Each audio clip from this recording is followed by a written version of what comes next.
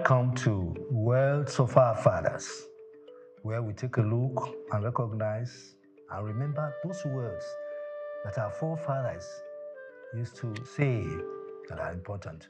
The first one is about the elephant and the tiger. It says that the elephant and the tiger do not go hunting on the same pasture. What does this mean? It means that people must agree to work together of the unity of themselves. The family, the husband, the wife, and the children must agree, must unite for the interest of the family.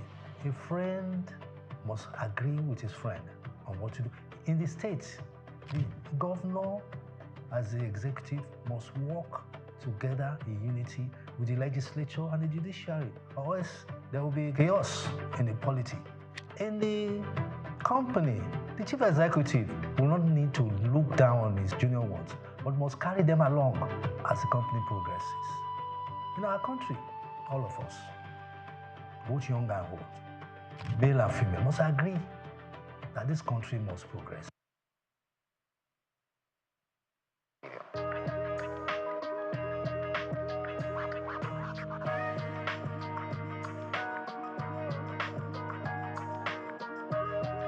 Well, thank you very much. Well, yes, is it my family or the wider family? I mean, like I said, I'm the son of Chief Dr. Kolawole Balogun of blessed memory. Like I said, he was a former politician, a frontline politician. He was the general secretary of the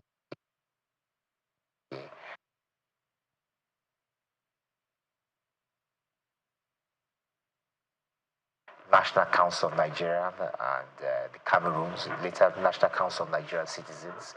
He was the general secretary of that party for about 8 years. From there, he was appointed by SOUQ to become a federal minister. He was initially a federal minister without portfolio. Consequently, after that, he became acting minister for labor and social services, and then he became Nigeria's first federal minister for information in 1956. He held that portfolio. My name is Yinka Babalola. My name is Ijoma Pelokoro. My name is Joshua Hassan. I am Rotarian or Sunday Lawson. It's Ife Yonwarita Ejeze. My friends call me Ife. My name is Rotarian Lola Dare. Like SOUQ News. SOUQ News is good. I want to charge you all to listen to SOUQ News, watch the news. You can have unlimited news, first time. Find SOUQ News. Be with SOUQ News. Never switch off. You are better for it. SOUQ News is the real thing. Listen to their coverage and you'll be glad you did. Turn to your YouTube, turn to your Instagram, turn to all your digital channels and look for SOUQ News. Keep watching. Keep watching. Please, guys, keep watching SOUQ News. My name is Shino Gbadegeshi. I'm the CEO Gozi Micro Insurance. Continue to watch SOUQ News. Adenike Adeyemi, Executive Director of Faith Foundation. Keep watching SOUQ News. My name is Shepherd Michael Adewale Onofuye. I enjoy you all to always watch SOUQ News TV. Hey everyone, Majuli Obaje here representing Gigi. Keep watching SOUQ News, okay? Stay updated with SOUQ News. My name is Aton Kene. I am the head of MSME Banking. Please keep watching SOUQ News and stay glued to SOUQ News. I recommend that more and more people should watch SOUQ News because they deal with business news. Hi, my name is Amaka Wokolo. I am the director of the Faith Institute at Faith Foundation. Keep watching SOUQ News.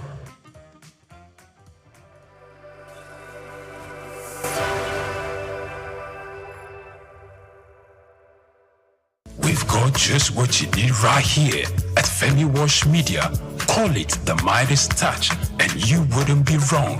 Let us record, produce, mix, and master your audio like nobody does. Reach us on our contact today for the best quality job.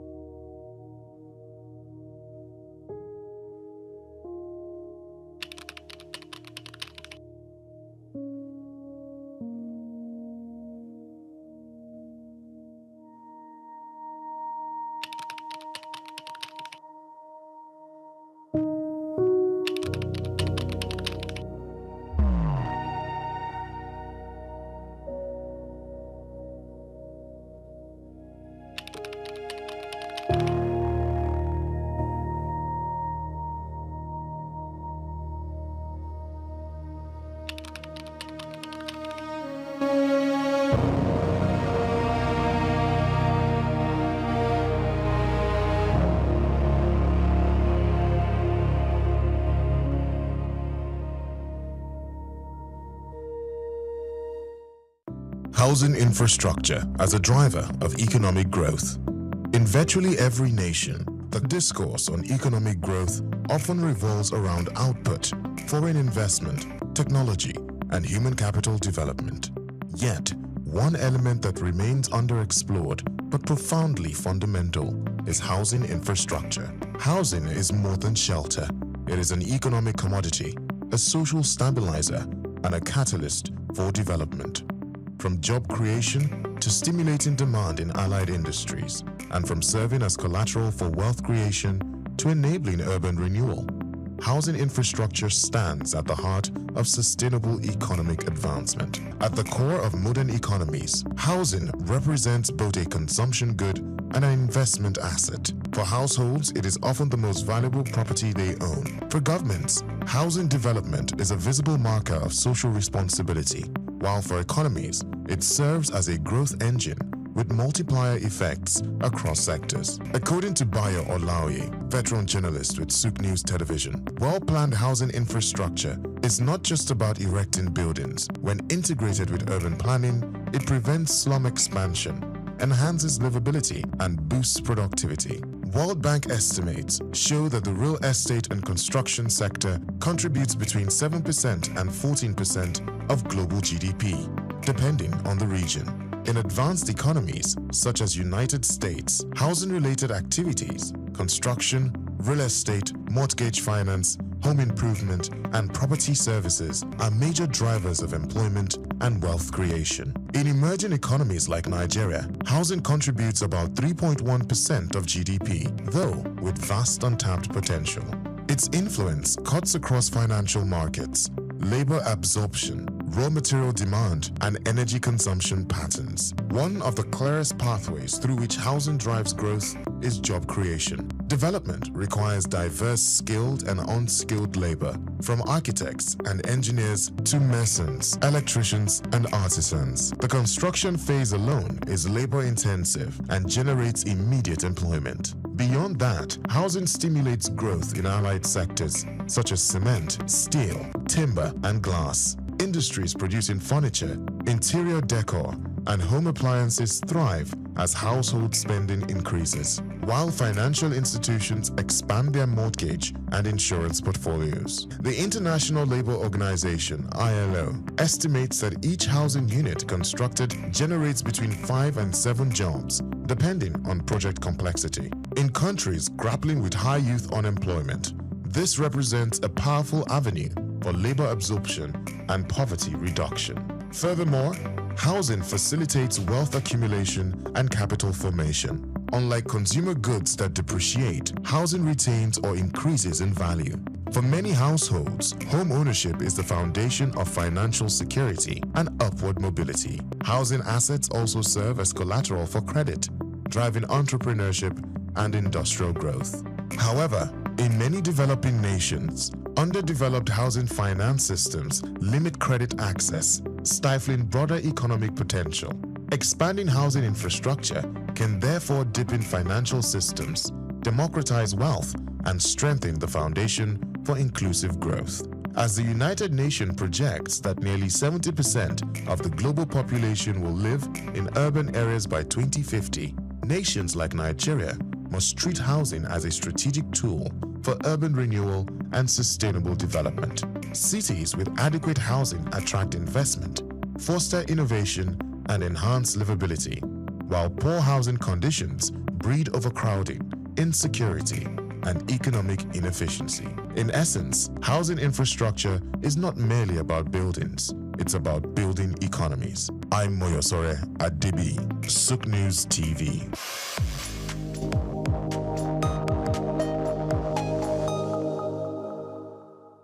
We've got just what you need right here at Femi Wash Media.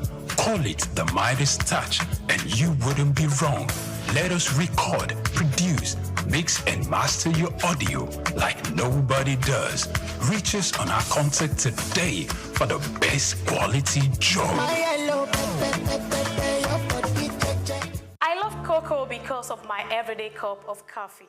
You may not be a lover of coffee like me, but I want to believe that you would like to make money from cocoa if you have your way around it, isn't it? This is Cashcraft, where we share with you insights on how to make money out of different business ideas you might already know but feel uninterested. You might even not be aware and just feeling lost in the crowd trying to find what best suits you. Whether you know or not, it can only get better when you are open to more knowledge and great ideas. My name is Grace Komolafe, and I want you to join me as I spy into the cocoa business. No hypes, just what works. Everybody knows cocoa, but not everyone knows the many things it's used for. When you hear cocoa, your mind jumps straight to the chocolate, sweet, dark, rich chocolate. But cocoa is far more than a one-trick bean. Cocoa comes from the cocoa tree, Theobroma cacao, but the part used for cocoa and all the other products is the bean, which grows inside the tree's pod. The cocoa tree produces large, colorful pods. Inside each pod are 20 to 50 cocoa beans, surrounded by sweet pulp. The beans are the real stars. They are fermented, dried, roasted, and processed to produce cocoa solids, cocoa butter, and chocolate. Cocoa is rich in fat. Beyond chocolate, it is used for food and beverage, beauty and skincare, pharmaceuticals, agriculture and industry, health and wellness. Now, let's talk business. Starting a cocoa farming business can be rewarding, especially in tropical regions where the crop thrives. Here are key tips to help you begin. 1. You need to understand the crop. Cocoa grows best in humid tropical climates like West Africa, South America, and Southeast Asia. It needs plenty of rainfall, shade, and rich, well-drained soil. And it starts yielding from 3 to 5 years after planting. 2. Get training or mentorship. Learning from experienced cocoa farmers or attending agricultural workshops can help a great deal. Likewise, understanding the life cycle, such as nursery period to transplanting, maintenance, harvesting, drying and fermenting remains very important. Usually, cocoa trees begin their journey in a nursery where seeds from high-yielding varieties are planted in fiber pods or plastic bags. These seedlings grow quickly, and in just a few months, they are ready to be transplanted to the main farm. 3. Choose the right variety. Select high-yield and disease-resistant cocoa varieties like CRI series from Ghana or Amazonia and Trinitario hybrids. Number 4. Secure land. Choose land in a cocoa-friendly zone. Test the soil to ensure it's fertile and free from waterlogging. 5. Set up a nursery. Germinate seeds in polybags or trays for 3 to 4 months before transplanting. Alternatively, buy seedlings from a certified nursery. 6. Land preparation and planting.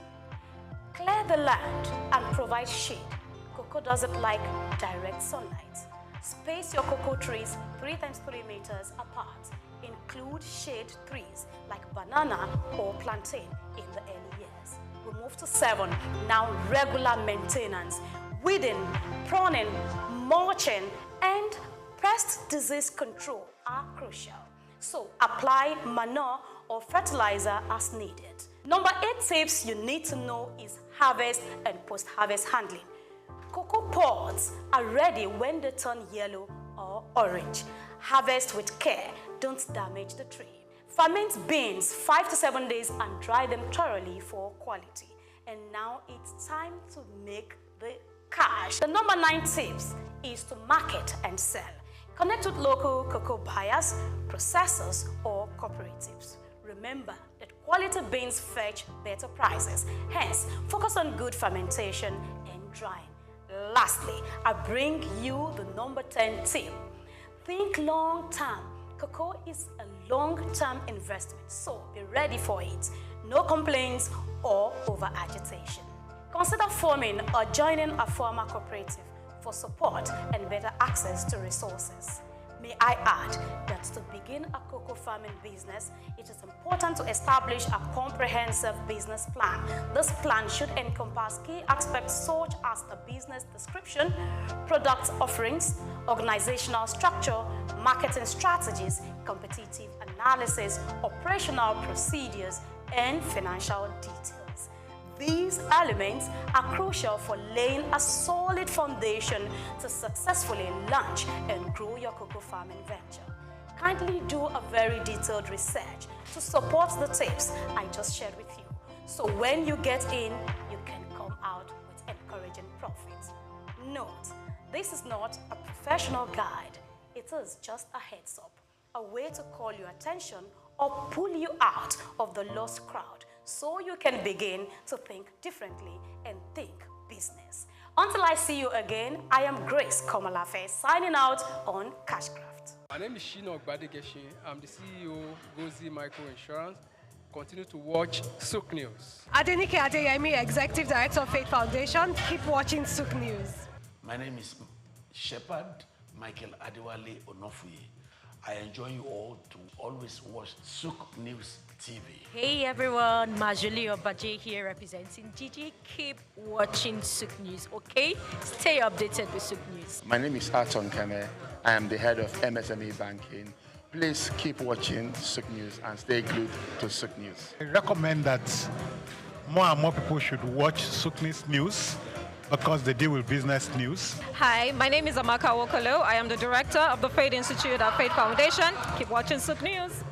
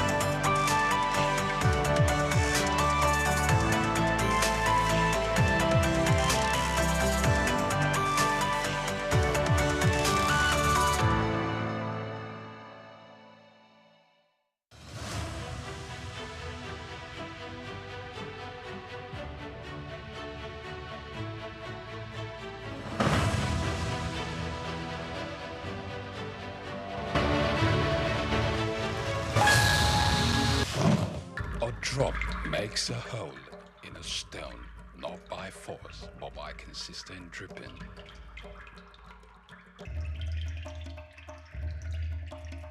Nothing describes this woman more apt than her indomitable and consistent drive for excellence.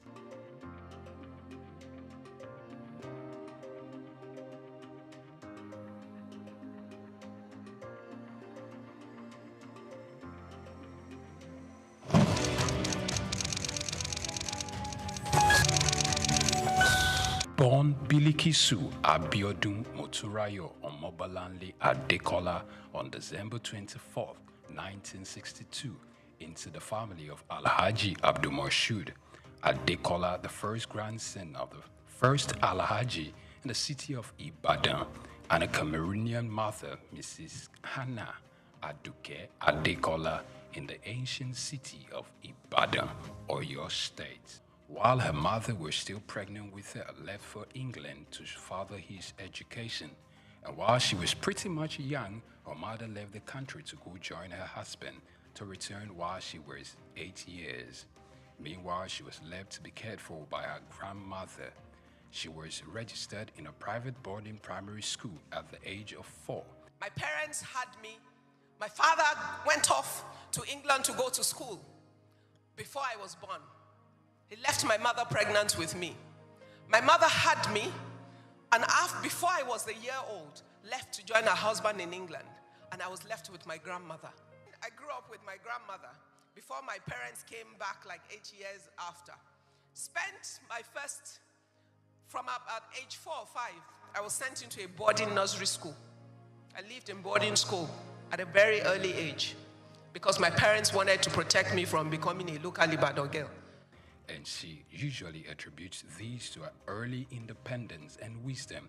Omo Agbanimi, some of her friends sometimes poke fun at her wisdom, which is way beyond her age. I was raised by my grandmother, so I'm a bit of an old woman in my brain, in how I think, as my friends say. Her foray into business started at a very young age at her grandmother's shop where she sells salt. Little did she know that this was going to stand her in good stead in life. My first exposure to business was my grandmother's little shop where she sold salt. And I used to love to sit behind her little kiosk and help her to sell the salt. But who knew I was being trained for business in my future? While at secondary school, she participated in the literary debating group, excelling in it, which made her consider a career in law, though that didn't last. Also, it is worthy of note that Ibukun Awoshika could hold her own in athletics, earning her the nickname Rabbit because she could really run. As an athlete, if you want to run, and I used to be fast, they used to call me the Rabbit. Unsure of what career path she was going to settle for, she considered becoming many things at one point or the other of her life. After secondary school, she thought of becoming a medical doctor, but she couldn't stand the sight of a cadaver, so she let go of that idea. Later on, architecture was another fancy that caught her attention. Similarly, she also considered becoming a chartered accountant. Finally, only see she could work in a bank. I thought I wanted to be a doctor. Then I found out that they work with real dead bodies. I changed my mind very quickly. I then thought, you know what? I'd like to be an architect. I was good in sciences and had a problem if parents sentence you to science when you're good at both. So I ended up in Ife to study chemistry. By the end of my first year, I realized how much I hated chemistry. I could pass it, but I didn't love it. So then I thought, you know, I'd make a good lawyer. I debated throughout school. I used to represent my school in school's debate. So everybody knows that I can win an argument. So I gave it everything trying to change to law. I used to go and sit outside the door of the dean of law. And then one day the man said, come, what do you want? I want to change to law. Is that why you've been sitting outside of my office? Yes, sir. Okay, if I only take one person from another department next year, it will be you. After the completion of her undergraduate degree at the University of Ife, she went for the compulsory one-year National Youth Service Corps, NYSC, in Kano State, where she worked as an audit trainee at Akitola Williamson Co., which later became Deloitte. For youth service, I did everything to make sure they sent me to an accounting firm. They first sent me to a Muslim school to go and teach. That was easy to solve. I just wore a dress off my shoulder. I went to report. I was immediately rejected. Once they rejected me, I went back to the posting room and waited there for days until they sent me to Akintola Williams & Co. Although she was later given full employment after her service year, she felt becoming an accountant wasn't a thing. You would have thought that having gone through all that trouble, accounting would be the love of my life. When I got there, within the 1 year of my youth service, I realized how boring accounting is to me. Because they had all the processes somebody else had thought about before. All I had to do was open old dusty files from company to company without imagination or initiative. I'm a very restless human being. That was not going to work. So I finished the work. I did well. They offered me permanent employment, but I said, thank you, but no thank you. Why? Because at that moment, I had come to a realization that that was not the vision for my life. After returning home, she joined Alibert Nigeria Limited, a furniture company, as showroom manager. In a word, only to kill time.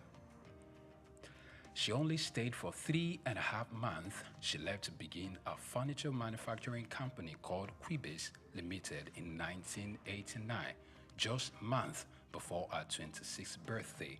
The company later grew into SOUQ Center Limited, following a venture merger with SOUQ SA and Guarantee Trust Bank in 2004.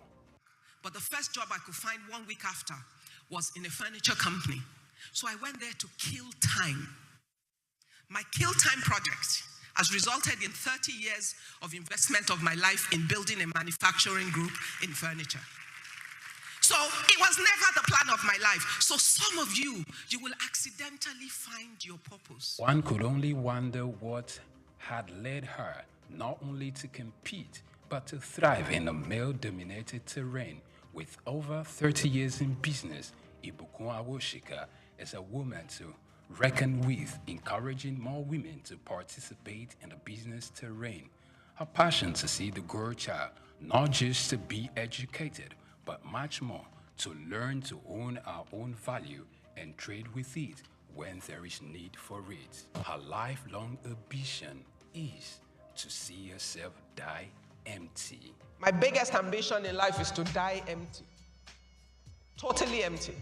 That no talents, no giftings, no opportunities, nothing that I was born to do, that I have the capacity to do, that I do not do. Following her remarkable achievements, she's been conferred with different doctorates, including one in business, entrepreneurship and human capacity development from the Lagos State University, Ojo.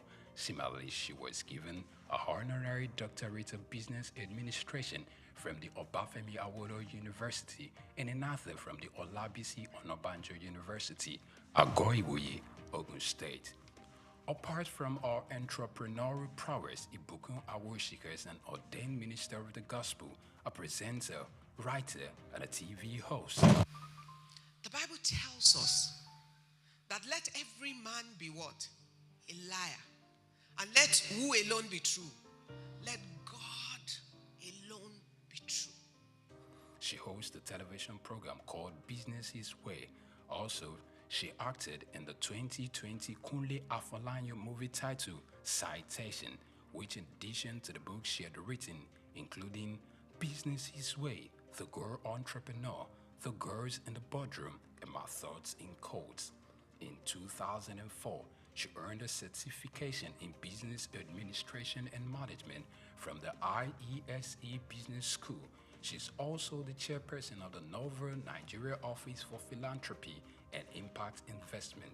She has consistently encouraged women to take up more leadership positions without compromising their values and integrity.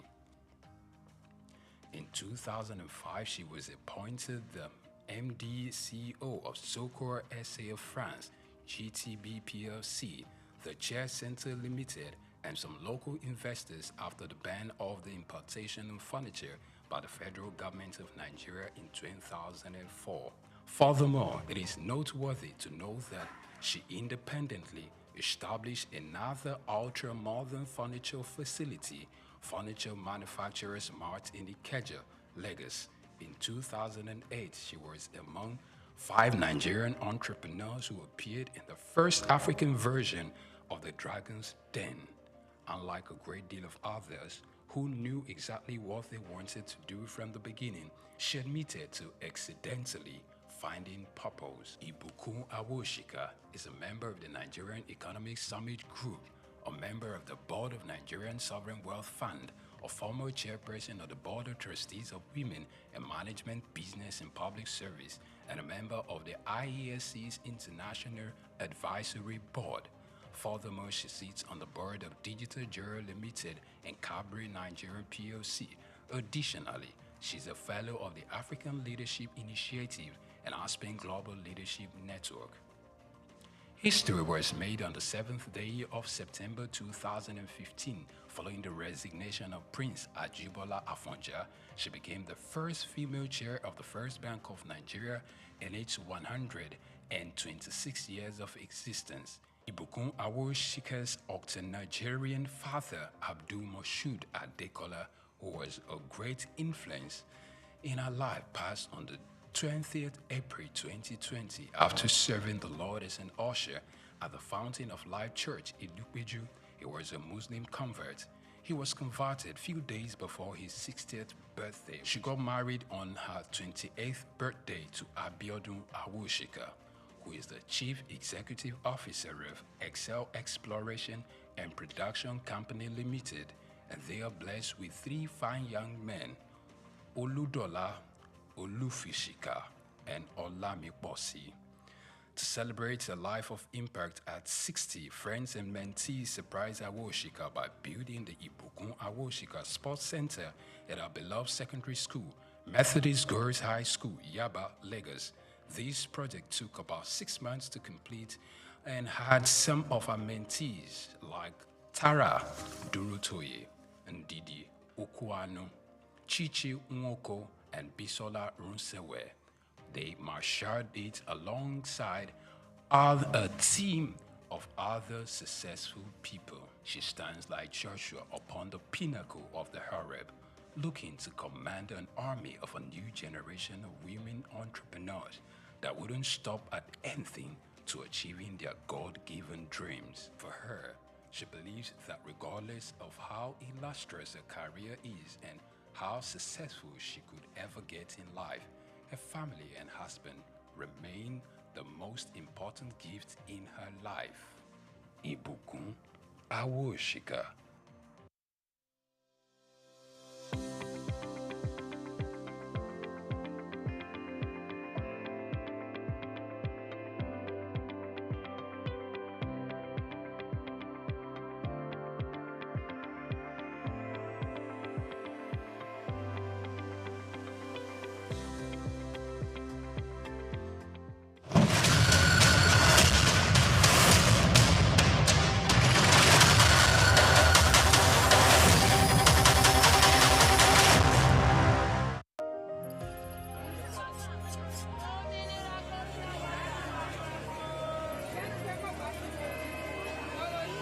Hello Lagos, make we yarn. Hello, boy, this POS matter, don't pass joke. Person go swipe, alert no enter. Before you know it, jump. Wait, wetin really happen? Maybe you fake alert the warriors. Okay, so wanna listen to If you dey do POS business, not expose your alert. They don't walk that bar road where they worry for our local government for years. This one sweet me, I no lie you. Because you know what? Development where they work, it deserve loudspeaker. Now why we dey here be that? For here, we know the abuse, we dey bring solution. My name, it is Ikechukwu Oyemike, aka Ogwefi Ishegwari. Make we yarn every weekday from 10 a.m. go to 12 o'clock on Top the Eye 95.9 FM.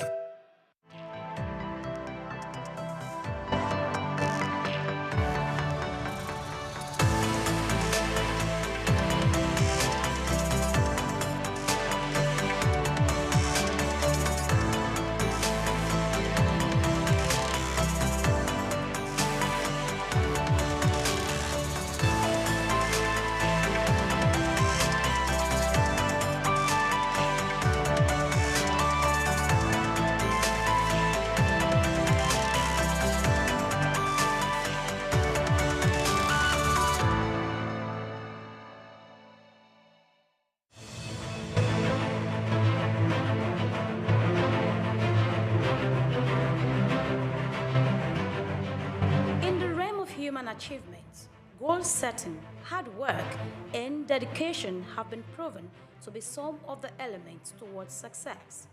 The journey of remarkable individuals with lasting impact on the world are often filled with manifold stories, but through determination, they build their lives and make extraordinary contributions. Join me on the story of a trailblazer in business and philanthropy, Aiboje Ag Mokwede, a lawyer turned banker who has done well for himself, made an indelible mark within the banking sector, and has continued in his ambition of touching lives within Nigeria and across Africa. Aiboje Ag Mokwede.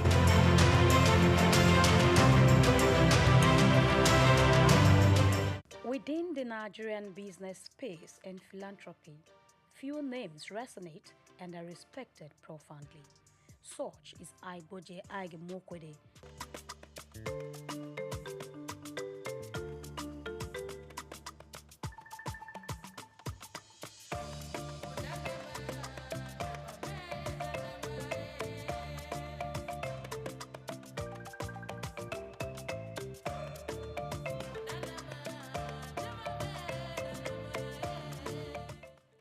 just watching, kindly subscribe to our YouTube channel for more great documentaries. Like, share, and comment.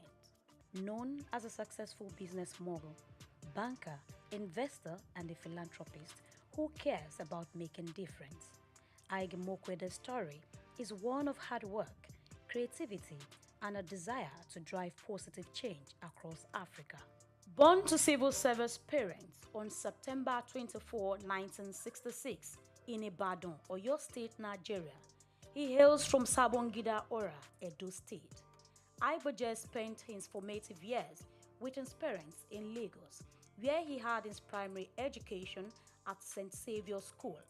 He enrolled into Federal Government College, Kaduna, and at age 16, he was admitted to study law at the University of Benin, where he graduated at a young age of 19 with a law degree, displaying early signs of his exceptional intellect and drive. Called to the Nigerian bar in 1987, he started his career in 1988 as a lawyer at Continental Merchant Bank during his National Youth Service Corps NYSC year.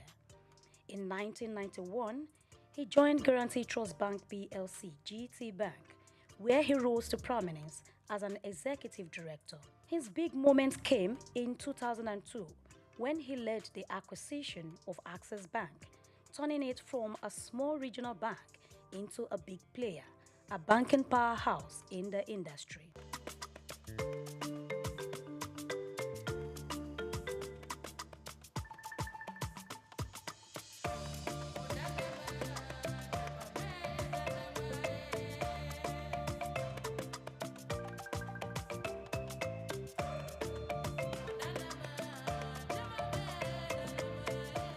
Throughout his career, Ige Mokwede has taken on different leadership roles, including Group Managing Director and Chief Executive Officer of Access Bank until December 2013. He later became President of the Nigerian Stock Exchange and retired in 2017, but remains on the National Council.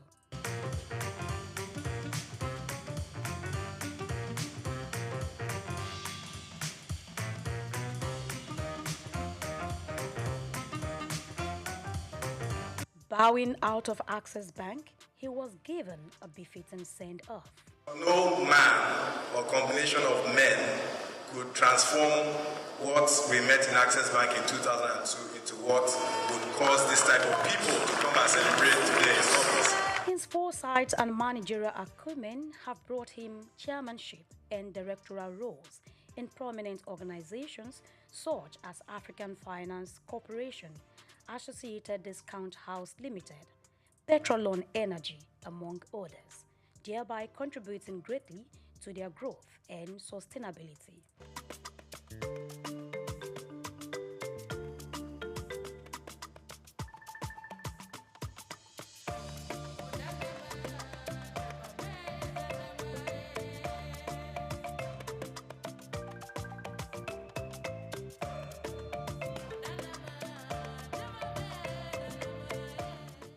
Hard work, they say, pays.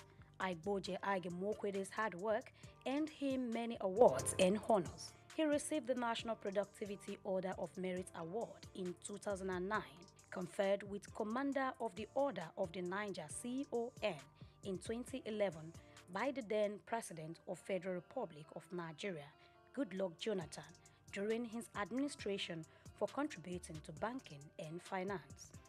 As a visionary leader, he was installed into the E&Y World Entrepreneurs Hall of Fame in 2011 as the EY West Africa Entrepreneur of the Year and named African Banker of the Year in 2013. These amounting to how much others values his leadership and ideas. He got honored by Chartered Institute of Stockbrokers of Nigeria. Beside his work, Ige Mokwede also gives back to society. This philanthropist is involved in efforts to improve governance and healthcare across Africa through his Ige Mokwede Foundation, making a positive impact on people's life. He initiated the Adopt a Healthcare Facility program in 2019, and he is the chairman of ABC Health and director of the Private Sector Health Alliance of Nigeria. He is the founder of Chairman of Coronation Capital Limited since 2015 and has contributed to the growth of the Coronation ecosystem. Coronation Capital Limited, with other arms of its businesses, also bettered Coronation Art Gallery in Lagos on the 13th of May 2022, a platform for showcasing exceptional works of art that embodied the essence of cultural significance and artistic expression. Aigboje Ike Mokwede founded Coronation Art Gallery with the vision of democratizing art, foster appreciation and understanding for the artistic world, and making it accessible to a wider audience. Bumi Augusto is, I knew Bumi when she was born. I know her parents, and I know all her siblings. She's a beautiful, wonderful, gifted Nigerian artist, and just like many of the others here. The piece behind me is a triptych, long throats, all up to longer throats. I actually thought that I was going to caption this collection. This is really a microcosm of my entire collection, but I was going to capture it longer throats because this represents a lot of this collecting I did during COVID. Many of these pieces actually were not in Nigeria. I brought them home. I'll tell you something. I'm known for collecting masters, the Enwonwus and the Yusuf Grillos and so on. I still do, okay? And I kind of stuck to that genre of classic. Those are the people who, when I was growing up, as I told you, those are the people who were my parents, either just older than them or contemporaries. So I grew up knowing these artists as my uncles, okay? So my first collecting was, from works, done by masters like that. After a while, these works are really priced in. But Bumi Augusto, her works, which may appear even a bit pricey now, in 10 years' time, So this is also hosted by Coronation, which are companies that are all about wealth creation. So there's also the investment angle. I don't collect for investments, but with all that these great Nigerian and African artists, the young ones, have been doing, and the way their prices have been rising, I've got to focus on investments now.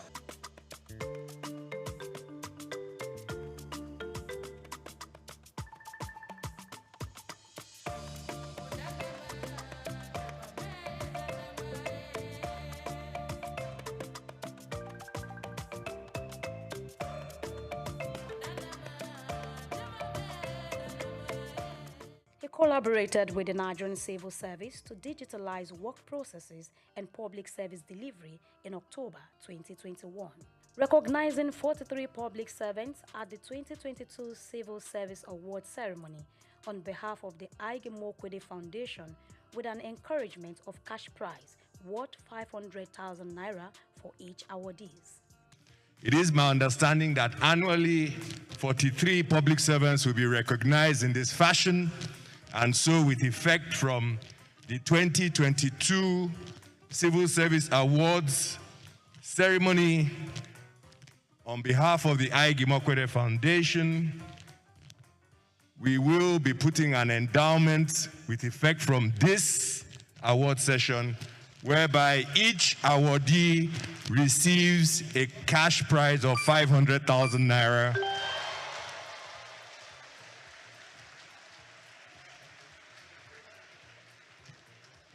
And in the interest of digital culture, the credits will go directly to your accounts.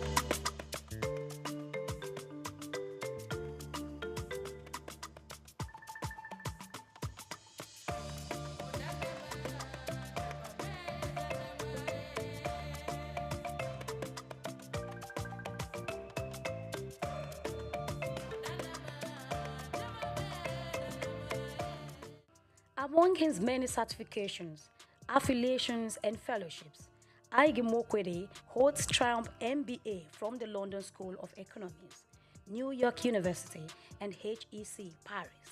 He attended an executive management program at Harvard Business School in the year 2000, and he is a member of the American Academy of Arts and Sciences, also appointed to the International Advisory Board of Oxford University's Blavatnik School of Government. Ige Mokwede is a honorary fellow of the Chartered Institute of Bankers of Nigeria and had received an honorary doctorate of science from Olabisi Onabanjo University in 2018. Also honored by Chartered Institute of Stockbrokers of Nigeria last year in a groundbreaking ceremony. If the operators of our markets, of a nation's capital markets, are properly resourced in terms of skill, capacity, and conduct, nothing can stop that nation and its citizens from leaving the tarmac and moving from third world to first world. Nothing can stop it. The correlation between the advancement of financial markets and the advancement of national economies is perfect. It's not almost, it is perfect. And so, you understand why I have tied myself to the future of this market and why I have tried from the very word go that my voice was heard to get the public sector and the elite within the private sector to understand that we cannot ignore this market. Aiboje is the first African co-chairman of the Global Business Coalition on Health and chairman of the Friends of the Global Fund, Africa. The business mogul has made significant donations to the Global Fund. He is the vice chairman of the Global Citizen Nigeria and creator of the Nigerian Solidarity Support Fund. There is always a story, or say many stories, behind every success, and this Ig Imokwede has shared in a book called Leaving the Tarmac, Buying a Bank in Africa, Red Door 2020. In it, he talked about how he and others turned Access Bank into a major success, showing his determination and vision. On a personal note, I think the first thing is that I left Access Bank. I retired as CEO in 2013, and I knew that I needed time off just to recharge my battery, so to speak. I didn't think I would have more than a year and a half before my perpetual motion character, kind of took over once again. And so I wanted to use that period as productively as possible. So I had a year and a half, and what better to do in a year and a half, than write a book. And for me, it was an opportunity, for posterity to tell the story to my children in a structured sense, because before then, I just hadn't had the opportunity to sit down with my kids and say, this is what I did today, or this is what I did yesterday, and these are the highs and the lows of this journey. Herbert and I went through a hell of an experience between 2002 and 2013, and for him, that experience has continued. We learned so much. We were exposed to so many things. We had really, really great mountains that we climbed. We scaled some pretty high heights and so on. And in a sense, it would be very selfish of us to, lock this up in a box and not share it with others, because I think our experience, can be used by any other person who has an ambition to go out there and do, whatever it is they seek, whatever it is they dream about. And so the notion of writing for posterity and recording this period in my life, and probably more important, the notion of preparing a way for others, those are the things that drove me to write the book. Ig Imokwede, former managing director of Access Bank Group, returns to lead Access Holdings, replacing Abubakar Jimo. His return after a decade aims to realize the shared vision of the late co-founder, Herbert Wigwe. Access Holdings PLC, trading under the Access Corp ticker on the Nigerian exchange, began to feel Aiboje's progressive impact as its stock value increased by 1.52% following his appointments as chairman. Aiboje Ig Imokwede is back again. Ig Imokwede is married to Ofovwe Ig Imokwede and has 4 children, namely Ohiozoje, Aima, Morenike, and Renown.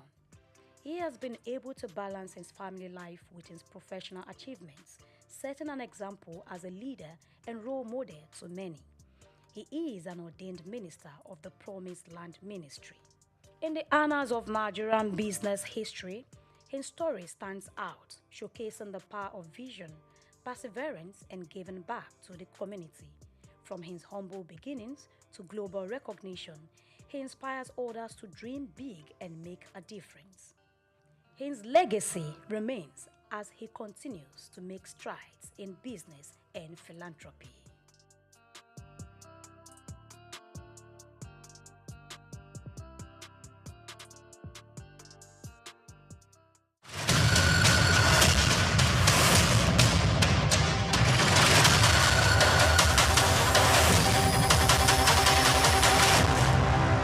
We've got just what you need right here at Femi Wash Media. Call it the Midas Touch and you wouldn't be wrong. Let us record, produce, mix and master your audio like nobody does. Reach us on our contact today for the best quality job. Muhammad Yunus was born on the 28th of June 1940 in the village of Batwa, Chittagong, a British Indian colony which is currently known as Bangladesh.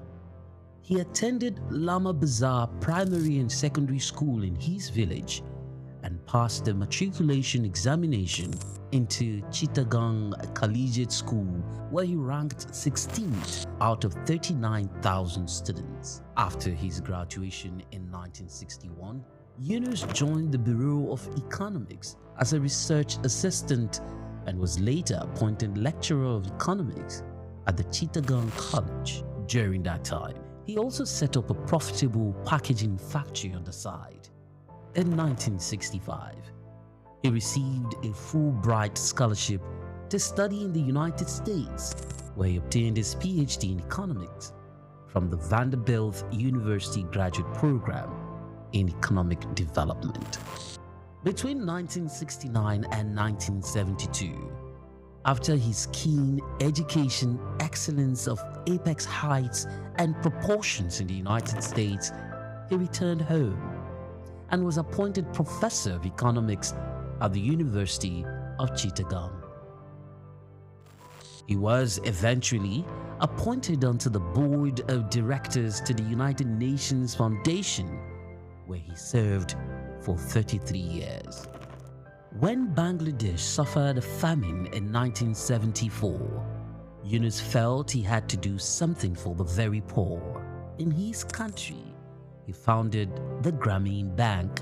His motivation was to create economic and social development for the very poor, giving long-term loans to those who wanted to start small enterprises to pay back when they can. The aim to help was to get many of them out of poverty. For this, he was awarded the Nobel Peace Prize in 2006. Muhammad Yunus is a recipient of numerous international awards for his ideas and endeavors, including the Humanitarian Award in 1993, World Food Prize in 1994, Independence Day Award in 1987, Bangladesh's highest award, the King Hussein Humanitarian Leadership Award in 2000. He was also awarded the Volvo Environment Prize in 2003, Nikkei Asia Prize for Regional Growth in 2004, Franklin D. Roosevelt Freedom Award in 2006, as well as the SOUQ Peace Prize in the same year. All humans are born entrepreneurs, he would always fondly say. His heart showed through his everyday life.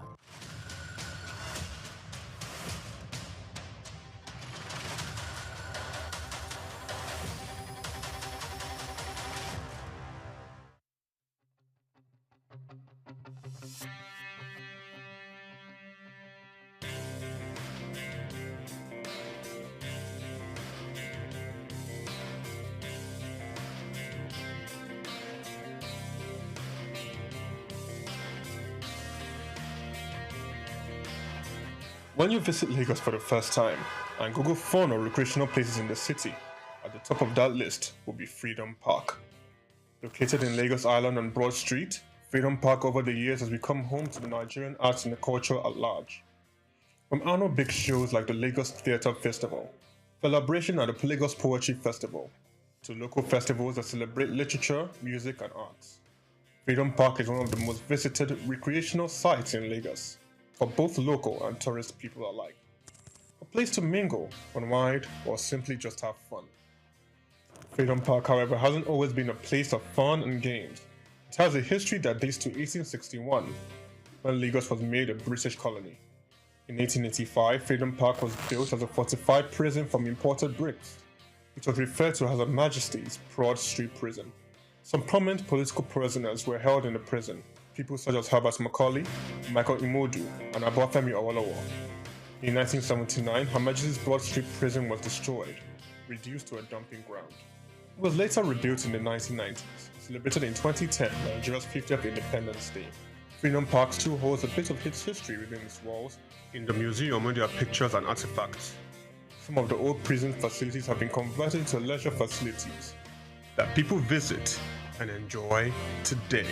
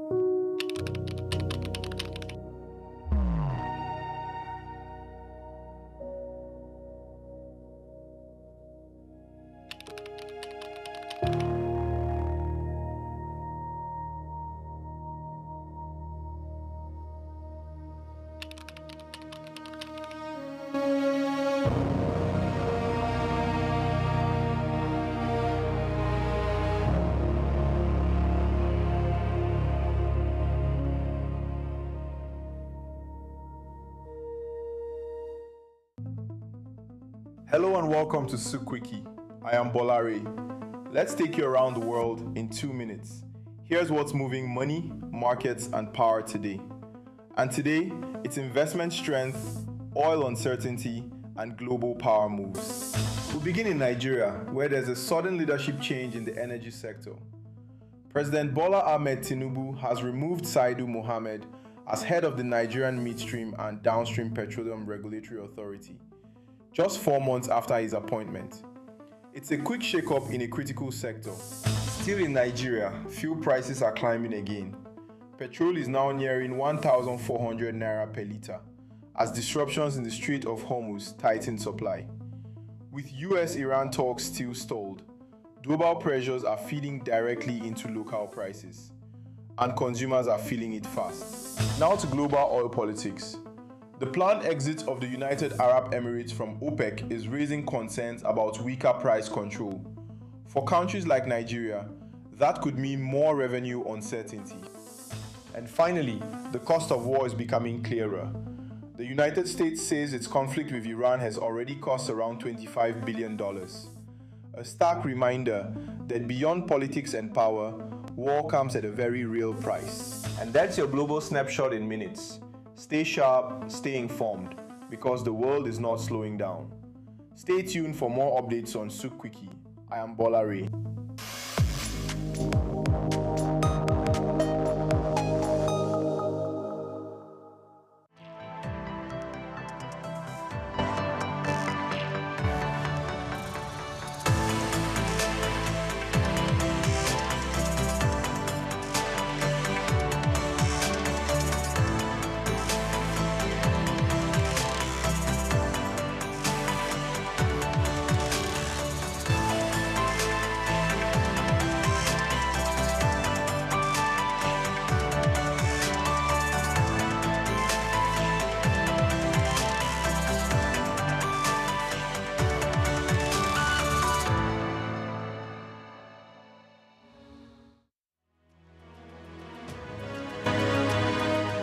bring to you the remarkable life of a Nigerian businesswoman who has overcome significant challenges to become one of the most successful entrepreneurs in Africa.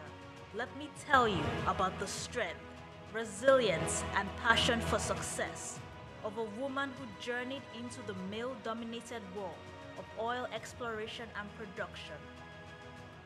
A woman who displayed her love for philanthropic endeavors and her commitment to empowering others, particularly women and young people. This woman is Folorunsho Alakija.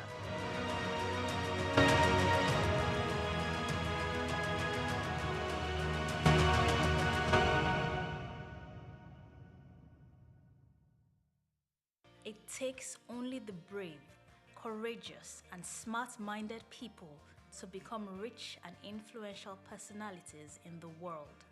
In Africa, when we mention the names of rich and powerful women, you must mention the name Folorunsho Alakija, the richest woman in Africa. Her net worth, according to Forbes, is $1 billion. Now, how did she start? Let's take you down memory lane on the life of Folorunsho Alakija.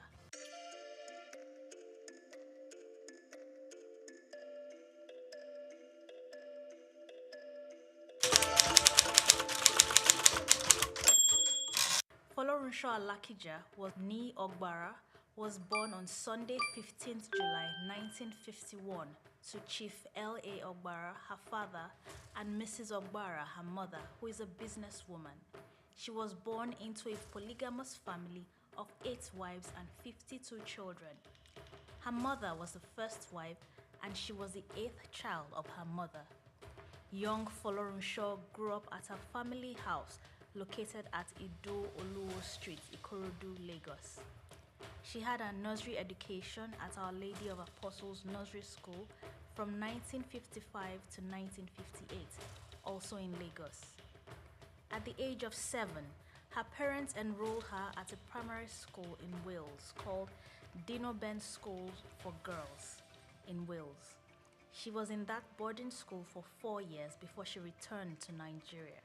After her primary education, she attended Muslim High School, Shagamu, Ogun State in 1963. Well, during the holidays, she would go to her mother's shop to participate in the textile business. She would learn about trading and marketing of textiles. Generally, she learned a lot of tricks about business. After graduation from high school, she enrolled at Pitman Central College, London, to study secretarial studies. In 1974, Folorunsho started her career working as an executive secretary at Sijuade Enterprises. After gaining some experience there, she moved on to First National Bank of Chicago, now First City Monuments Bank, working as the executive secretary to the managing director. Later, she was appointed the new head of the Corporate Affairs Department of the International Merchants Bank of Nigeria, formerly First National Bank of Chicago. She moved on in her career to become office assistant to the Treasury Department. After spending 12 years in the banking sector, Folorunsho traveled to London in 1984 to study fashion designing. She studied intensive courses in millinery and fashion design at the American College in London and the Central School of Fashion. When she returned to Nigeria, she established her fashion label called Supreme Stitches. Within 3 weeks of setting up her business, she was invited to take part in a fashion competition. Folorunsho won the competition that brought her straight into the limelight of the fashion industry in Nigeria. Prominent women from different parts of the country started making clothes with her. Her fashion company thrived successfully, and a few years later, she renamed it to the Rose of Sharon House of Fashion, making it a proper fashion line. As her success in fashion grew, she was later made national president of the Fashion Designers Association of Nigeria, FADON, and a lifelong trustee of the association. By the early 1990s, Folorunsho decided it was time to expand her business tentacles to oil and gas. Her company, FAMFA Limited was incorporated in September 1991. The company applied for an oil prospecting license, OPL, to explore a 617,000-acre block for oil, now OPL 216. In August 1993, the company was awarded the leasehold rights of OPL 216 oil block, and it was renamed officially.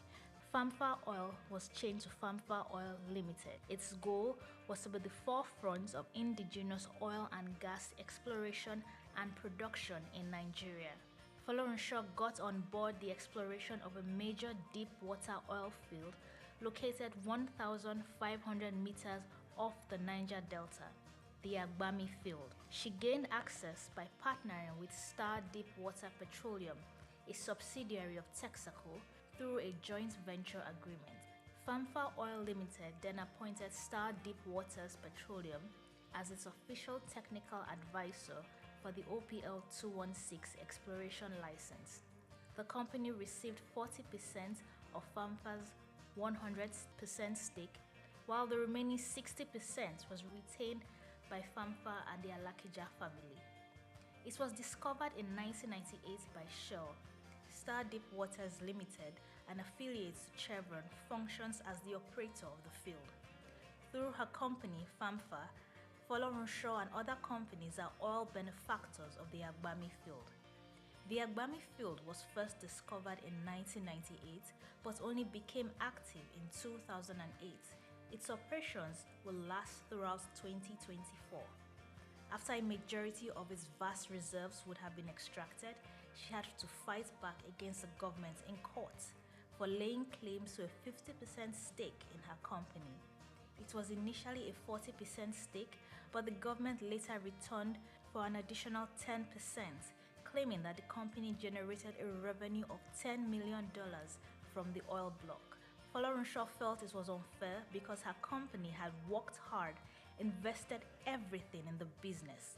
When the fruits of their labor started to manifest, that's when the government took everything away. The Alakija family fought the government in court until they won on May 22, 2012. The first drilling of the Agbami well was done on 15 July 1998.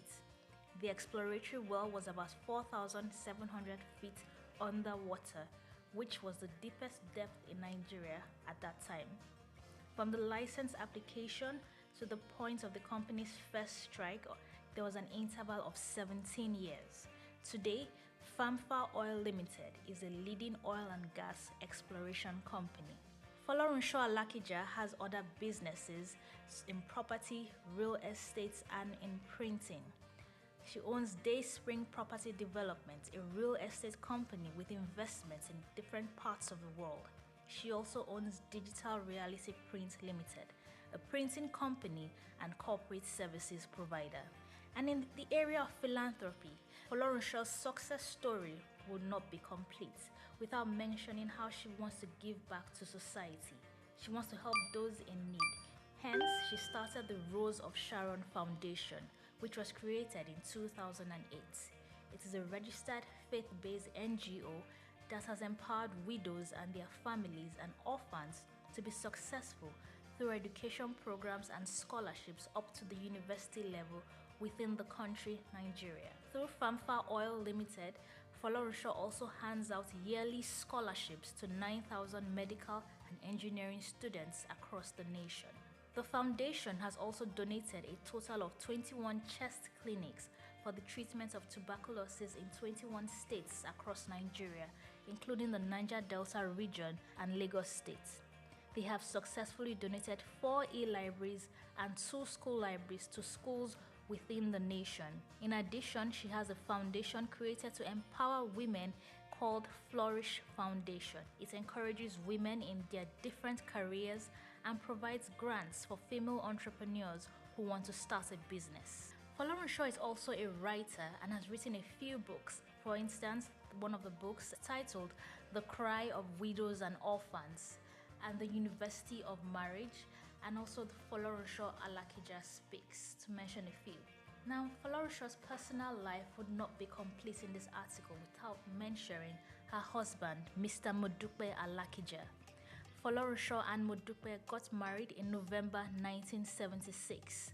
Their marriage is blessed with 4 sons and their grandchildren, and they reside in Lagos, Nigeria. Folorunsho holds so many awards and recognitions for her contribution to society. She holds 6 honorary degrees and a fellowship at the Yaba College of Technology. In July 2013, she was appointed as the Vice Chairman of Nigerian National Heritage Council and Endowment for Arts. She became the first female chancellor in Osun State University and Nigeria's first female chancellor on the 9th of March 2016. She is also one of the Lagos Business School's alumnus and a member of the Commonwealth and Investment Council Advisory Board. She is also an advisory board member for Center of African Studies, Harvard. On July 17, 2021, Benson Idahosa University, Benin City, bestowed on her an honorary doctorate degree in business administration. In conclusion, Folorunsho Alakija's story is a tale of hard work, determination, persistence, and courage. She was able to build up her marriage, raise an upstanding family, and build her empire. She also faced challenges in her life, but she conquered these challenges. She is living proof that success is not limited by gender, age, nationality, or financial backgrounds, but rather success is the product of courage to take risks and stand up strong in the face of adversity.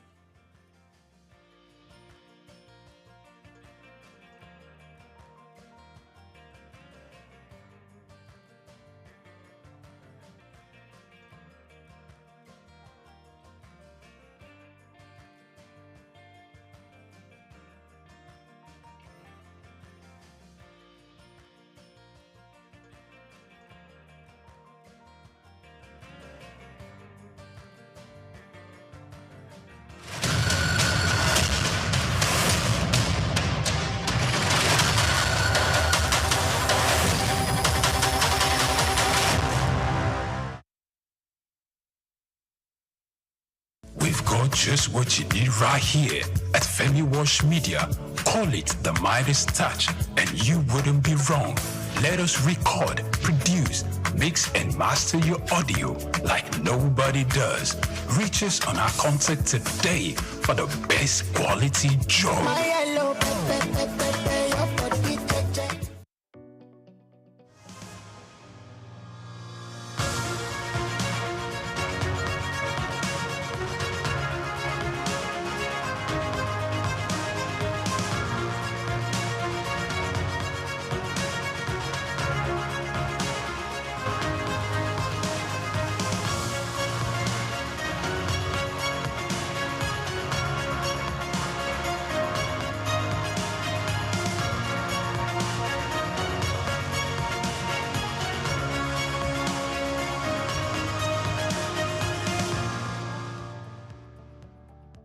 Hello and welcome to the maiden edition of Queen's Court, where we discuss the role of women in leadership and nation building. I'm Juliet Biniti, Reverend Juliet. In recent times, more women have stepped into leadership roles, demonstrating empowering role of education, technology, and access to information. These women leaders have not only achieved remarkable success in their fields, but also played pivotal role in promoting gender equality and education reforms. Today, we will be looking at the role of women in leadership and the unseen barriers. But before we set the ball rolling, let's go on a quick break and we'll be right back to introduce our guests.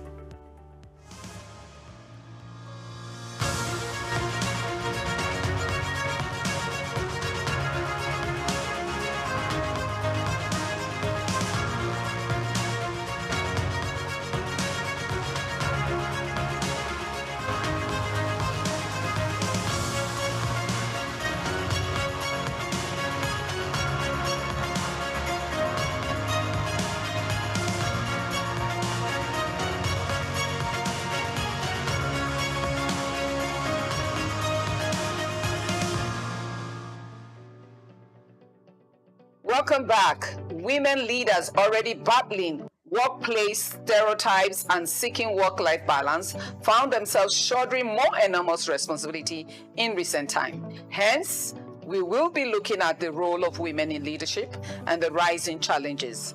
Joining me for this discussion is my sis, a big sis, but in this court, we will call you Lady. Lady Horochi Ogan, leadership consultant, and the CEO of O'Neill, a global management firm focused on leadership, at my immediate right. Welcome, Lady Horochi. Thank you to the very Queen's much. Court. Thank you. Made in version. Thank you. A pleasure Thank having you. you here. I'm glad. And of course, another big sis of mine, a wonderful, incredible woman leader, Lady Adeola Aziz. In this court, the Queen's Court. So get ready for that. A politician and a social entrepreneur, and of course, the founder of an NGO, Community Care Foundation, focused on empowering youth and women, and especially in agriculture, solving the hunger problem. And I just want to welcome you, sis. Lady Adeola, you're welcome to Queen's Court. Thank you very much for having me. We will be discussing these matters of women in leadership and the challenges.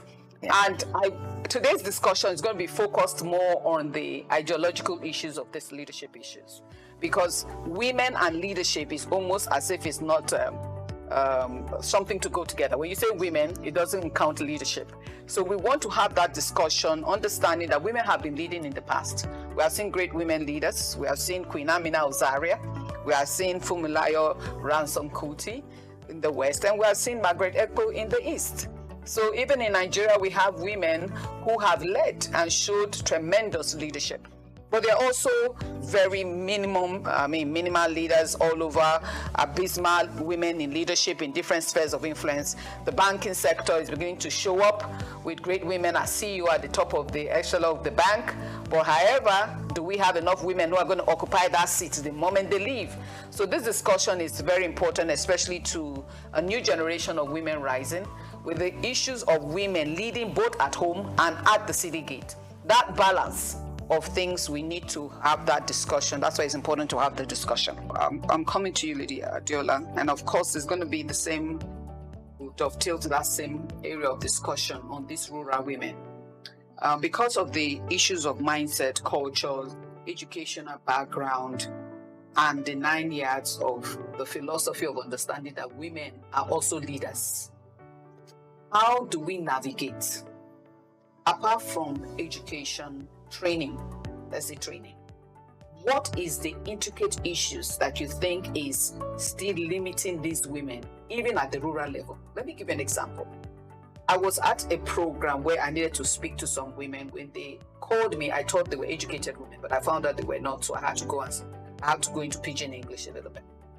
But I realized that these women have such capacity and role to play in the society. And they were complaining at the issues of the genital mutilation, the issue of the girl-child marriage. It was within the middle belt of Nigeria. And I was telling them, but you are a leader, you are women leaders. And they were like, no, what are you talking about? That is the chief, is the this.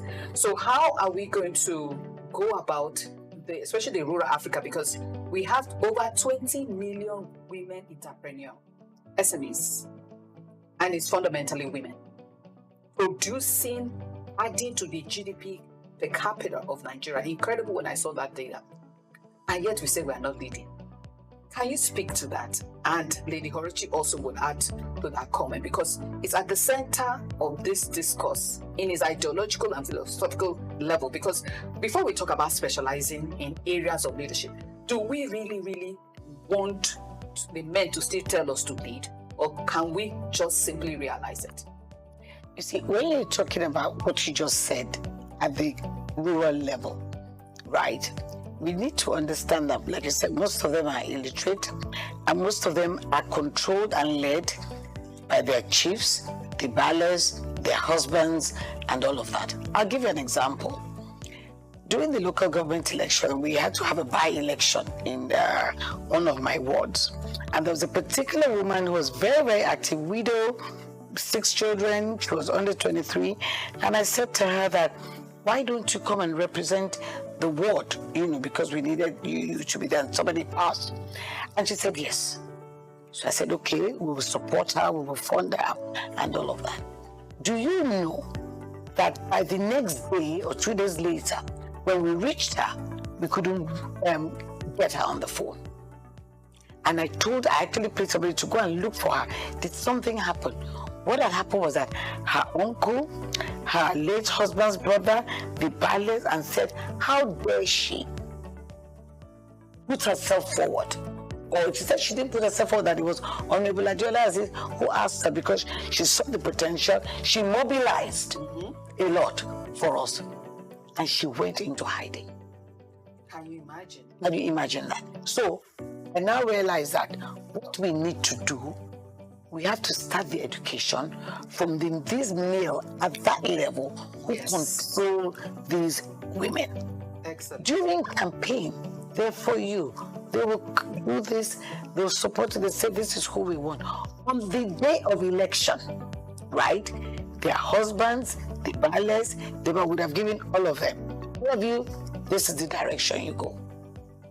So when you have that kind of, I don't know what to call it, whether it's a directive, I don't want to use the word bullying or whatever, a directive from their husband, that's what it is. Whatever, to do this. So tell me, how do those women want to express themselves? By voting or deciding or taking choices or making decisions that they feel is right for them. It's not inclusive. So we need strong advocacy. We need strong advocacy, and we need to try and see how we can get the buy-in of these men who have a strong hold on their wives, their sisters, on these women, to say, look, this is your daughter. This is what will happen. And a woman at that level only cares for food on the table for the children and how the children will go to school. Once you can satisfy those two needs, right, a woman she'll thrive on her own. But when she doesn't have that independence of mind to make a decision by herself, hey, she's in bondage. She's in bondage, and that is at that local level. I saw it live and direct. So they do not have the capacity. They've got the competency. They do not have that capacity to take those decisions by themselves. You know, so it's limiting and it's patriarchy, it's stereotyping, and hey, why should you raise your head up to say you want to lead? Who's giving you permission? Excellent. But in comparatively to that, let me even draw it back to even at the international level, we only have about 23% to 25% of women at the global level. So if the rural woman, the issue of that control, is it the same as the woman at the elite level who has gone to school, at least did her high school, or suddenly she disappeared? I have had friends who were probably acting before, they get married and they just disappear off the screen. What is it? Is it just the limiting factor from the men, or the psychology of the women themselves, knowing that now that I'm married, maybe I'm not called to lead? Very interesting question. Very interesting question, because even before you asked it, I wanted to use a corporate example equivalent to the rural one that she Excellent. I attended an HR meet and greet meeting. It was a people-centered thing, and the head of HR of a multinational bank came to talk to us about barriers and women in the corporate world. She gave a practical example. She said, if there's a general management or CEO opportunity in Côte d'Ivoire, and you call a man and said, go and prepare, we're getting you ready, you're going to be the CEO in Côte d'Ivoire, the man will jump, thank, and if you call a woman, the woman will tell you, this is an exciting opportunity, let me go home and discuss it with my husband. This is what is going on in the corporate world. I'm not talking about rural environment. So these barriers are real. Yeah. But in the same circumstances, we now had another CEO from a bank that told us about intentionality and planning.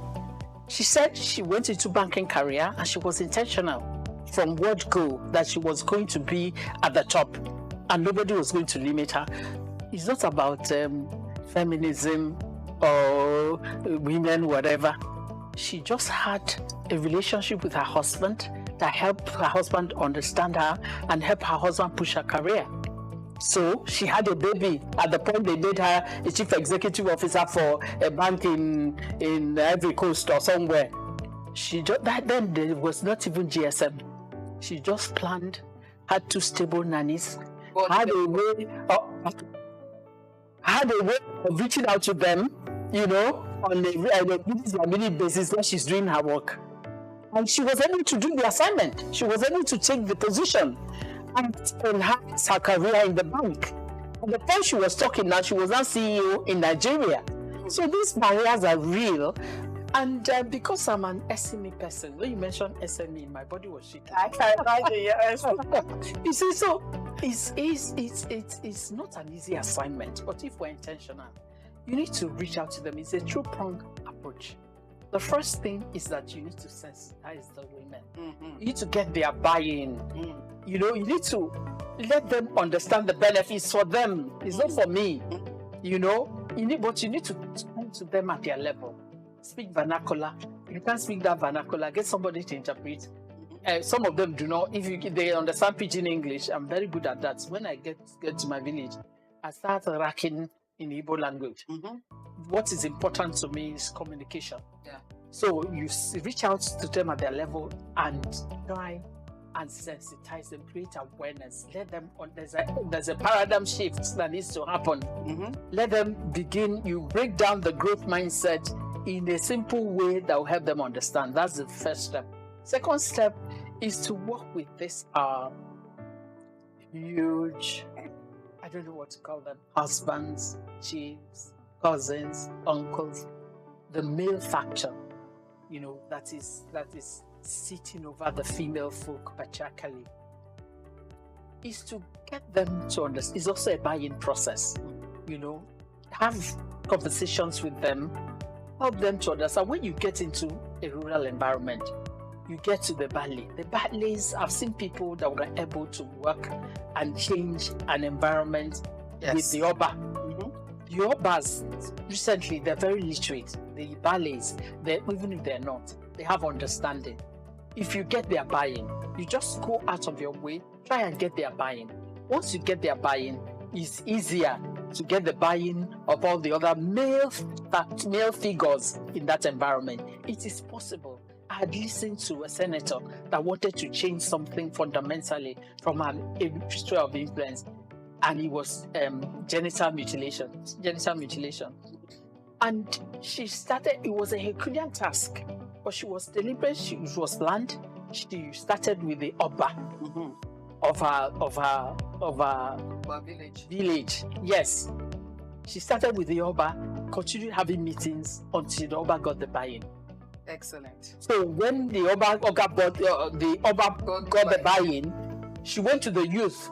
The youth got the buy-in and said any woman that is mutilated will not marry. Do you understand? So I'm giving this practical example to say that it's possible. Societies have changed. Yes, it's possible. If you go systematically, you will have a buy-in and there'll be a mindset change, there'll be a paradigm shift, and then you begin to make progress. By the time you're handling simultaneously the women, you know, and the male figures that are barriers, these barriers are real. No, that's real. why we need to They're real. be very deliberate about it. I want to add to that contribution, especially for the current generation of women that we have. One of the things that I have also found out is that if you know you have the desire to lead, for goodness sake, when you are dating your spouse or your husband to be, please discuss it. Because some men will not entertain it. So you will not get in and say, when I marry, I will change his mind. No, it's too late. Because if it doesn't happen at that stage, you don't express your desire to him, and he doesn't support it at the beginning, it's not going to work. That's the story. I can get up today, I'm going tomorrow. Right. So getting the buy-in at an early stage once you know leadership is in your mind, it's extremely important. So that you know where you're going to. Because if they don't support you, no, it's a problem. It's going to be a challenge. Now, getting married. Yes. At the same time, you're still single.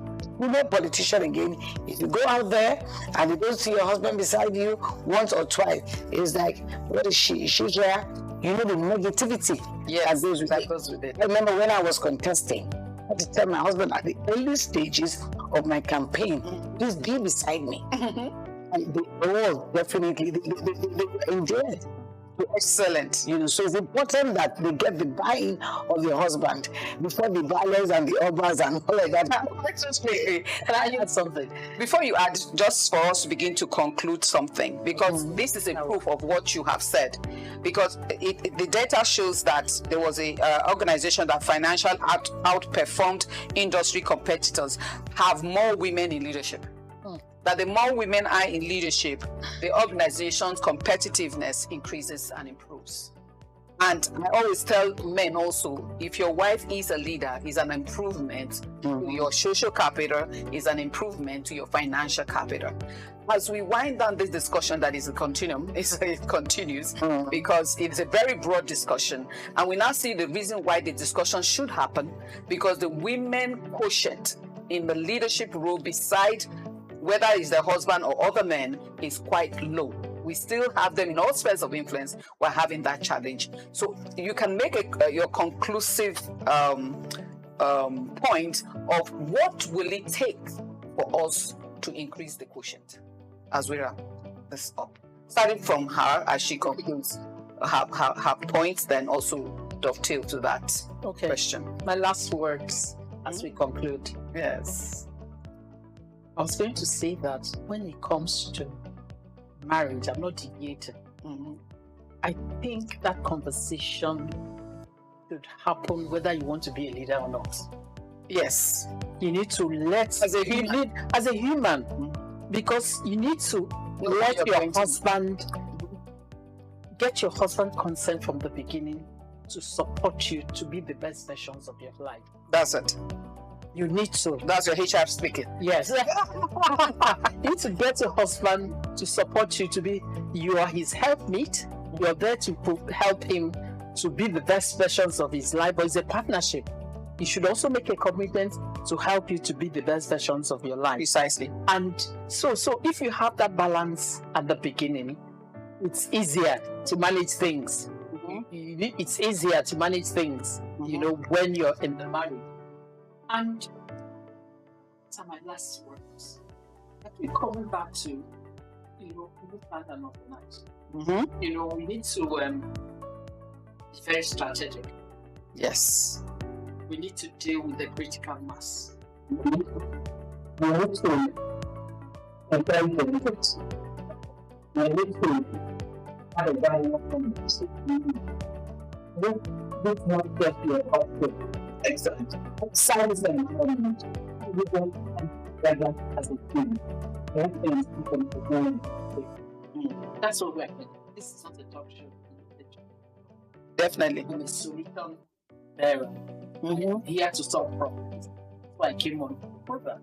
Yes. So outside this program, as we progress, can we come together and put up a strategic plan on what we can execute? And I'm not talking about high level. I'm talking about yes. Let's go back, because my family has a foundation. I understand how to run grassroots issues. Let's go back to the grassroots. Let's start doing something. Okay, thank you very much. Lady Adeolaman, as we conclude. Yes. There's been a lot of talk about the value. Yes. About the value that women bring to the table. Yes. If they are there. Okay. If they show up, if they're there. Promoting women leadership is simply social justice. Excellent. It is inclusivity. Excellent. It is diverse critical thinking. It brings prosperity to the table, to the nation, to the community, to the society. So why do you want to leave 50% of the gender that makes up the workforce, that makes up the SMEs, that makes up who we are in Nigeria. Why do you want to cut them out of the equation? Excellent. It's like having an aeroplane flying with one wing. It will never fly. So it will never fly. So the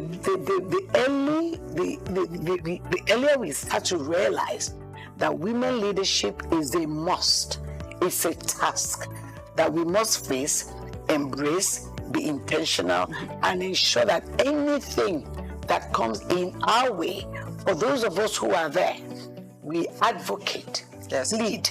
And what's the other word again? When you lobby, the men, that please, this is for your wives, your daughters, your sisters. Social justice is key. Thank you very much. Equity and equality is paramount. Thank you very much. We must all remember that leadership is not masculine, it's human. And women's rights are indeed human rights. And every woman is called to lead, right from the home gate to the city gate. And once again, I want to appreciate Lady Horochi Ogan and Lady Adiola Aziz to Queen's Court, the maiden version. Thank you. 2024. Thank you for being with us. And thank you for listening. God bless you, and bye for now.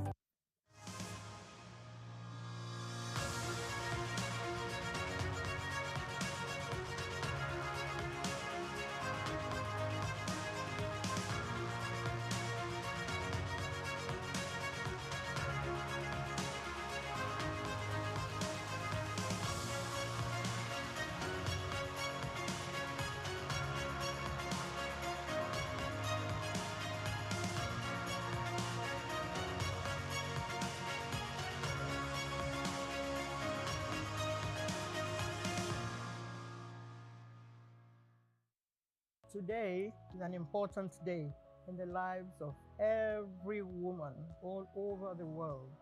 Celebration of International Women's Day is really quite welcome because a lot of women have made immense contributions to the human society, and they must be commended and encouraged, and they should be given access to quality education, health facilities, food, and so many other wonderful things to make life easier for them and for their children, because they are the actual ones that the lives of our children revolve around.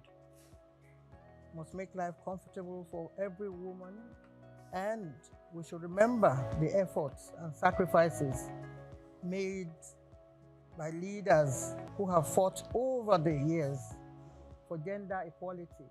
Gender equality we have heard so much about. It's been preached in every nook and corner of the world. But is it actually taking effect in the lives of our people? Quality of life. Where do we start from? One always wonders whether women are receiving the kind of quality of life that we deserve. Young women are still being treated as slaves in different parts of the world. Perhaps we don't consider them the category of women when you think of young girls and young women who have been used as slaves in different homes as housemaids, but they also deserve to be given good quality of life. Some young girls are still being pushed around, and people still consider them not to be equal to members of their gender, even in the homes where they live and work very hard to maintain. So we pray that as women celebrate today, as we all come together to celebrate Women's Day, we should be aware that we also have to make our own contributions. Women also have to play their own role in improving the quality of life of people that are being put in our care, so that life will be made easier for everyone. You expect other young children to take care of your own children, and yet you don't really believe that they deserve good quality of life. So it is with this that we all want to speak to ourselves directly whether we are actually playing our own role, even as women. Do we really believe in gender equality? If so, how do we put it into practice? What have we done to help our fellow human beings to achieve their goals in life? Some people still believe that young girls should be at the rung of the ladder. So we must remember that those who have made their marks in the different fields in the past are those that were given the opportunity.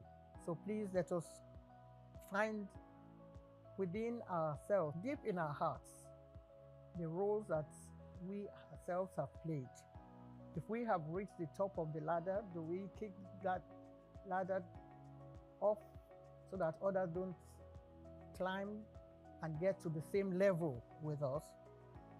To embrace honesty and integrity, we must do something.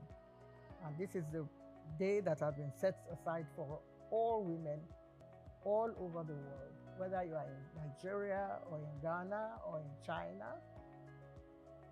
We should really continue to play our own role. Many singers have made songs about women being top of the ladder or in different areas as teachers and doctors.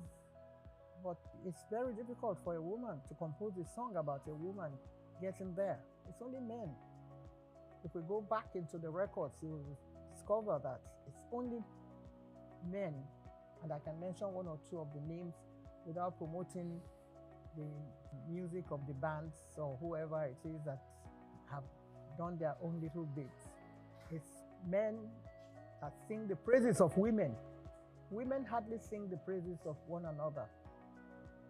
There's hardly anywhere, except at Christmas, of course, when it's a universal and a religious thing that everyone should sing the praise of the child that is born at that time by a woman. So that is the best time that you hear a woman sing about, the progress that should be made by women, the encouragement that they should be given. So let us play our own role in our own little corner and make sure that life gets better and better. Year in, year out. We shall come back again to celebrate this time again next year. Happy International Women's Day.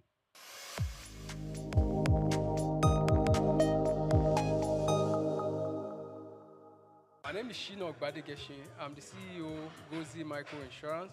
Continue to watch SOUQ News. Adenike Adeyemi, Executive Director of Faith Foundation. Keep watching SOUQ News. My name is Shepherd Michael Adewale Onofuye.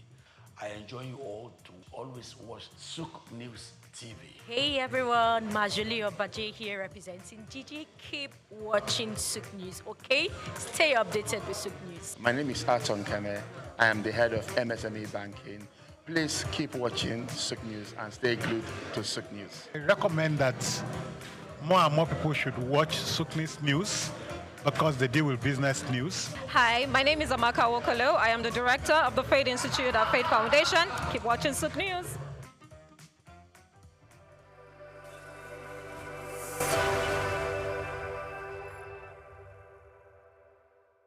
Africa is on the rise, and at the forefront of its growth is a sector as old as civilization itself, agriculture.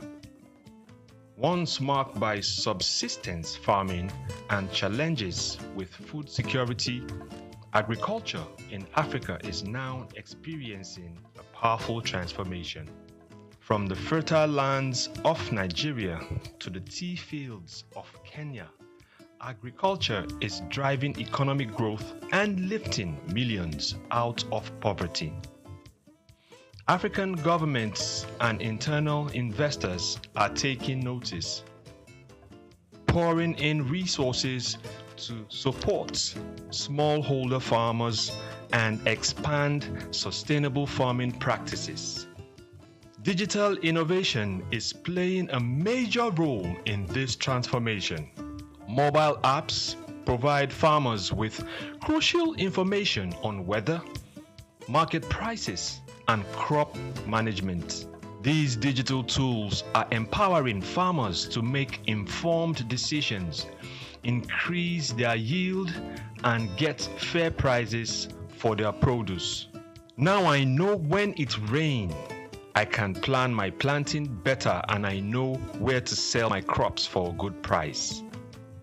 It's really changing our lives. We are committed to investing in agriculture as a pillar of our economy. Our goal is to make farming not only viable, but a source of wealth and stability for our people. African countries are also scaling up for exports, especially in high-demand crops like coffee, cocoa, and cashew. By focusing on quality, Africa is capturing a larger share of global markets. But the transformation goes beyond exports. Across Africa, new farming techniques and policies are helping to meet domestic demand and reduce reliance on food imports, contributing to food security across the continent. Women are also a key part of Africa's agricultural revolution.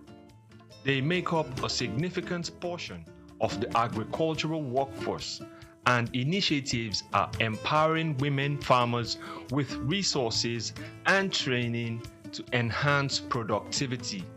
From subsistence to sustainability, the future of agriculture in Africa is bright. With innovation, investment, and resilient communities, Africa is sowing the seeds of prosperity.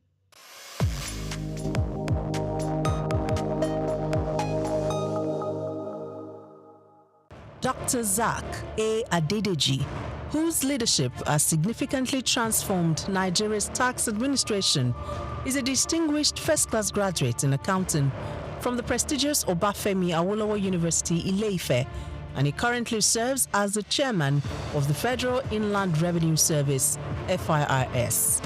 I firmly believe in the wisdom encapsulated in the statements. Revenue growth is the lifeblood of a nation's economy, providing means to fulfill essential duties to its citizens. These words capture the core principle that will guide us as we navigate the challenging terrain ahead, ensuring that our nation thrives and fulfills its obligation to its citizens. In our pursuit of greater fiscal future, we are determined to align ourselves with President Bola Tinubu's Extreme Fiscal Policy and Tax Reform Committee. This collaboration will enable us to shape the prosperous fiscal landscape that will empower our nation's growth and development. Born on January 8, 1978 in Ogbomoso, Oyo State, Nigeria, Dr. Adedeji is an accomplished accountant and public officer with extensive expertise in corporate taxation and public finance. His journey in public service began in 2011 when he was appointed as Commissioner for Finance in Oyo State. In that capacity, Adedeji introduced transformative financial reforms, most notably the establishment of the Treasury Single Account (TSA) to streamline government revenues and expenditures. In March 2021, President Muhammadu Buhari appointed Adedeji as Executive Secretary of the National Sugar Development Council (NSCDC). In this capacity, he founded the Nigeria Sugar Institute and spearheaded the Sugar Backward Integration Program, which sought to enhance local sugar production and reduce reliance on foreign imports. In June 2023, President Bola Ahmed Tinubu appointed Adedeji as Special Advisor on Revenue, and by September of that same year, he had ascended to the position of Executive Chairman of FIRS, Nigeria's leading tax authority responsible for the assessment, collection, and management of federal taxes. The focus will be on these indirect taxes, so that as long as you consume, you have to pay. As long as you have interest on your investment, you have to pay. And this is echoing Mr. President's message that we are not going to tax the seed, but we are going to tax the fruit. the fruit is what we focus on. So all those things, when we have this holistic process, it will be captured, and that the vision is to have a progressive tax that if you earn more, you pay more, and if you earn less, you will not pay. Under his leadership, FIRS exceeded its 2023 revenue target of 11.55 trillion naira. As chairman of FIRS, Dr. Adedeji implemented a performance-based system aligning with the service's new slogan, simplifying tax, maximizing revenue. Dr. SOUQ Adedeji has done incredibly well in transforming and reforming the tax processes and procedures in Nigeria. In a little over a year being at the helm of the affairs of the tax body in Nigeria, we have seen a significant improvement in revenue generation. His policy of not crumbling business with taxation is something that also need to be applauded. SOUQ Adedeji philosophy is taxing fruits and not the seed, and taxing prosperity, not poverty. Because if you look at the fiscal landscape of Nigeria in the past 10 years, you find that businesses have struggled to live, and that has led to the exit of so many businesses from Nigeria. But with this new reform, we're saying that the businesses will profit from the reform processes, and that will mean more business for Nigeria. We will have a lot of foreign inflow in terms of foreign direct investment that will actually drive the process of economic growth for the country. And I think he has done so well, and he deserves a kudos, especially for taking the giant stride to restructure FRS for efficiency, for accountability, and for value for money. He has also made the welfare of the staff a top priority, fostering a positive working environment that has brought smiles to the faces of FIRS employees nationwide. Supporters of the tax reform bills highlight several key benefits, harping on the need for streamlined tax processes that could reduce bureaucratic hurdles and foster an environment where businesses can thrive. He has initiated a lot of reform which dovetail into the tax reform bills that is before the National Assembly. This initiative is to improve on the tax administration system in Nigeria with a view to improving on the collection systems that will be beneficial to every member of the Nigerian state. SOUQ, as is well known, has improved on simplifying tax reform even within the federal land revenue, which in no means has improved on tax administration, and he celebrated essentially for the core initiative of the tax reform. Under Dr. Adedeji's leadership, Nigeria's tax system has gone beyond mere policy adjustments. Its focus is on fostering sustainable growth and ensuring that the benefits of tax reforms reach both businesses and citizens. So those that are attacking the bill, one, they are doing that in view of the formula they discovered, which may not be, will not augur well for them on the VAT allocation. And then secondly, they may be having the feeling that this law was just designed to favor Lagos State in the course of its own effort to become a state that has special status. Okay? It says so that will make it to be seen as if it is a country of its own, even though it's not up to the level of country, but it is higher than all other states in the country. Probably this may be the reason why they are agitating. The one that you can see clearly is on this issue of VAT. And then they have other suspicion. So that is another worry that I have. The issue of trust. Trust, what do some experts call trust deficit. Yes, will be promoted greatly by this if corrective measures are not taken. Graduation has not been defined. But then people have to go by what is happening now. As they go against it. Since now the graduation is about contribution of state that are producing these goods and services being consumed. So they have the right to just say that, oh, so now instead of 20%, it will now be 60%. And then you hear the government functionaries, including members of the committee, saying that no, that's not what they mean. They mean area of consumption. This 60% graduation is about consumption area, not location of the headquarters of company that produce the good or services. You should have defined that in the law. Contributing to long-term national development, Dr. SOUQ A. Adedeji's career is a testament of his unwavering commitment to improving Nigeria's financial systems and enhancing revenue generation, showcasing his exceptional expertise in corporate and public finance.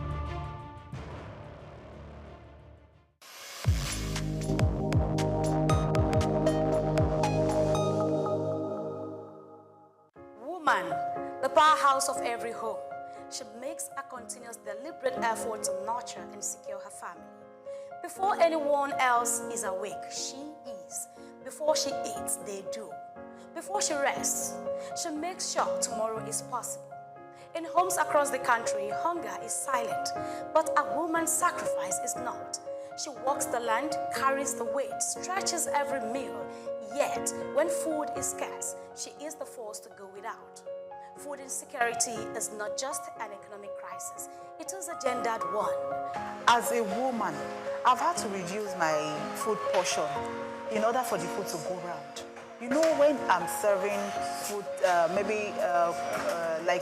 protein, like chicken, fish, I have to ensure that everybody else gets. So sometimes I have to take out from my own and ensure that the members of my family, maybe the younger ones, are well fed before I talk about myself. Me as a woman, I skip food for my children for them to be satisfied.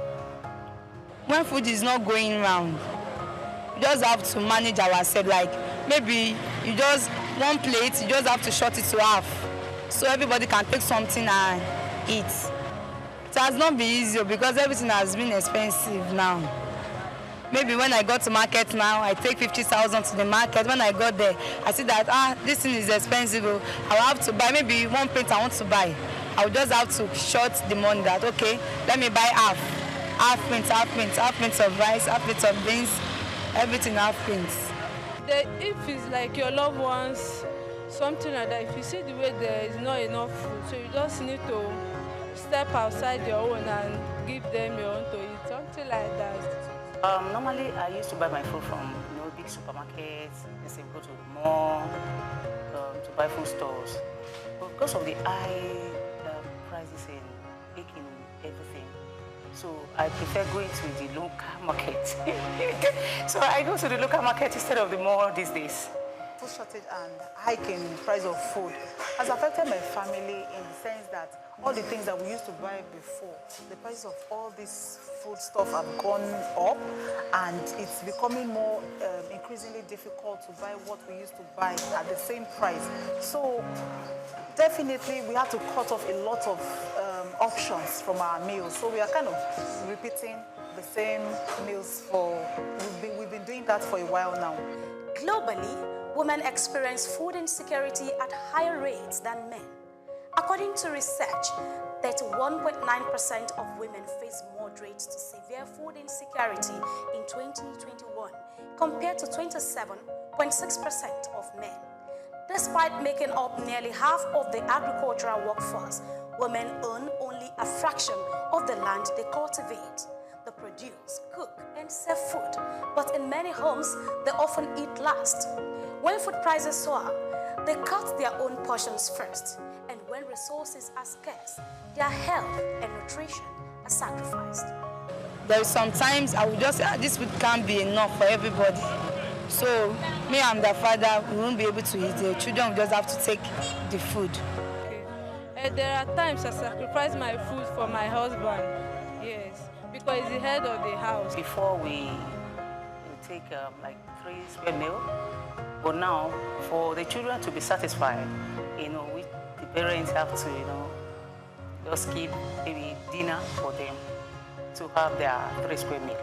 Women play significant and very powerful role in food security. We all know across the globe that women are farmers. Women are first in contact in providing food.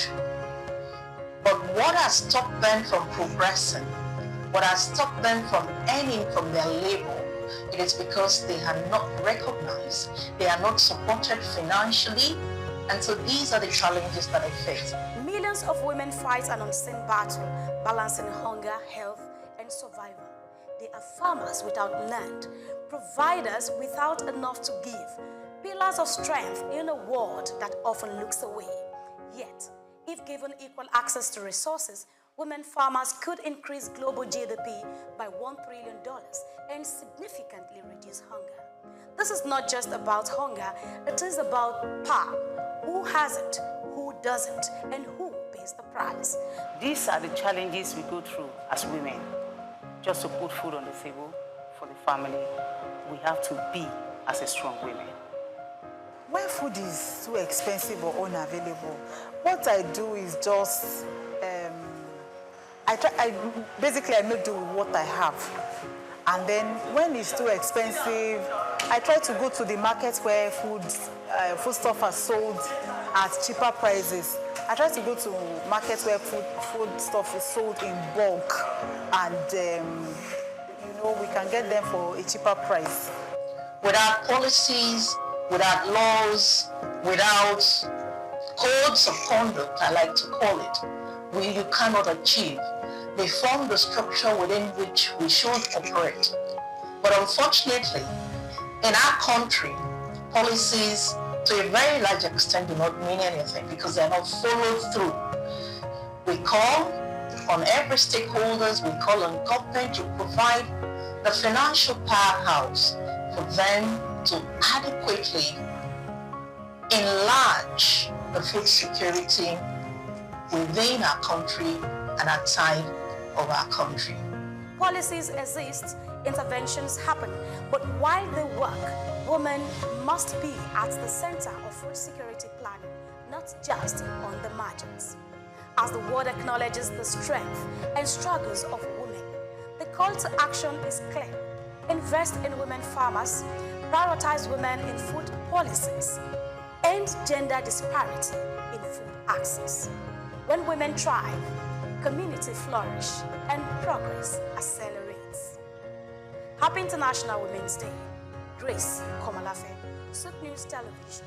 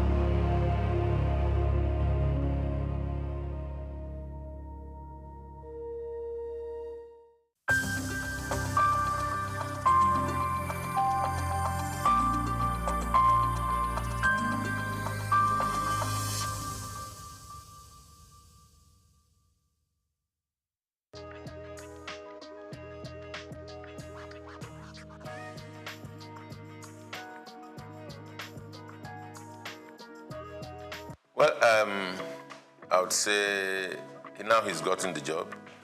If this question had come before now, I would be able to say that I do not think we need him.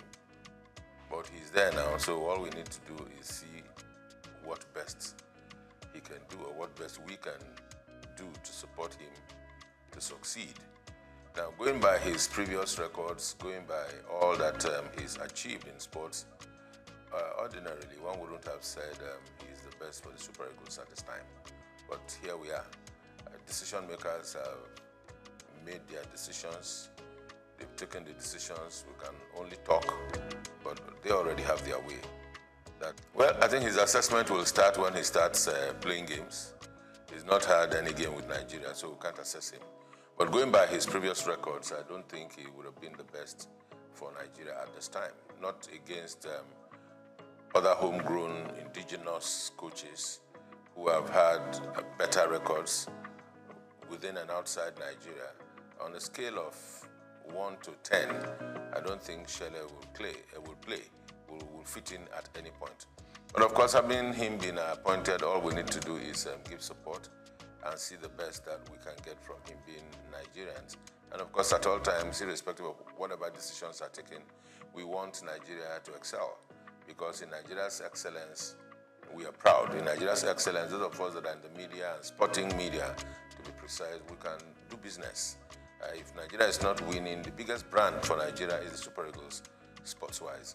So if Nigeria is not winning, if Nigeria is not making waves, then we don't have business to do. So it's in our interest that he succeeds. So to that extent, I would say yes. But looking at his appointment, I think it's just a part of the over-politicization of the sporting industry, power show by the immediate past president of the Football Federation, Melvin Pinnick Amaju.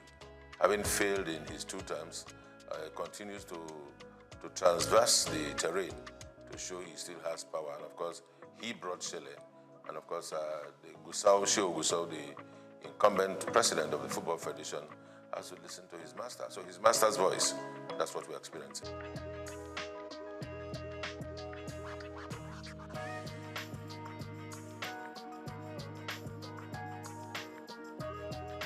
If they like, let them bring the Hirusadi. You see, there are things about Nigeria and Nigerian sports that should not surprise anybody.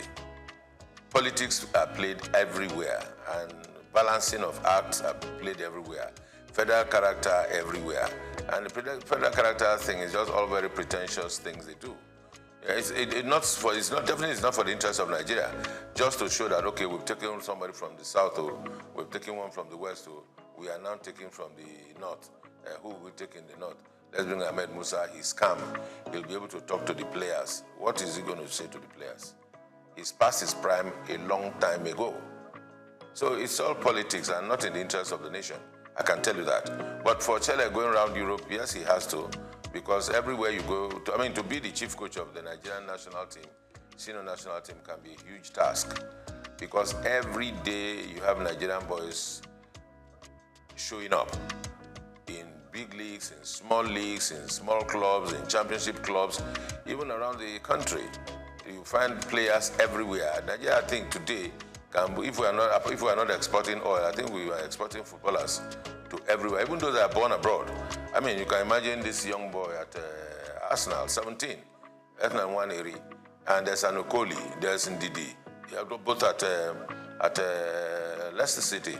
So everywhere you go, you see Nigerian boys showing stuff. So to be the coach of a Nigerian team at the level of Super Eagles is a huge task. One would expect that we should have a scouting department. One would expect that we have a department that should take charge of team psychology. We expect that we have the technical department or the directorate for technical at the Football Federation to be well equipped with people that are sound in mind, sound technically, and have capacity to work and deliver. With all of that put together, then they should be able to advise and situate the coach at the point where he can deliver and work well.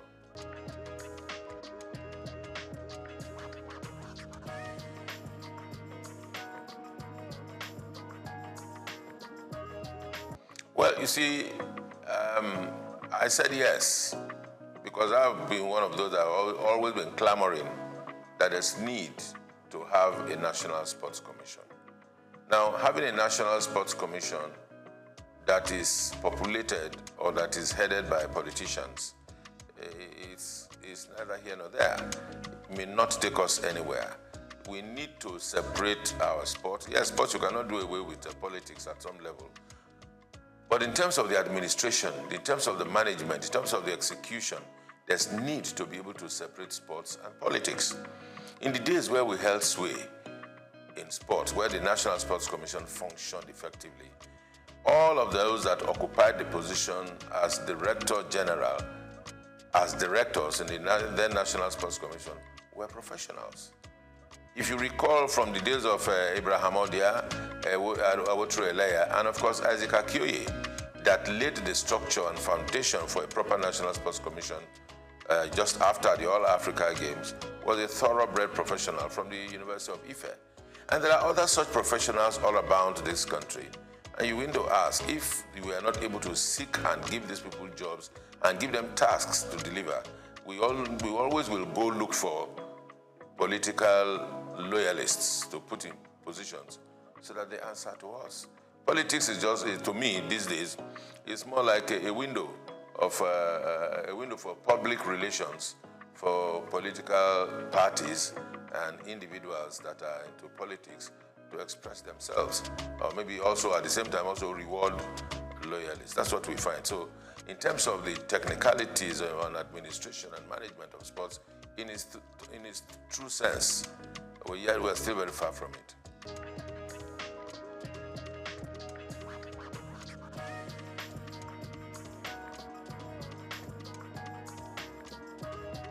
Plenty improvement, I would say. The current managers of the league are doing everything they can to ensure that our league gets back to a competitive level at the continent, gets back to a competitive level at the rate at which we, those of us local people like myself, can appreciate our football and our footballers once again. The question to ask is to say, are we doing enough? The answer will be no. Who are those not doing enough? The media, the sporting media in Nigeria is not doing well enough.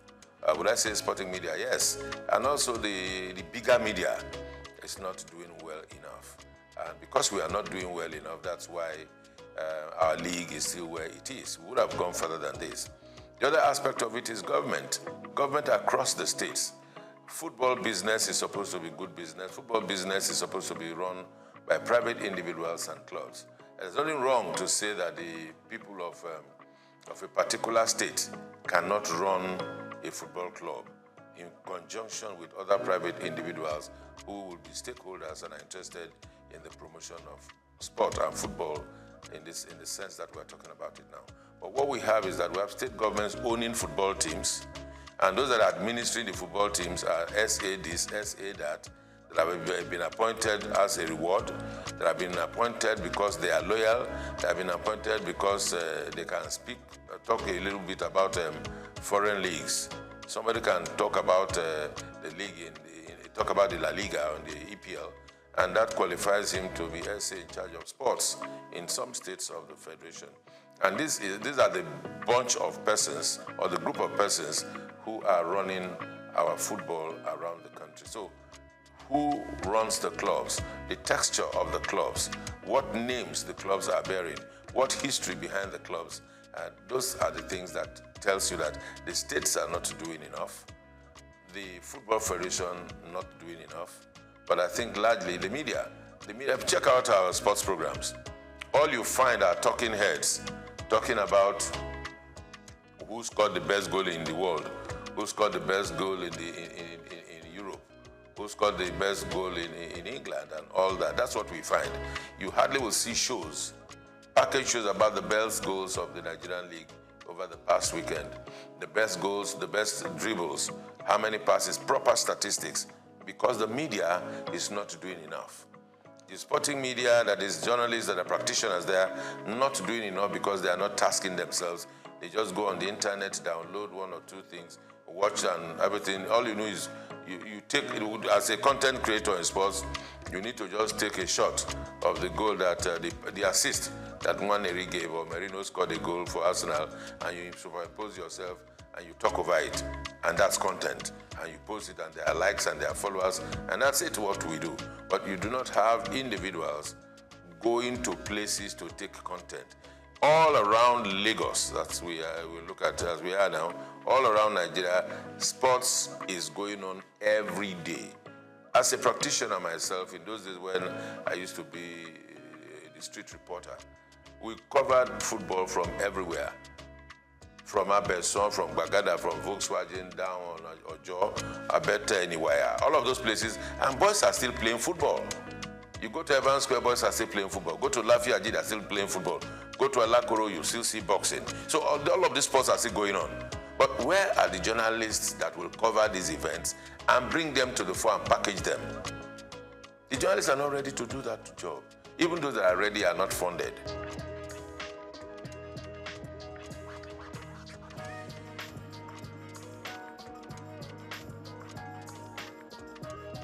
Even those that work are not paid salaries.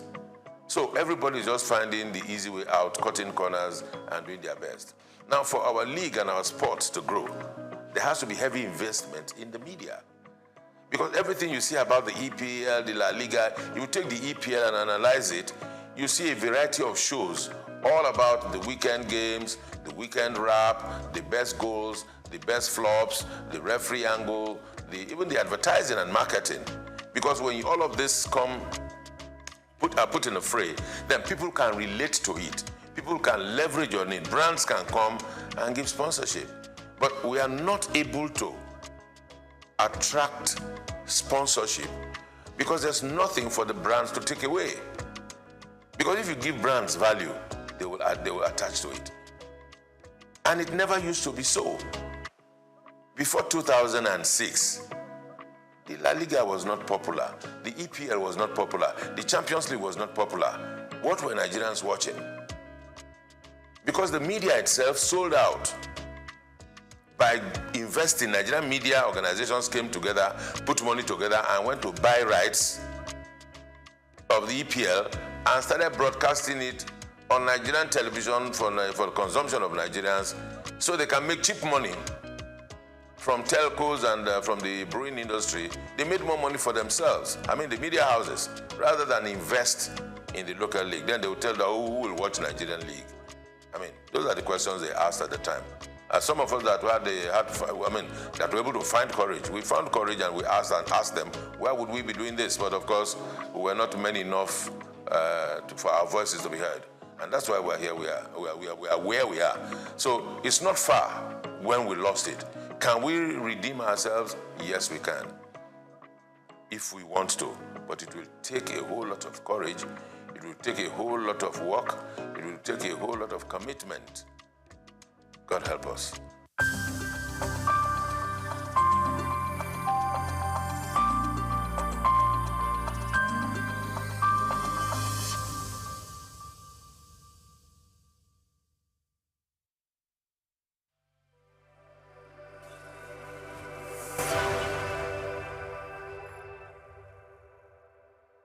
My name is Shino Ogbadegeshi. I'm the CEO of Gozi Micro Insurance.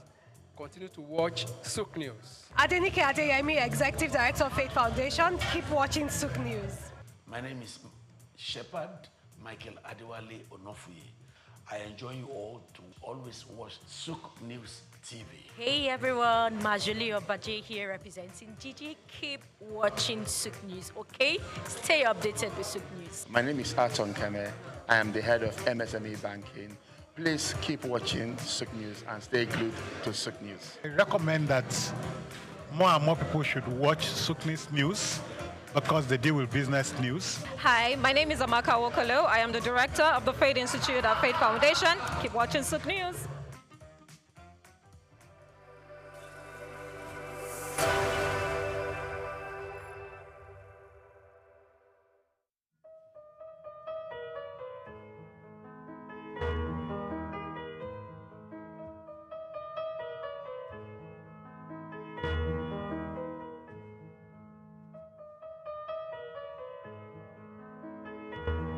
We're going to have increase in the number of facilities we would visit in the year 2025 by 30%. Would have improved compliance and enhancement of data-driven decision-making using data analytics. We're going to strengthen collaboration between our partners, and we're going to have 25% increase in our compliance rates by carrying out the key strategies. We want to expand our monitoring coverage. We want to enhance our digital infrastructure by integrating a secure online pathway. We also want to include the e-learning platform and our mobile platforms on the digital infrastructure. We want to strengthen our community engagement and build capacity of both the farmer staff and our partners. We want to drive innovation and research. This year, we want to carry out research on the quality of care. In doing all of this, we want to make the health facilities in Lagos safer by leveraging on technology and ensuring that all our processes are data-driven. Thank you very much. Thank you very much, Dr. Onawiyede, Dr. Nibo Shinawo, Dr. Veronica Iwayemi, and Dr. Abiola Idowu. Your Excellency, the Governor of Lagos State, Mr. Babajide Olusola Sanwo-Olu, the Honorable Minister of State for Health, Dr. Isiaq Salako. Taking us further in the comparative study, I want to especially welcome a professor and consultant medical parasitologist at the College of Medicine, University of Lagos. He coordinates the International Malaria Microscopy, RDT Quality Assurance Center, as well as the country's World Health Organization malaria specimen collection sites in the College of Medicine, University of Lagos. Ladies and gentlemen, please let's put hands together for Professor Wellington Oyibo for the very short comparative study. Thank you very much. Thank you very much, His Excellency, Executive Governor of Lagos State, the Honorable Minister of Health, here represented here by the Minister of State for Health. Ladies and gentlemen, first of all, this is historic for us. This is a path we have planned, prayed for, and we are happy that it is happening. Mr. Governor, thank you for all you and for making this happen myself. I'm so happy and grateful to the Honorable Commissioner of Health. He has told the story. So I'm going to build on those stories as I make this presentation. We don't have much time. And part of the whole thing is the advances that Lagos State has made for over 2 decades. The world is hearing it, and the signature of this project through the impact project itself, which is calibrated around the impacts that this project will be again for Lagos State. My slide, please. So what we know about malaria, in the 15th century, why was it called malaria? It was called malaria because the cause of that fever illness was not known. And it was connected to marshy waters. So malaria in Greek is foul. And that was all they could do. And it took some another 100 years before it was connected to mosquito bites. And today we are talking about fever. And say all fevers are malaria. So are we going to the 15th century? And this is what we're trying to really unbundle in Lagos as it's still over 50 million people. My slides.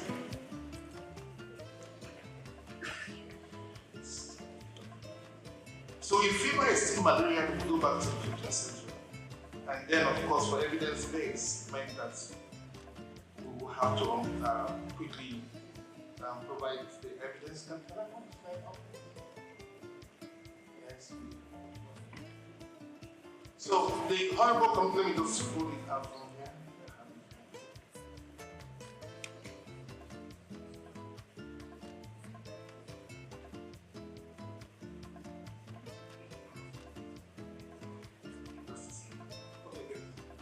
So I've given this background. Most health workers will not accept the test results when it's negative. And that's the challenge. Next slide, please. Okay, and if you don't have data, which we are talking about digitization, you cannot calibrate where you are. And so if we look at the entire program and the plan of different projects, is to see that real-time data is available and that tests are done. And when the test is done, we can say quickly, cost-effectively, this is where we are. Because you can get the line on routine data. The country do not have quality data, and that's the challenge. Next slide. So low confidence in the test, basic things are being used, Lagos is making progress. How do we handle this? 94 to 96% of the reporting for malaria in the DHIS that categorizes states and Nigeria comes from the primary healthcare center, and this from the public sector. It's important to recognize this. Next slide.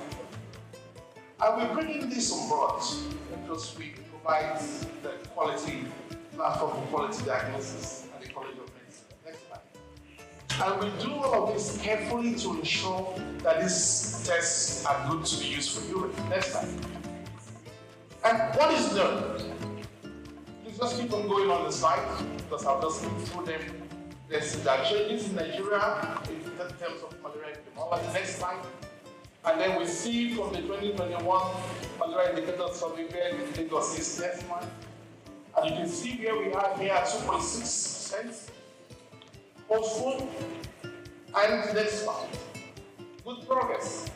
And we're talking about the path for pre-elimination. We are on that path. And we are happy that this is being mentioned here today. And like I said, this signature.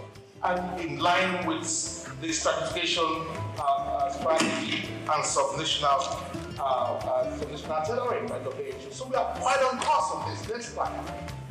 And then you can see the different tests available. You can keep on hitting enter. You have microscopy that is powered by a human being. And then you have this rapid diagnostic test that is technology. But somehow we refuse to accept technology and we stay with humans. All the challenges. So that's what you see with microscopy. Just keep on pressing enter and all of this. And this is the test 15 minutes. The result is out. The other one will take any time. It will be 1 day. And then based on that, we have done the scoping and assessment of facility in Lagos. Recent times, cosmetic clinics. So we're finding it difficult. We have limited capacity to ensure monitoring of these facilities. We also have inefficient manual processes because our digital platform is unable to carry out some of the processes in the agency. We're sitting on a lot of data in the agency. With AI to make sure that the test is actually having the results that the pharmacy or PPMD says it does. We then verify that the treatment, the appropriate treatment.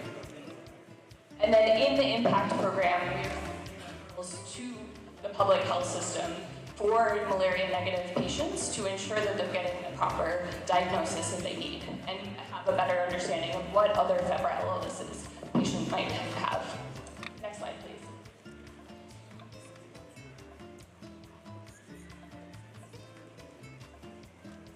Next slide.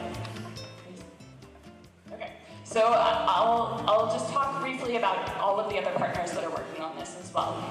So we are working closely, of course, with the Lagos State Ministry of Health, which envisioned this work and brought us in to support on this. With NMEP, which is overseeing the work and providing technical oversight. With WHO, which is providing, again, technical support and facilitation. And then importantly, with our private sector partners as well. So PCN, which is doing quite a bit of the regulatory oversight and ensuring the quality of care in a pharmacy setting. With SFH, which is enabling the supply chain. And then, of course, with LASHMA, which is to go quickly into the final results on why this is improved quality of care. Oh, okay. Sorry about that. So the work is providing network expansion, innovative financing, integrated health systems, supply chain resilience, comparative research, and regulatory reform, leveraging all of these different partners that we've mentioned to ensure that patients are able to access quality care, and that the data is being provided back to Lagos State to help improve regulatory support, policy, and other things. I've mentioned the partners that we have here already, but we're very grateful for all of the work that they are providing to ensure that there's quality of care in the private sector. And then finally, one final slide.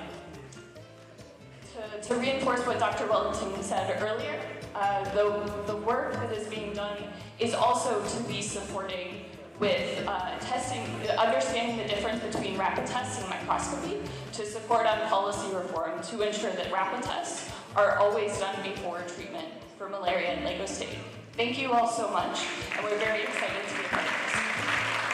Thank you very much, Dr. Jessica Vernon, the CEO, Measurements. Ladies and gentlemen, taking us further, Dr. Nina Ogunlafo. Thank you very much. Thank you very much, sir. Your Excellency, sir. We're very happy that this is happening today. So just believe me to do something unique in terms of our focus for malaria control in Nigeria. To do this, I will call on Dr. Dao, Country Director for Volta.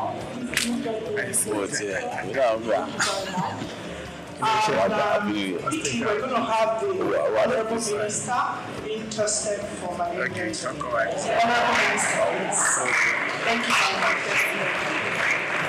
This is showcasing the main focus for malaria control in Nigeria, which we refer to as the 3 T's.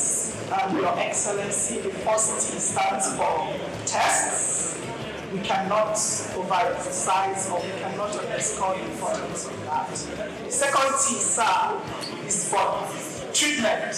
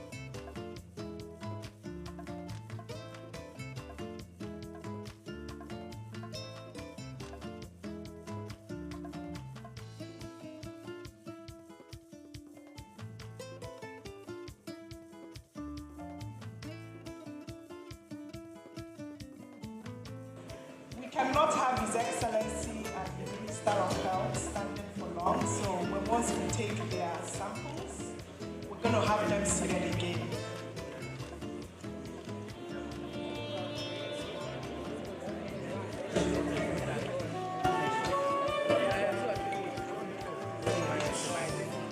So can I have Dr. Walter on stage to come and quality check what is happening, sir, please? Thank you very much.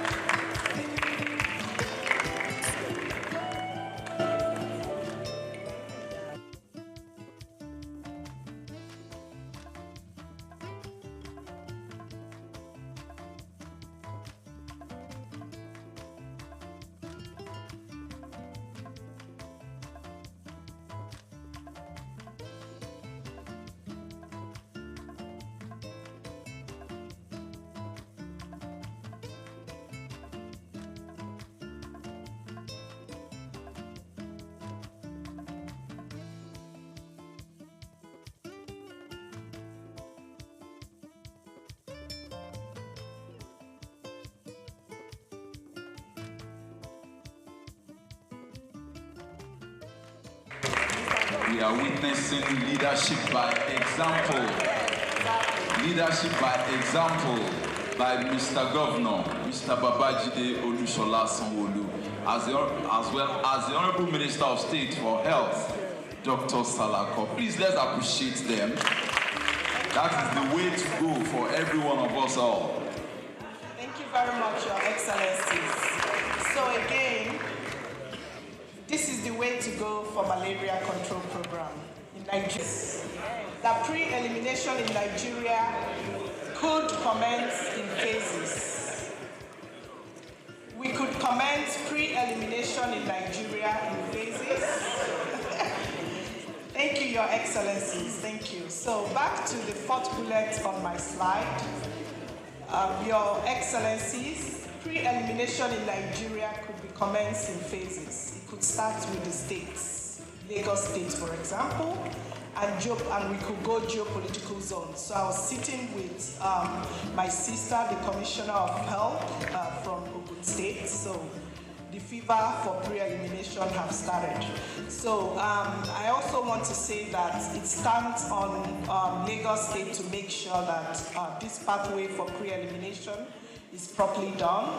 The National Malaria Elimination Program is waiting to take the experiences and the processes that Lagos will use to achieve elimination to be replicated in other states. Your Excellencies, it's important to note that right now we have a couple of states under 10% prevalence in the country, and those states are Anambra, Kwara, and Rivers States. So what is happening in Lagos that has been flagged off today, it's like NMEP, it's poised to take what these processes and experiences are to states like that. Thank you very much. Thank you very much, ma. Let's appreciate her. Thank you very much. Thank you very much. Mr. Governor, sir, Minister of Health and Social Welfare, Professor Mohammed Ali Pate, who has been ably represented here today by the Honorable Minister of State for Health, Dr. Isiaq Adekunle Salako. A round of applause for him, please.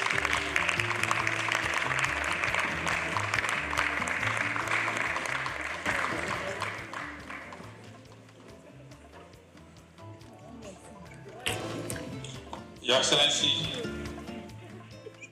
the excellent Governor of the Center of Excellence,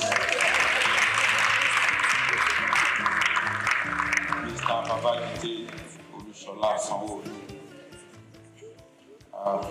I must recognize my brother, who is one who has summoned all of us here today, the Honorable Commissioner for Health for Lagos State. All members of the Lagos State Cabinet here present, our partners, WHO, World Bank, distinguished stakeholders in the health sector, gentlemen of the press. Because of time, let me say all protocols to be extended.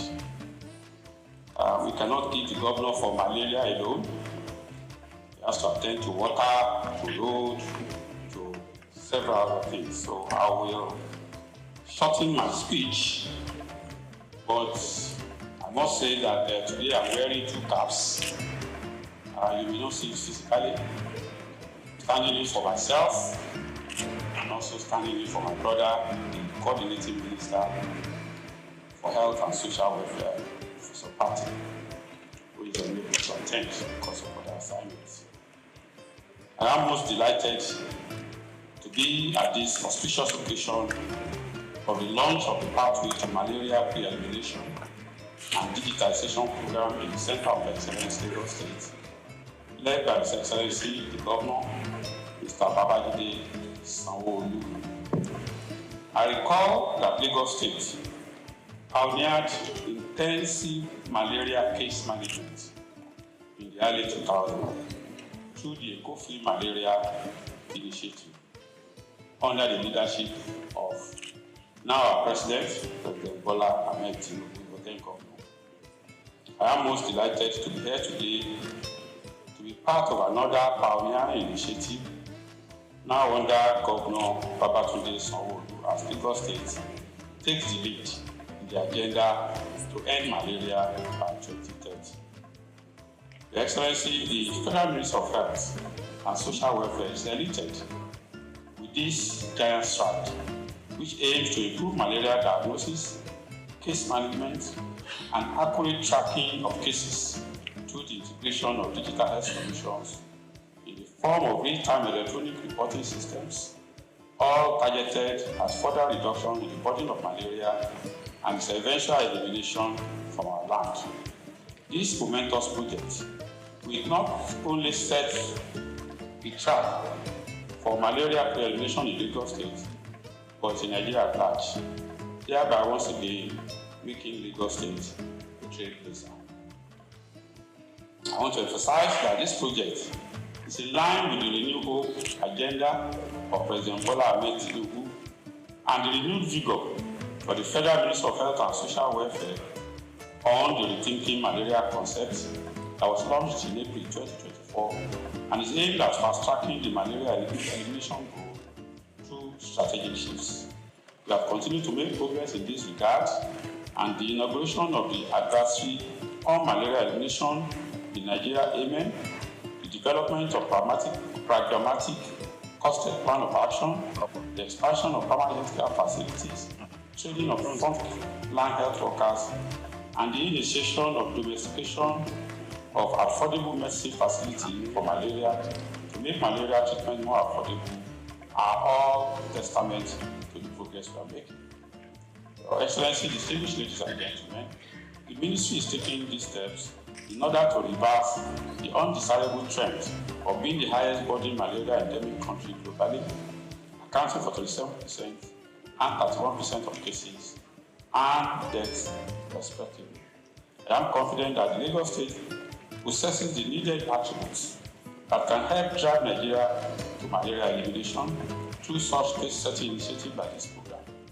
Furthermore, Lagos has been consistently the lowest malaria prevalence state in Nigeria, as evident from all the malaria indicator survey conducted in the country, with the most recent result in 2021 showing 2% prevalence, hence indicating a tendency of attaining pre-elimination when concerted and consolidated efforts are put in place. I wish to report that the challenge of let me use this opportunity to call on all stakeholders not to relent on their support towards this impactful intervention, which will contribute significantly to the drive at eliminating malaria from the world. Nigeria is ever committed to this drive and will continue to toe the path of global best practices. I wish to assure all Nigerians and our partners that the change in the policy of the United States government with respect to global health funding will not adversely affect our malaria elimination programs and other public health initiatives, as President Bola Ahmed Tinubu GCFR has approved a robust mechanism to ensure adequate and cost-effective funding for public health programs.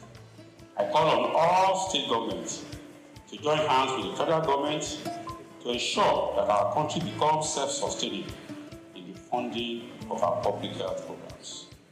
Before I end this address, let me commend once again and appreciate His Excellency, the Governor of Lagos State, Mr. Babajide Sanwo-Olu, and his health team, led by Professor Akin Abayomi, for initiating and executing this laudable, innovative project.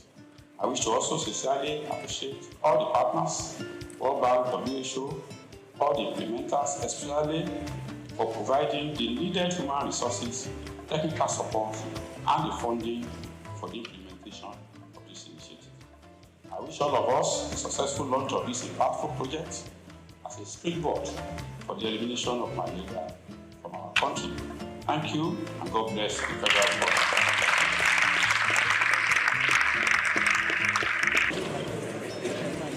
Distinguished invited guests, Your Excellencies, Minister of State,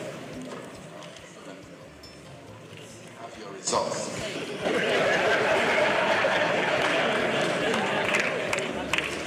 To say that Honorable Minister of State, we will not not be confining you in a bed in Lagos. Your result is negative.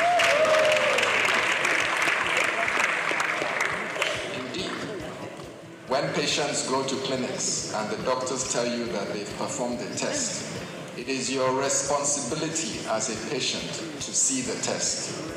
Please ask for the test and take a picture of it and have a record on your phone. My governor, the Excellency of Lagos State, I'm pleased to tell you that you may continue with your duties. Congratulations, sir.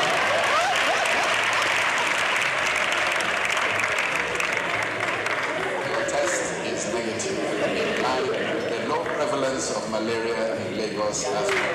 Charge of course. Thank you very much for your support, both the Honorable Minister and our Governor and members of the Lagos State Executive Council.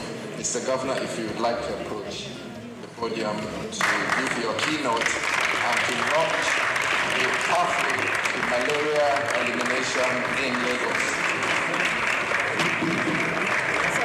A practitioner himself and a strong politician, Dr. Thank you very much for finding out. Members of the State Executive Council, especially Professor Akin Abayomi, and Special Advisor on Health. Thank you very much. Other cabinet members, all the permanent secretaries in the Health Ministry, there are several of you that are here. Thank you very much for taking our time. The Country Director for the World Bank, Dr. Diop, the Country Representative for the WHO, Dr. Walter, all of our partners that are here, MyShamed, Impact, SFH, the National Malaria Organization, our friends from our neighboring state, the Honorable Commissioner for Health in Ogun State, thank you. All of our health practitioners and stakeholders that are here, gentlemen of the press, ladies and gentlemen. When you are asked to come forward and conduct a test that you did not psych yourself for, what will happen is you quickly raise, your brain will raise back and say, have I been feeling unwell? What is going to happen? It just brought us back 5 years during COVID, and they said that they're going to do a COVID test. It was like, the heart was going to open and you don't know what will be the outcome. But you see, it's an important activity that we need to continue to subject ourselves to. You might think it's a simple thing, but it's so important. And that ability for you to come forward, if it has turned positive, what it will have just meant is that we need to make a treatment. It's not a death penalty, but it is really just for all of us to know that we need to do this thing and we need to be able to come forward transparently at all times and let us end all of these things that we don't want again in our society. Thank you very much. And so it's an honor that I stand before all of you in this room are very strategic to launch the first in the country, another Lagos first, the pathway to malaria pre-elimination and digitalization program. We're here to affirm our commitment to safeguarding lives and the livelihood of every Lagosian.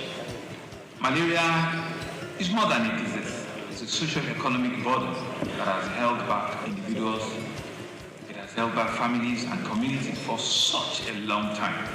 It robs us of our productivity, it drains us of our household incomes.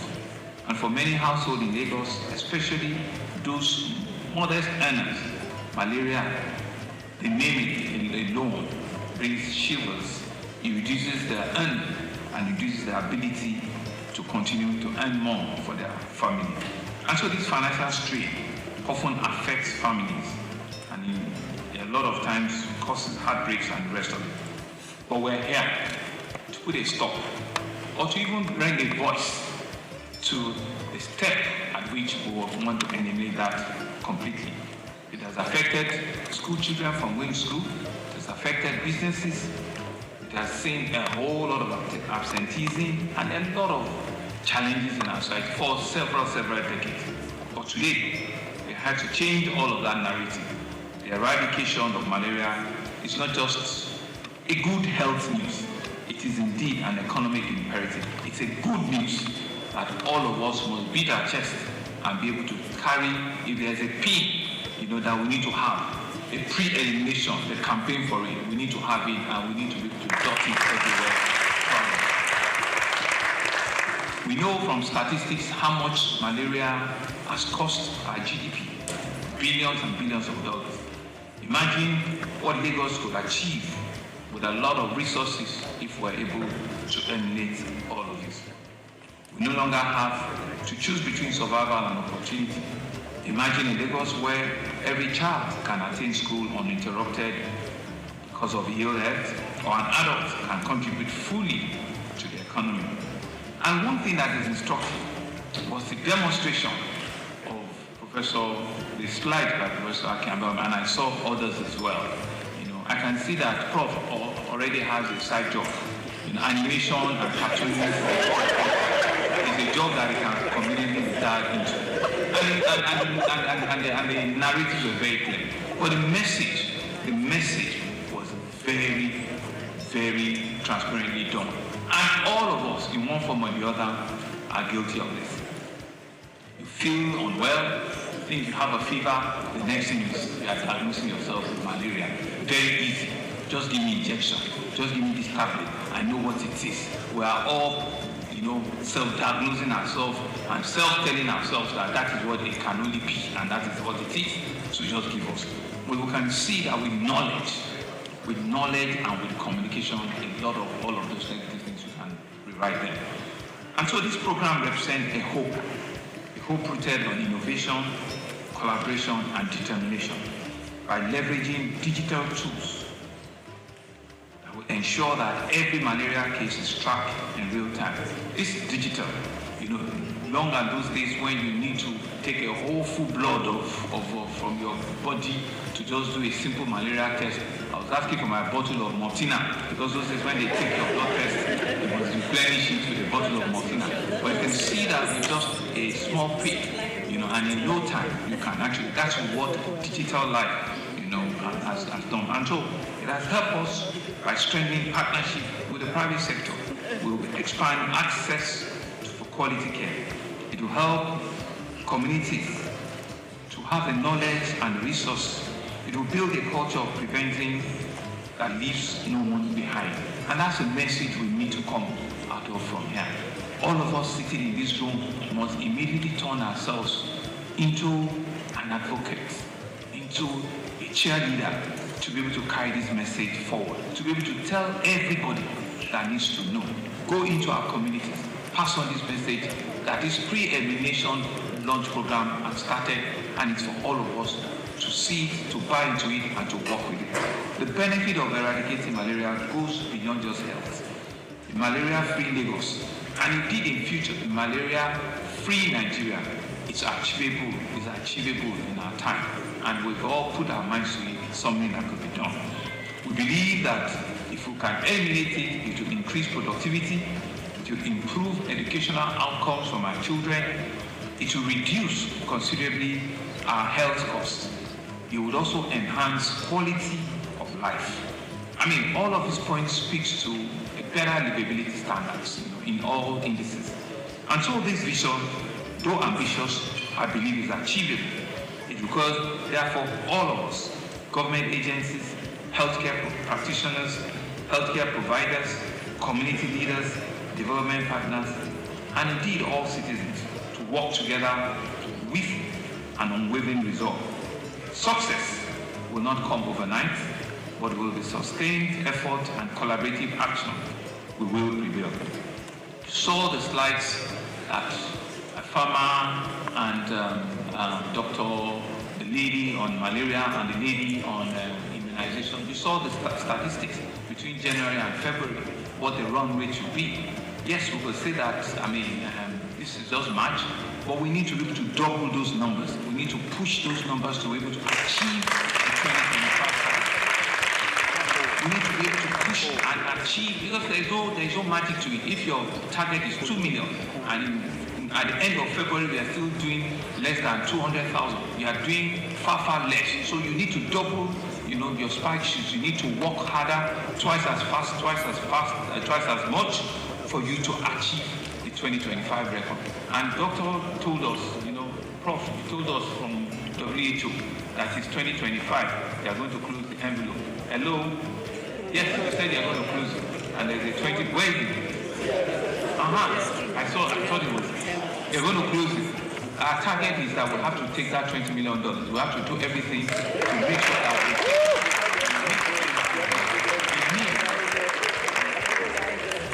we'll meet the criteria very quickly.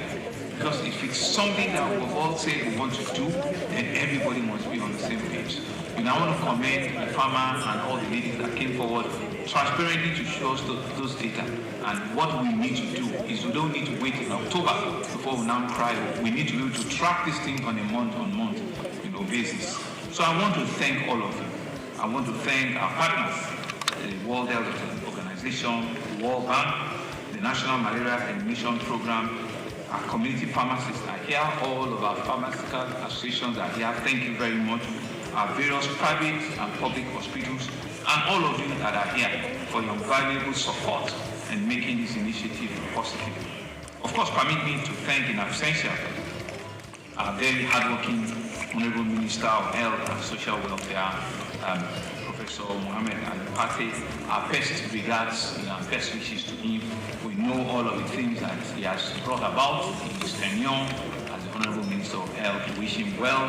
We are also tracking and monitoring, all of his deliverables so that we can say at the end of the day, in your time, you did all of this. And to also thank the Honorable Minister of State for cooperating and operations with the Honorable Minister. We believe that if you do all of these things and you do them well, your time, your time in that ministry will be written in gold, and Nigerians will forever be grateful, because we know that you are pushing everything to ensure that we save over 1 million lives, and you're doing so many things, so many big health initiatives. I want to wish you well. To Dr. Diop, our country director for the World Bank, thank you for your invaluable support at all times, funding your technical assistance.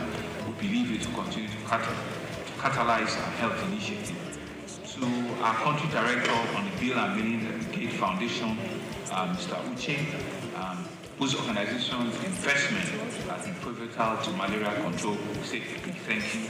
Dr. Walter, our WHO country representative, we believe that your expertise and your advocacy capacity has helped us to push this forward. Thank you very much. To all of our partners, Marshall, who I met last week, I did promise, I said I'll be here in person. And to all of our other partners, please, let's see this as a start to work. It's only when we achieve what we have said for ourselves that we have done the job. They don't pay people for attempts, they pay people for results. And it's the result that is important. It's the result that takes us to that final praising point in which we all can say that yes, we've done our best, we've contributed what we needed, and we've seen the results.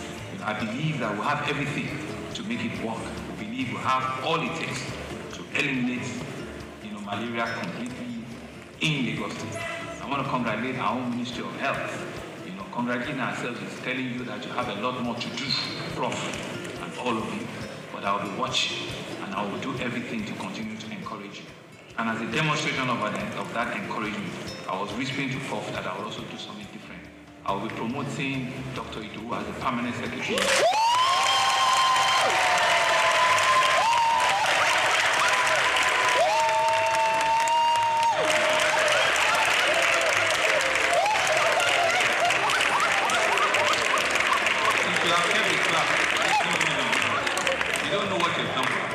Clapping means that she's going to work twice as much.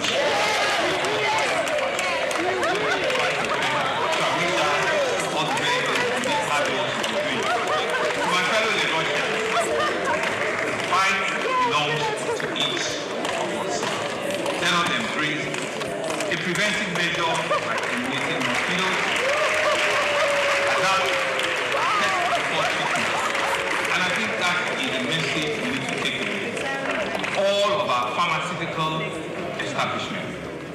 ensure that we can pass this message. Test before treatment. It is so important that we do not just take this for granted. Let us ensure that we can take this advocacy into our communities, into our nooks and crannies, and show really that once we have started this campaign in Lagos, we will go around every part of the city. We can rewrite the history of malaria in Lagos, and it is in our hand. It's all of us in this room that can help. I want to wish you all the very best, and I believe that when we work together, there's absolutely nothing that we cannot achieve together. Thank you very much. Mr. Governor, sir, may I plead your indulgence, Councillor President? When we were doing this program, she thought I really didn't like her. She was frowning her face one day. Between her eye and her eye.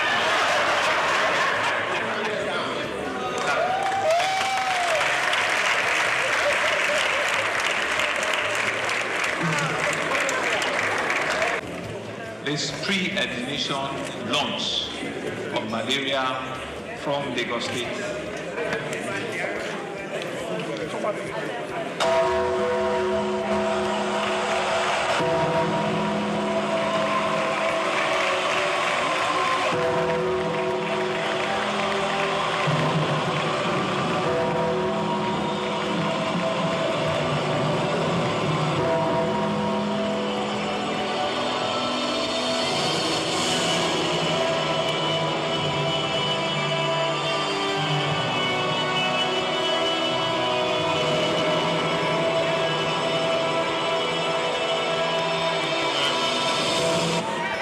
Pathway to malaria pre-admission and sterilization program in Lagos. Thank you very much. Thank you. Mr. Governor, sir, may I crave your indulgence to quickly invite this Honorable Commissioner for Health, Special Advisor on Health and Permanent Secretary, Ministry of Health, to join you for the first photo op.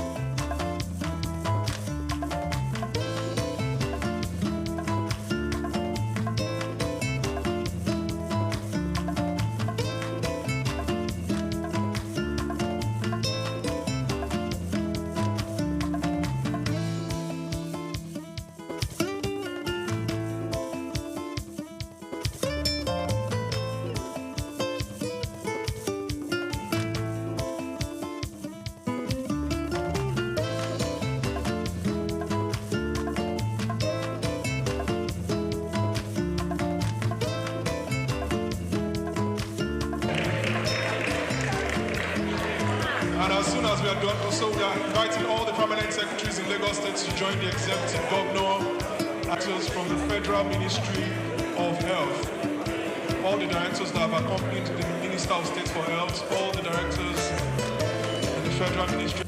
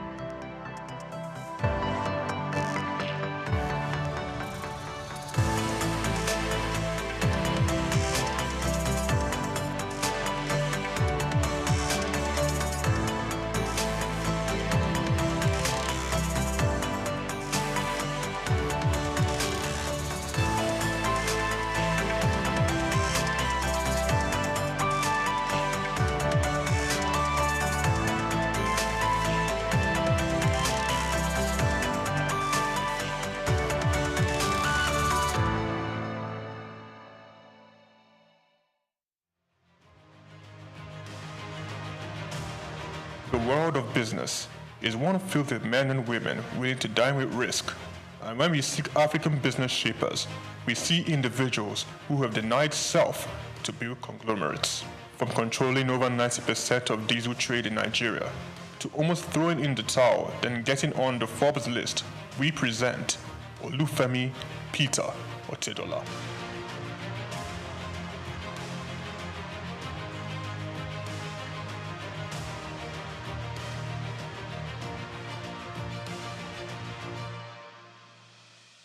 The Nigerian businessman and philanthropist was born in Ibadan, the capital of Oyo State, on the 4th of November, 1962, into the family of late Sir Michael Otedola, the governor of Lagos State from 1992 to 1993. The University of Lagos Staff School, Akuka, welcomed Olufemi for his primary education and secondary education at Olivet Baptist High School, Oyo.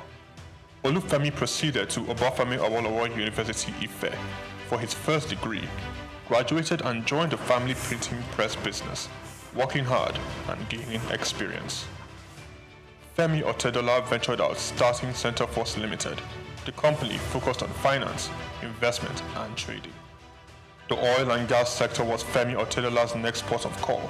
From quite a very humble beginning in the oil and gas sector, utilizing the connections and networks of family and friends, he cultivated partnerships in diesel supply chain, him being the last man to the final consumer. Challenges breed opportunities, and in Femi's case, it was a late delivery of diesel from his supplier with a broken truck, and he caught the idea. He could do better and provide better services. He ventured into diesel supply business, buying diesel from a retailer and supplying to companies. Femi Otedola encountered several difficulties securing his supply and timely meeting the demands of his growing clients. This definitely was an opportunity he identified in the fuel retail market. Otedola secured the finance, and Zenon Petroleum and Gas Limited was born, petroleum products marketing and distribution company. Otedola, owner and chairman of Zenon, in 2004 invested 15 billion naira in downstream infrastructure development and acquired storage depots at Ibadan, Apapa, as well as 4 cargo vessels, amounting to a combined total storage capacity of 147,000 metric tons. Zenon Petroleum and Gas Limited also acquired a fleet of 100 DAF fuel tanker trucks.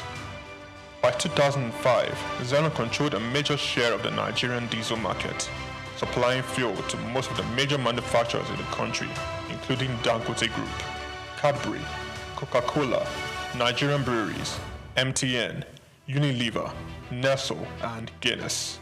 Zenon Petroleum and Gas was the name on major invoices, and Femi Otedola the name on every lips, playing toe-to-toe with major multinationals. Zenon, in a very short period, silenced the competition and almost unilaterally determined the price of diesel in Nigeria. The competitors came to Zenon for supply. Femi Otedola, with the massive success Zenon Petroleum and Gas achieved, bought a 28.7% stake in African Petroleum.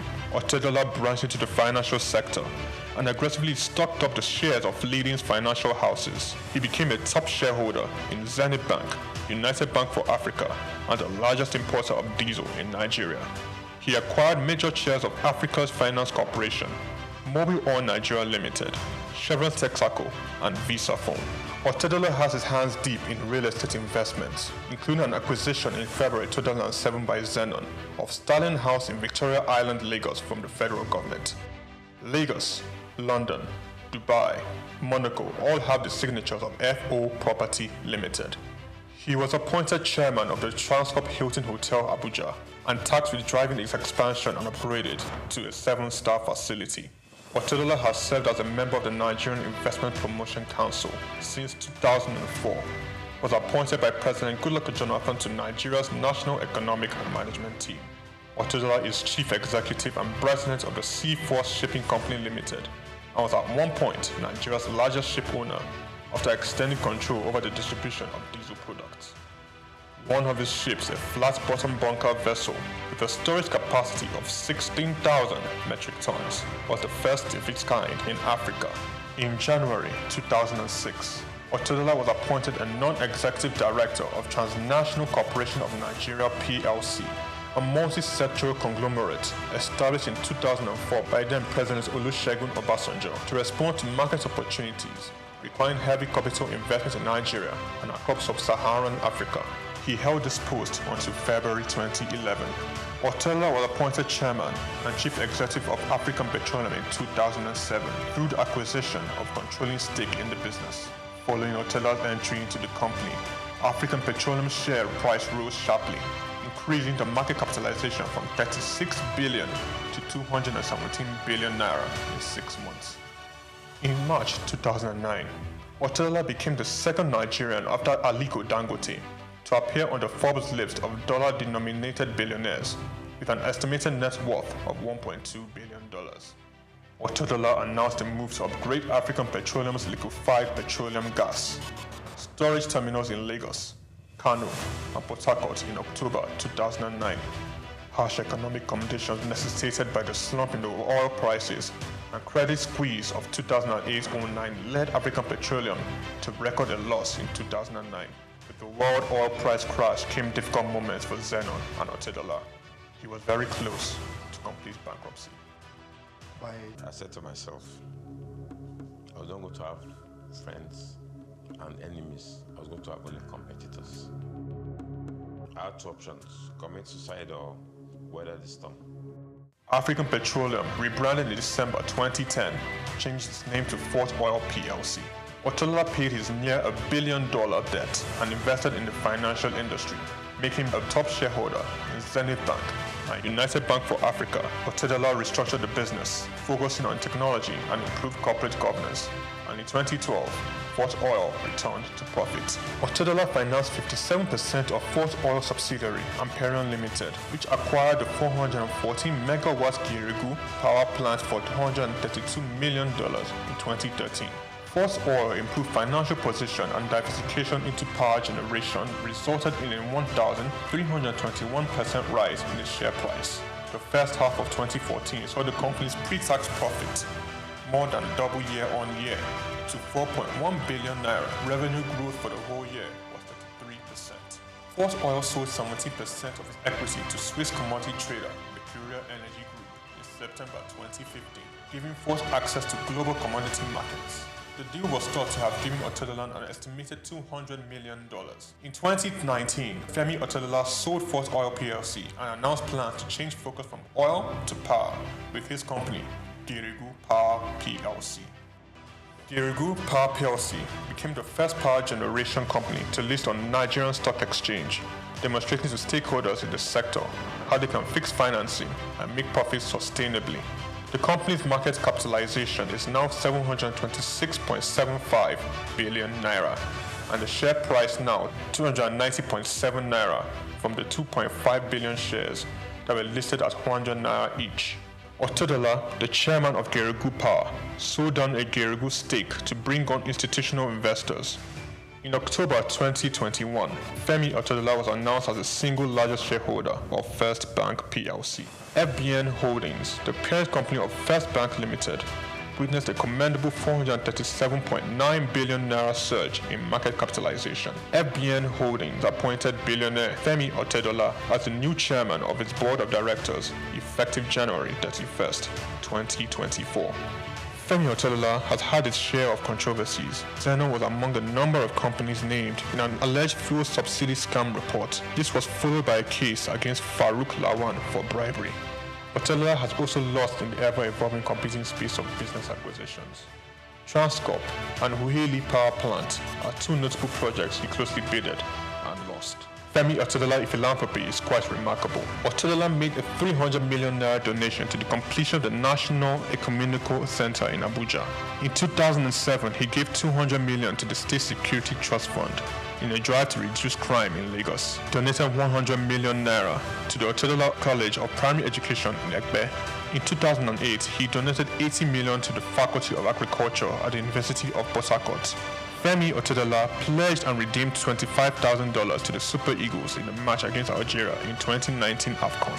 He gave all 750 students of Augustine University 1 million naira each. Otedola sits comfortably on the Forbes billionaires list of top 20 richest people in Africa. Femi Otedola is married to Mrs. Nana Otedola and have 4 children: Olawumi Christy Tolani, Florence Ifeoluwa, Elizabeth Temi, and Fewa Otedola. Olufemi Peter Otedola is a standout astute business executive.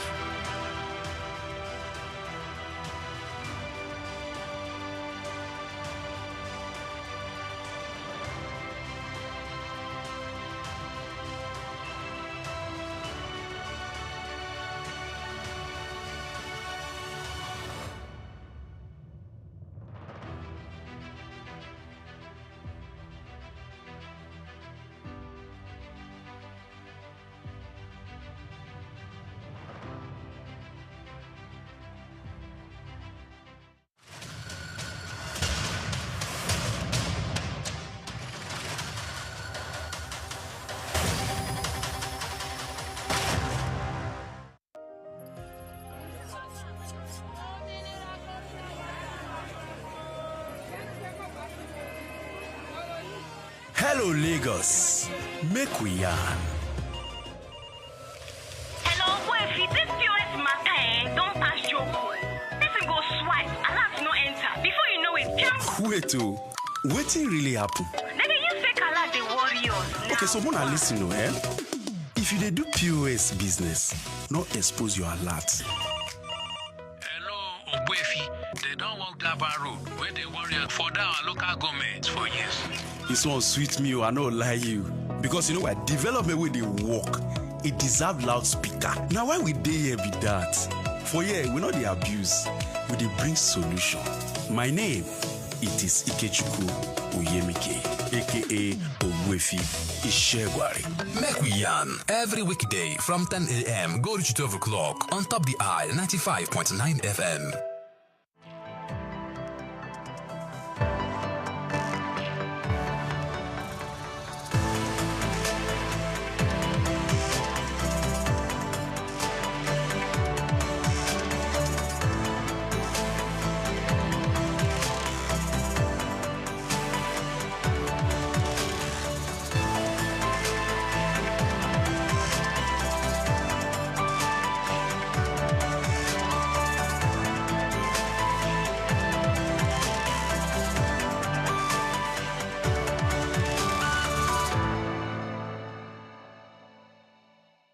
In Nigeria, when you hear technology, innovation, and e-commerce, then you begin to think of the 21st century visionary leaders who have availed us the luxury of connecting with the world without leaving our spaces.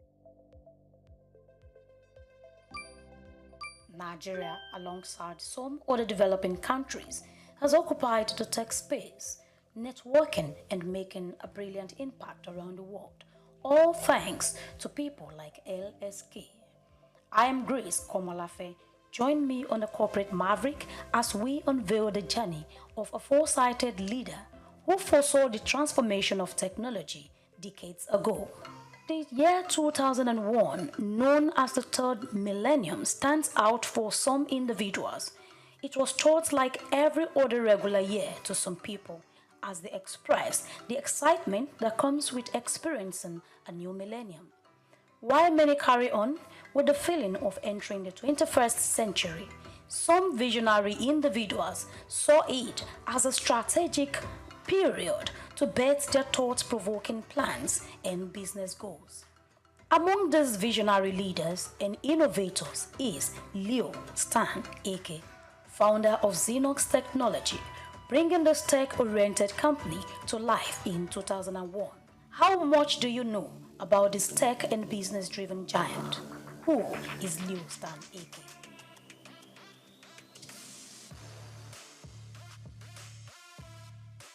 Dr. Leonard Stanley Nnamdi Eke, popularly known as Leo Stan Eke, is one of Nigeria's dynamic and influential figures, an African entrepreneur born into the family of Ihentuge Eke on February 22, 1956, in Imo State, Nigeria. his mom a dietitian and dad a nurse. His root is traced back to Ubommiri Mbaitoli, where he was raised in the household that valued education and hard work. His parents instilled in him the values of discipline and perseverance from a young age. It was within this nurturing environment that Eke's entrepreneurial spirit began to take shape.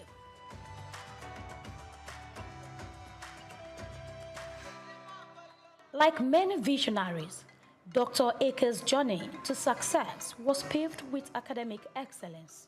He attended Holy Ghost College in Owerri for his secondary education, where he honed his intellect and ambition. Eke's dream of becoming the biggest transport company owner in Nigeria changed as a result of his encounter in India, where he had his university studies. It was a turnaround moment in his life.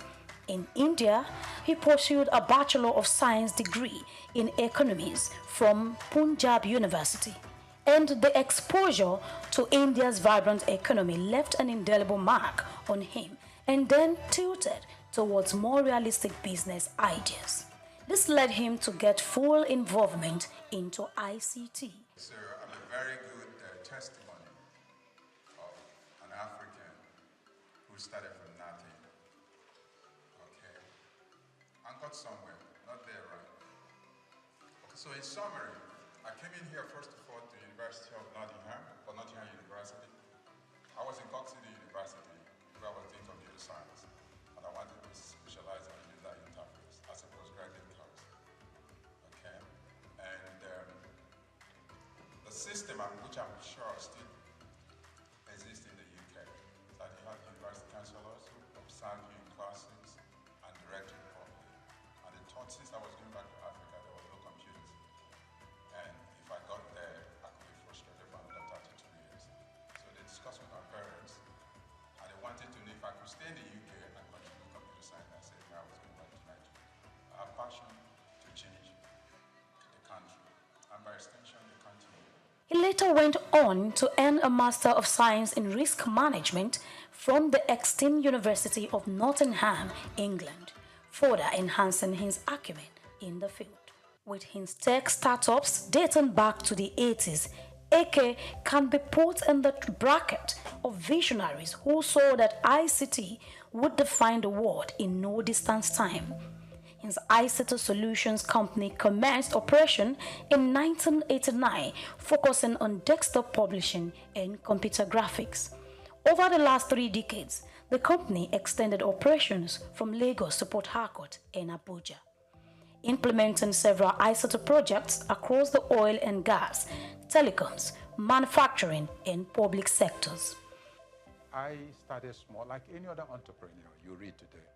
Okay, some started in the garage. Okay, most of them didn't inherit wealth. Now, so how could they have started? You start with your own. During our time, you have to start with your own sweat. Okay, until you build such, get to such a level with a system and structure in place, and then people trust you. But because our kids today pass through business schools, connected to people, okay, and they now want to go from average above. You understand? Instead of starting, a lot of us started from -1. Leo Stan Aker's major hits into the business world commenced with the establishment of SOUQ Technology Limited in 2001. With a fervent desire to contribute to Nigeria's technological space, he embarked on a mission to manufacture computers locally. Now a world-class ICT company providing innovative products and solutions. Under his leadership, SOUQ computers have emerged as a trailblazer in the industry, earning accolades for its quality and innovation. One of his notable achievements was the attainment of the Windows Hardware Quality Lab Testing (WHQL) certification, showing SOUQ's commitment to excellence. In 2013, the company made headlines with the launch of its computer tablet line, ZPad, marking another milestone in its illustrious journey. Dr. Aker's entrepreneurial prowess extends beyond the realm of technology. In 2018, his company Xenox made waves with the acquisition of Konga.com, a leading e-commerce platform in Nigeria. This landmark deal underscored Ake's strategic vision and his unwavering dedication to driving innovation in diverse sectors. Konga.com was founded by Sim Shagaya in July 2012 as a third-party online marketplace. 99% of its shares were acquired by Xenos in February 2018. 3 months later, Konga merged with Xenos retail outfit Udala to form the biggest e-commerce company in Africa, retaining the brand name Konga.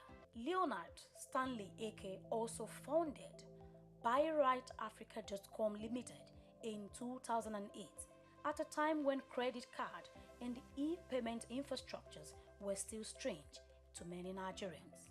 He did this to resolve funding issues for ICT projects and companies.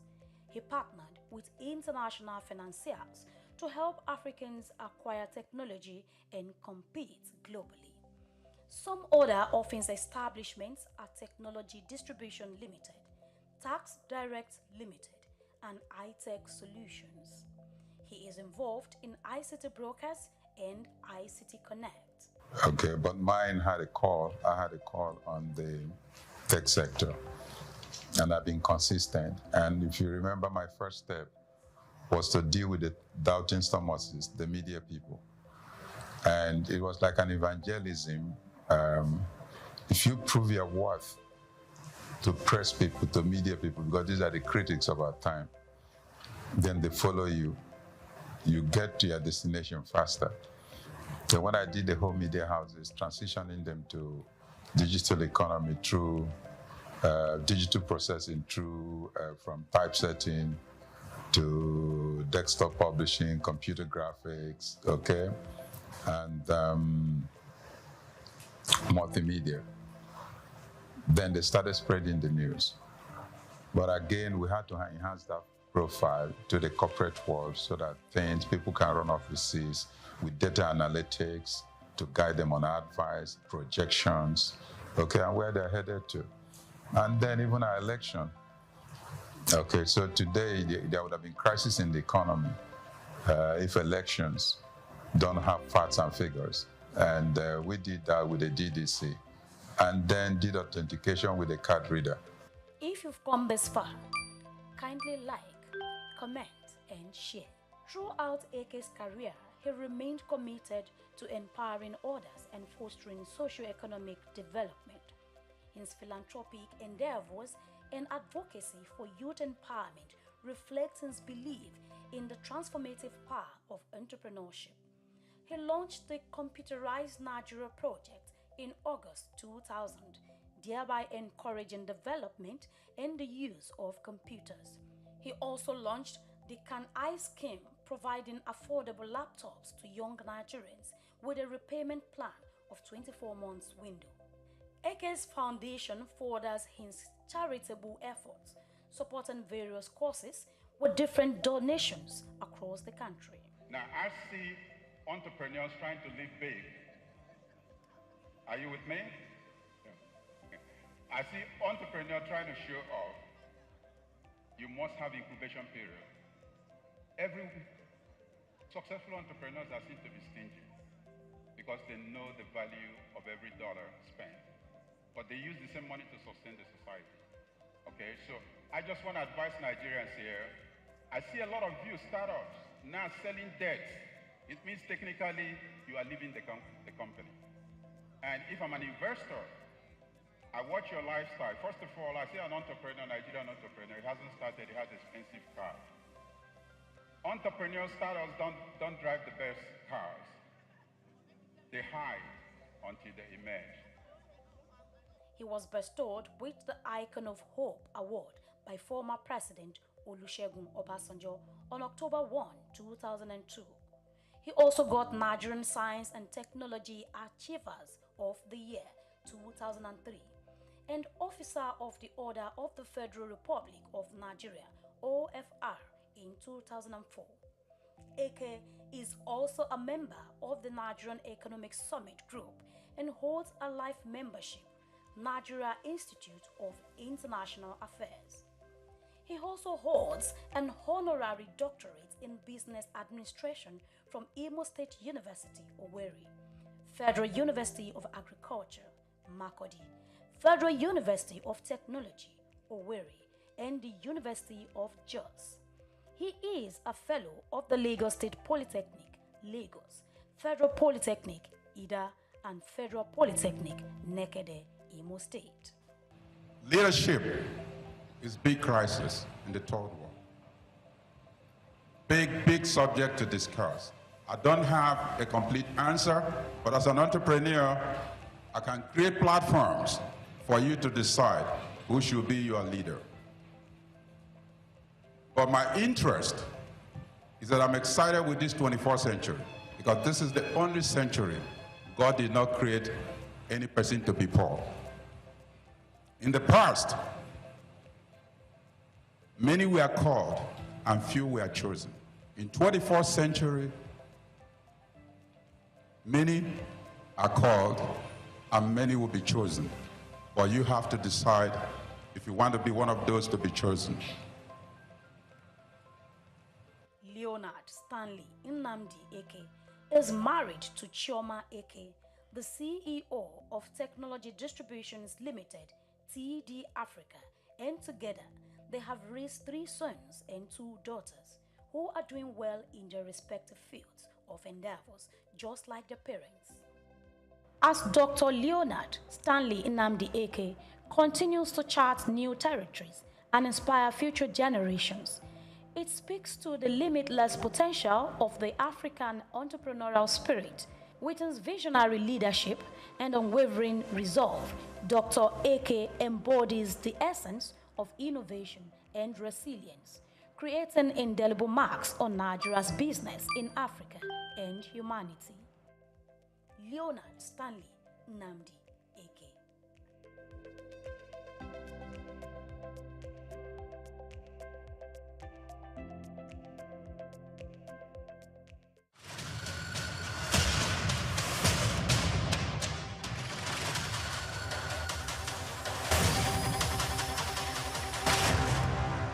My name is Yinka Babalola. My name is Ijoma Pelokoro. My name is Joshua Hassan. I am Rotarian Omosunde Lawson. It's Ife Rita Ejeze. My friends call me Ife. My name is Rotarian Lola Dare. I'm inviting you to keep watching SOUQ News. It's the right station to tune to.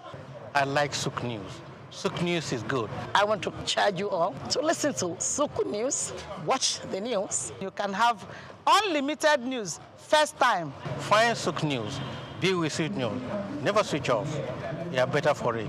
SOUQ News is the real thing. Listen to their coverage and you'll be glad you did. Turn to your YouTube, turn to your Instagram, turn to all your digital channels and look for SOUQ News. Keep watching. Keep watching. Please, guys, keep watching. SOUQ News.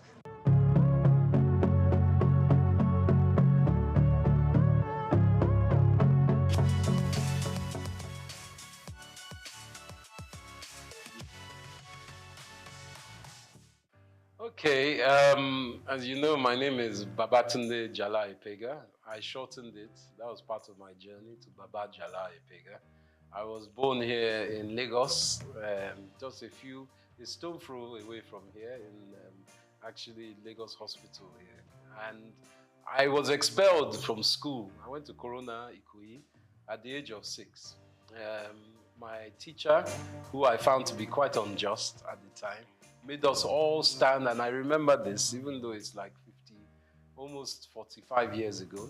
But I remember standing outside Corona School in the heat with all the students in my class because one boy had done something and no one owned up.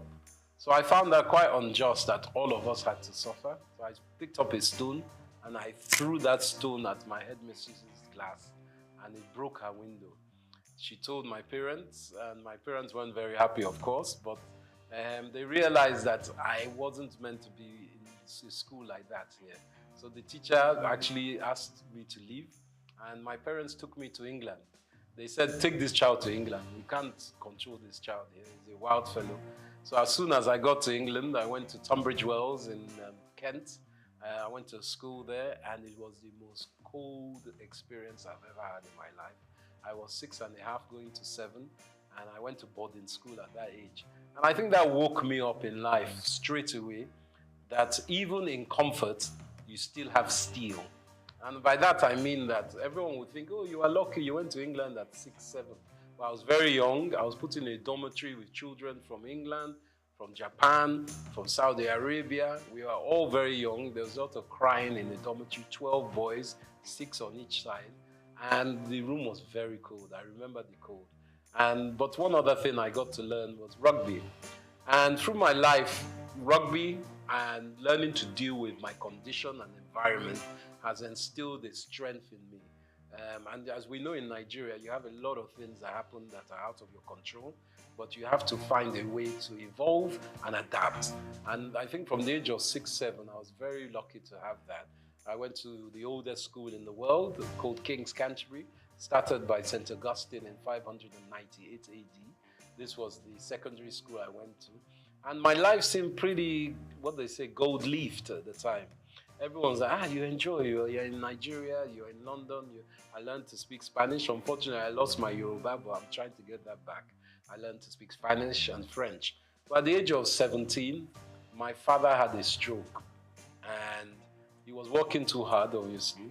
And sadly, my mom and dad had split up by that time. So my whole life that seemed so rosy stopped because my father's business partners, all of them somehow took the business. And it went away. And from that going away, we were left destitute. My dad was in a coma for 3 months, and my mother, who wasn't working, because my sisters and I have 2 lovely older sisters, Yewande and Gigi, we were still in school. So much so that my last year's school fees were not paid. But one of my uncles kindly paid for my school fees, and my mother had to go to work. She started her own business. She too was a journalist, Mrs. Ibiene Epega. But she started a chauffeur driving company and started using cars to drive people with her staff. So from that age where I thought a university was going to be given, I was left floating in the abyss because we didn't have financials. So for 1 year I had to work in a post office in London. And it was quite an eye-opener for me, but it didn't stop me from adapting. And again, adaptation helped me grew.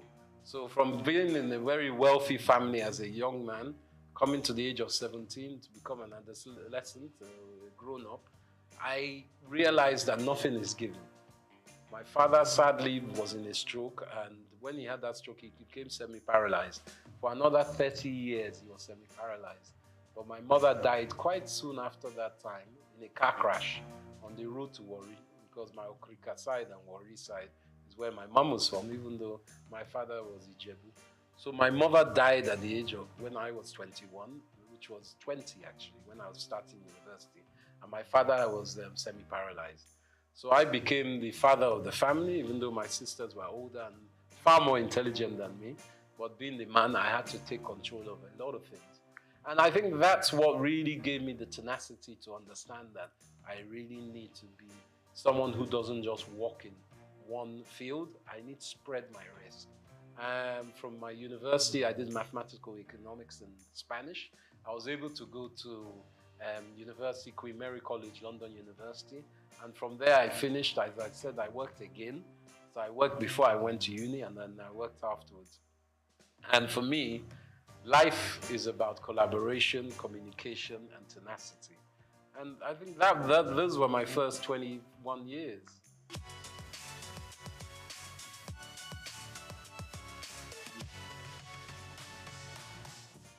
There were less people in Lagos in those days. I won't lie. I grew up every summer and even Christmas where we could afford it. Back in my day, 1978, 79, Naira was 0.8 to £1. So you can understand that people were very wealthy. I think in those days there was like 40 million people. It wasn't that much of it because my dad was an estate surveyor. So we used to go to Abuja a lot. And he was one of the surveyors that gridded Abuja when it was being built during the late 70s, 80s with Obasanjo, and even before Murtala Mohammed. They were gridding it. And Lagos was, shall I say, Abuja was made the capital. And Abuja is a model city of Milton Keynes, which is a model city of Paris. Just like Brasilia in Brazil was changed from Rio de Janeiro as a capital. So for me, coming back to Lagos was a joy. I enjoyed it because I was young. We used to just walk, run the streets on our bicycles and cycling, just exploring. Everything was open. There weren't as many cars. It was no big apartments, and there weren't as many people. So I had a beautiful time. There were a lot of lizards on the ground, and we used to throw stones at them. But that was my own youth. We used to go to the beach a lot. Bar Beach was around. It's not around now. Sadly, my dad used to take me to Bar Beach to see the capital punishment killings of armed robbers, and even Dimka, who was one of the leaders of the coup d'etat against Murtala Mohammed. We saw him shot there. Saturdays was a big day, and NTA used to have a channel. I think they still have their studio there. So one of our aunties, Ms. Julie Coker, was there. So we saw a different side of Nigeria. We would go to Ibadan, we would go to Ijebu, we would go to Benin, we would go to Port Harcourt by road. In those days, you could travel, and along the way, we go to Akure, you pick up mangoes, you pick up coconuts. My dad would pick up palm wine, all these things on the road that I don't know if you get it now because security is an issue. So for me, it was a romantic time.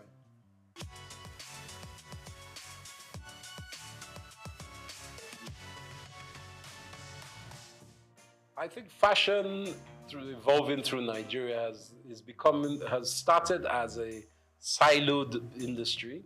By that I mean every individual was doing their own thing. Whether they were a seamstress, a tailor, a designer, a stitcher, they were doing their own thing. But we are realizing that with the 200+ million people we have in Nigeria, you can't be an individual alone doing your own thing. So the evolution of fashion that I've seen in my own small way, as someone who's worked in the industry, is that there's more collaboration. The designers are looking for hire specialist artisans to help with their stitching, the styling, and the putting together of clothes and accessories. So I'm also seeing small grassroots shoots, very small at the moment, of the government playing a part in bringing together some kind of foundation so people can articulate their fashion designs to the world, because we have seen it in a lot of music. Obviously, Afrobeat is one of our biggest exports in this country. Obviously, there's oil and all the others, but I'm talking about within this entertainment, luxury, lifestyle industries. So we're trying to learn from that how private sector can play a part to enhance this fashion sector. So now we're seeing a lot of vibrant colors, a lot of styles. Men's fashion is big. It's not just women's fashion. Men's grooming is massive. Hair and beauty as well. So men are taking care of ourselves more and more. And accessories. Accessories, I think, is fundamentally the quick fix of fashion, where we can enhance and create jobs and hyper growth in GDP by focusing on this. And this is where I implore the government with, working in mineral resources, our precious metals, semi-precious metals, help those industries to grow. There's a great lady, Janet Adeyemi, who works in Women in Business, and she is working within that. Let's help our fairer sex or the female gender to grow in business as well, because there's a fundamental knowledge that if half your population are women, as ours is roughly, or maybe 51%, 52%, you have to educate the women so they too can add to GDP. It's a simple economist theory.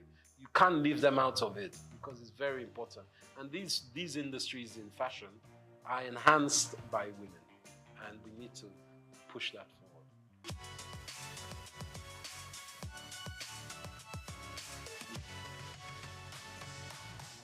I think the banking system needs to be augmented, and I'm saying this from the government's perspective. The ease of doing business in Nigeria, as an investor myself, a foreign investor as well as being an indigent in Nigeria, the problem is not getting your money to Nigeria, is getting your money out of Nigeria. Not that you want to suck all the money out of the country, but what can help is the floating exchange rates, the flow and liquidity of money that can come in and out of the country. A lot of investors are worried about how they get their money out of Nigeria. So I think our banking system, going back to the central bank, which they're working on, needs to be much more fluid. So people feel they can invest and take money out. But also, we need to articulate what is on offer. We need to start some kind of documentation of who is available to have investment with, where they can be found, because it's because we are quite an opaque economy, meaning that people can't see the end of where they're putting their money. Once we do that basis and open up the lights within which kind of businesses are available to be invested in, I think a lot of investors, domestic and international, will be more willing to put money towards it.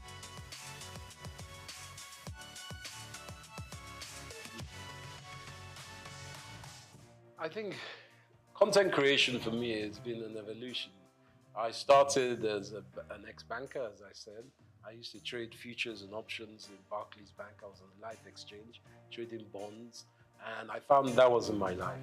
I wanted to be more closer to people. Some people can be bankers on the trading desk or trading floor, but not for me. So I started doing events. I was very lucky enough to show that I was quite adept at doing events.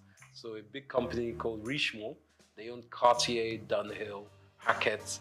They were part of British American Tobacco. They took me on to do their events.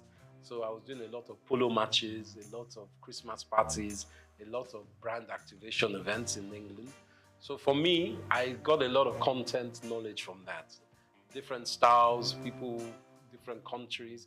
But in the last 10 years, I felt that helping companies like LinkedIn, Google, all kinds of big banks in Europe and America was not my remit. My business, EMC3, was going very strongly in America. But as a Nigerian man, I didn't feel love in America. I know that everyone says it's the land of opportunity, but being someone of my own African descent, I didn't like the mentality there. People are good, but the infrastructure is racist institutionally, as we know. So I felt I wanted to give something back to Nigeria. And with all the 20 years of, at that time, about 17 years of knowledge I gained from doing some of the best Grand Prix parties in the world, Formula One, around Monza, Silverstone, Abu Dhabi, I was doing a lot of events. I thought, let me take this back to Nigeria. I didn't have to come back to Nigeria. I wanted to. And I know with all our grievances with Nigeria, if you ask many Africans about Nigeria, they'll say, they look up to us. You guys, you have Chinua Achebe, you have Wole Soyinka, you have Fela Kuti.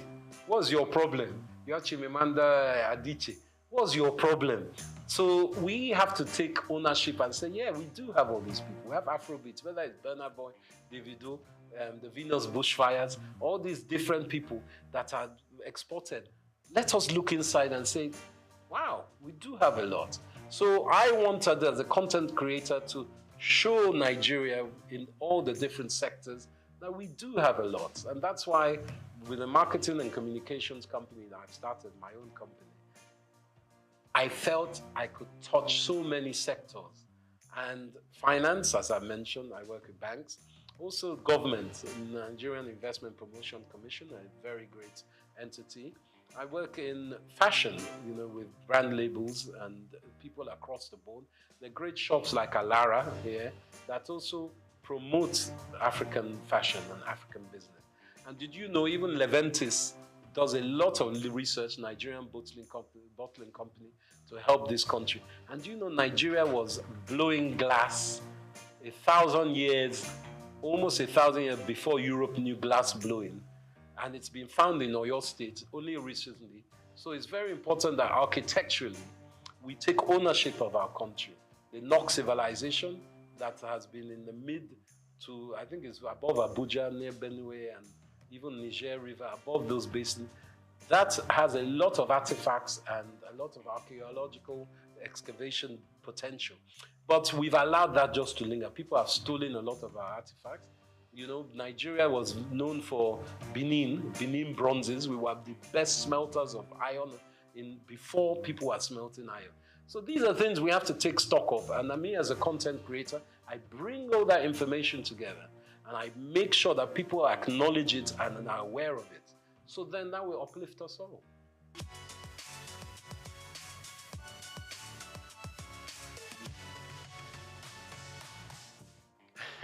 Now, this is a political question, but I believe with our background of the last 20, 30 years, we've had, sadly, leaders who have been militarily inclined, let's just call it that.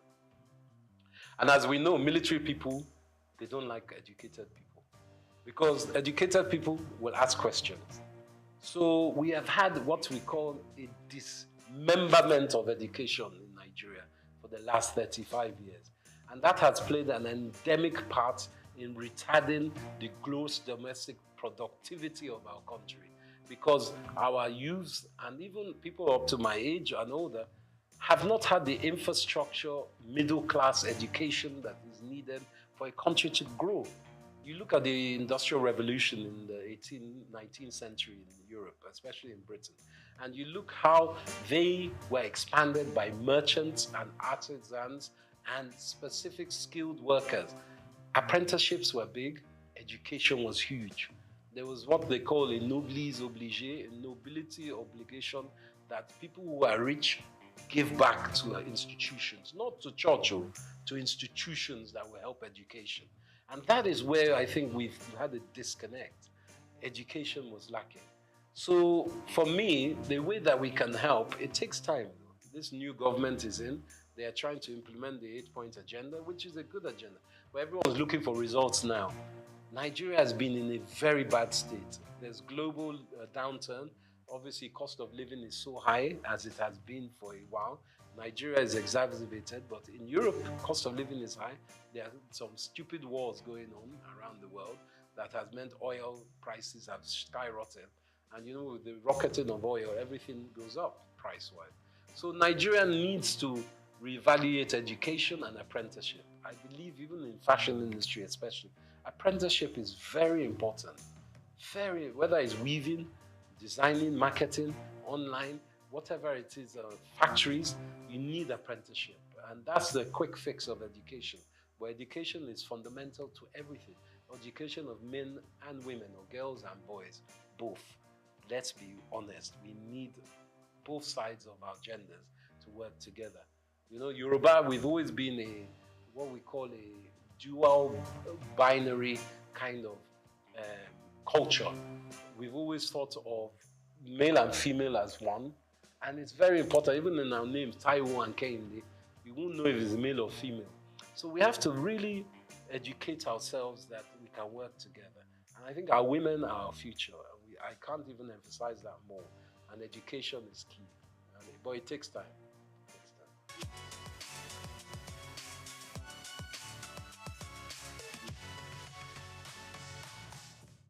I think Japa syndrome is very real. Everyone wants a better life. Let's not lie. You want a better life for yourselves, but for your family, your parents, your children. And the opportunities in Nigeria, even when you have been educated and you finish graduate here, to find jobs is not easy. The infrastructure is very bad for job creation. And this is being worked on, you know, and the last 8 years has been fundamentally broken. But we know this new government is changing that. But specifically, Japa in Canada, they need our brains. You go across the world and you ask any nation, especially America, who are the best educated, the best, integrated, and the most proficient people, Nigerians. So it's not that we are stupid, it's that we don't have the infrastructure at home. And America, Canada, Europe, they're giving us the infrastructure. So getting out of Nigeria is not easy. There are opportunities and policies that allow it, but going across the border to Libya is not the way. You spend $5,000, $4,000, which is almost 4 or 5 million naira to try and get to Europe, and then you're treated like a dog when you get there. That's not the way. But, you know, there are certain policies that can take you to these countries. And in Britain, for instance, it's not all, the streets aren't paved in gold, but if you earn £1 in Britain, you send that home, that £1 is 1,300 naira. So, and the minimum wage is £14 an hour now in Britain. So you can do the maths of that. So someone who is earning £14 an hour, if they work 10 hours in a day, they've earned over £100, which is 100,000 naira. So the maths, of course, is what makes people want to go there, because even if you are working there, obviously you're paying British rates, so your rent, your cost of utilities, your food and drink, your transport comes into play. It's not cheap there. But the money you send, even if you're only sending £100 a month back to your mom, that's 100,000 naira. So, or 130,000 naira in today's rate. So you can do the maths. That's why people are going. And the security in these countries is, and the education, to be quite frank, is better. But it doesn't mean they are better. We have to build a house, you must thatch the roof from within, so your roof doesn't cave in. And I think that's very important. Not that people shouldn't go home. I mean, go out of the country, but they should always come home as they can. Because we need, you see the Pakistanis doing it, you see the Indians doing it, you see the Arabs, they go home and they build their own countries. It's not good to just japa and leave. You have to come home small.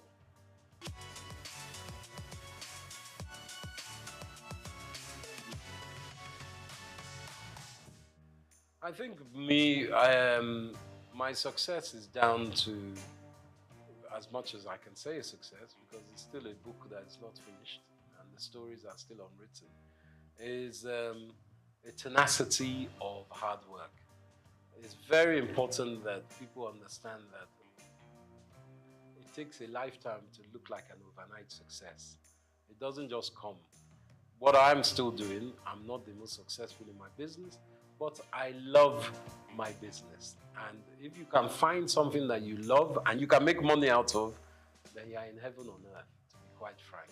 I think my spirituality and my faith is very important, as is my wife's. My wife, Helen Epega, she wrote the world's first Pidgin English opera.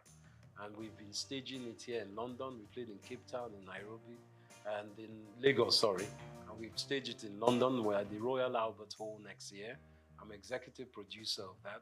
So I think my success, to add to that, is that I put all my eggs in one basket. And I work very hard to make sure I research and obtain knowledge of the next thing, or what was the last thing. I'm a historian as well. And I put things in perspective. And I try to add value as I can. But as my momsy used to say, you have 2 ears and 1 mouth for a reason. So I like to listen as well. And from children you can learn, from grandpapa you can learn. So humility is very important. I'm not arrogant with it. And I think that's the most important part. Collaboration, humility, and shared drive. But also knowing that for me, Saturday and Sunday, I'm off. That's my time for the family. I take a break. Sunday, even God rested on the 7th day. Me too, I rest. I'm not 24/7, even though this weekend we have a big fashion event, but that's work. But when I take my tools down, it's tools down. No one can call me on Sunday morning. So you can't be BOing to people. Never let anyone own you like that. That's what I say.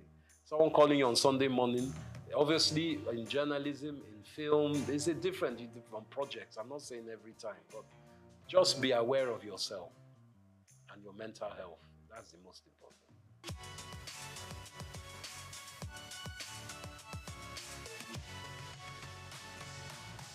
Sure. The world's first Pidgin English opera is a show about a Nigerian fabled people. It's almost like Orisha, but it's not. There are people who are Mami Waters, as well as they are spiritual people. They are the guardians of the galaxy, to use an expression. There is God, the all-faithful God, and the all-knowing God, omniscient, omnipotent.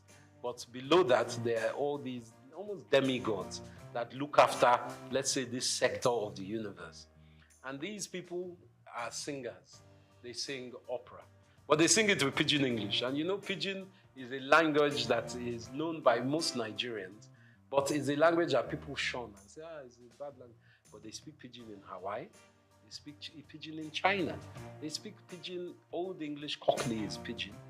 American even is a form of Pidgin because they Yankified English. So what my wife has done, Helen Epega, she's also known as the Venus Bushfires. She is an Afrofuturist musician.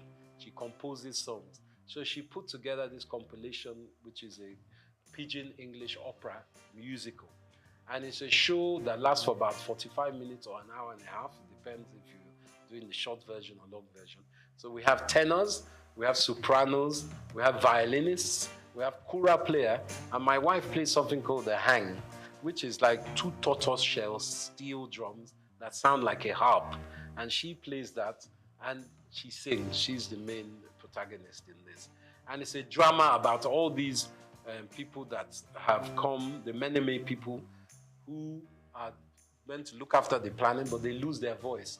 So Earth is, because God is angry with them, Earth, and says these people are rubbish. But the many people say to God, please, give them one more chance.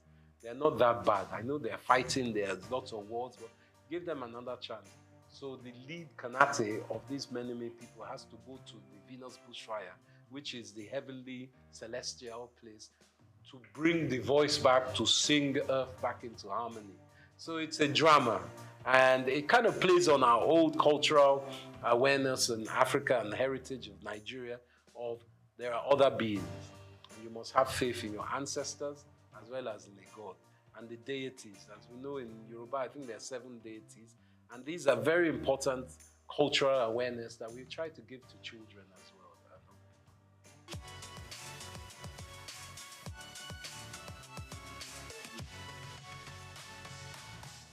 I think the filmmaking in Nigeria is burgeoning.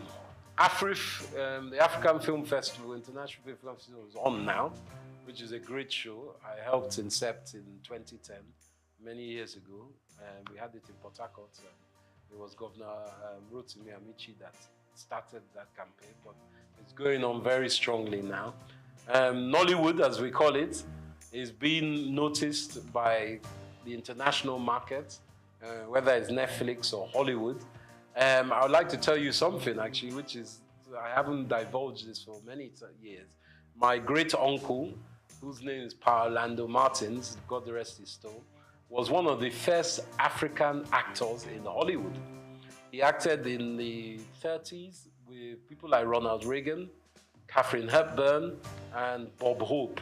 And he always played a part as an African prince or chief. He was never like denigrated or made into a lower African slave or anything. And I think that instilled something in my mind with this film industry.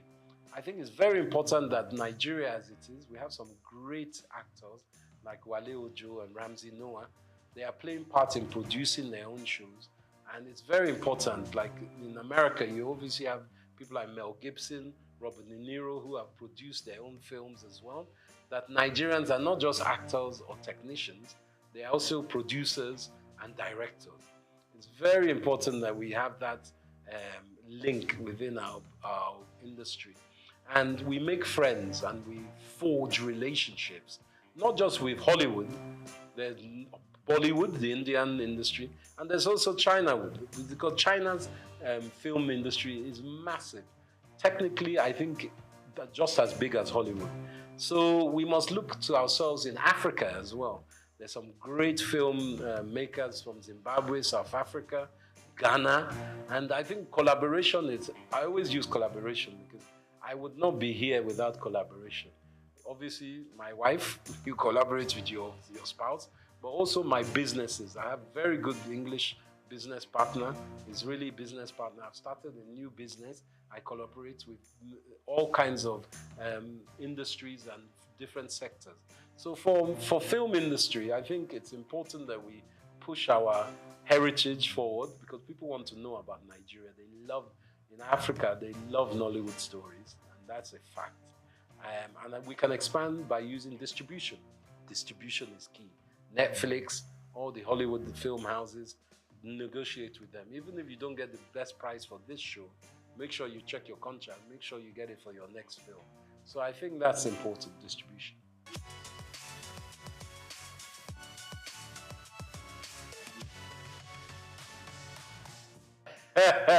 While I'm still alive, that's a very good question. Hope springs eternal with me, and I am optimistic about Nigeria. I think Nigeria is not what we all will think it will be. It's something it's a country that needs to be more fluid. We have in diaspora a lot of powerful individuals and groups. I think we need to connect even more with those individuals and groups who need to invest in Nigeria. Our youth is very talented and is very able, but it's also very abundant.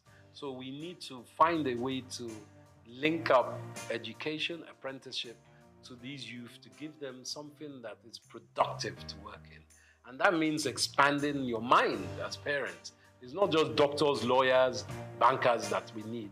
We need artisans, we need creatives. And that's the most important point. It's a mind block. So for me, if we can work on Nigeria's mind psyche and the taboos of oh, we don't want our child to marry a musician. You know, even as a musician, you don't just have to be a rapper. You could be a music engineer. You could be a filmmaker. You could be an engineer that works with the technical aspects of editing. You could be a designer. There's so many aspects. So I say to my utopian Nigeria, learn from your brothers and sisters. International research online is very important. And for me, the dream is to see Nigeria as a fluid country of strength in Africa, where we're trading with African countries and we're using what we have as our asset. Technically, of course, we need Europe and America and everything, but we have it in Africa. We have it in Nigeria. So my beauty of Nigeria would be if we become our own Wakanda, working with other African states and enhancing our own GDP as well as our region and our continent's GDP working together.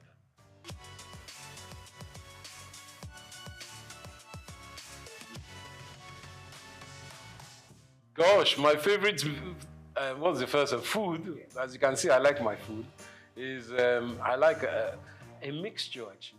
I like amala. I like yams. I swallow very well. Whether it's with ogbono soup, that's very good. But also, from my mother's riverside, there's one okra, seafood okra that my mom used to make. And I still strive to find that. I go and find that whenever I go away. In London, you have some nice Nigerian restaurants, and in Lagos, of course, as across Nigeria. But nothing like home cooking when my wife makes me a nice, I suppose she makes a goosey for me, eba, and that's my staple.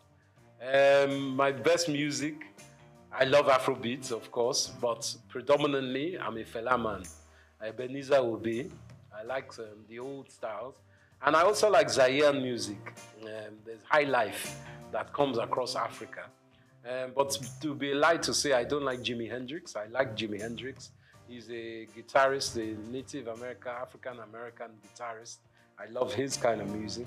So those are my mainstays, and Gorillaz and De La Soul are still very great music of mine. Those are my Spotify at the moment.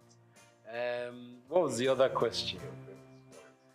I like wrestling. They used to call it Gidigbo back in the day, Yoruba wrestling.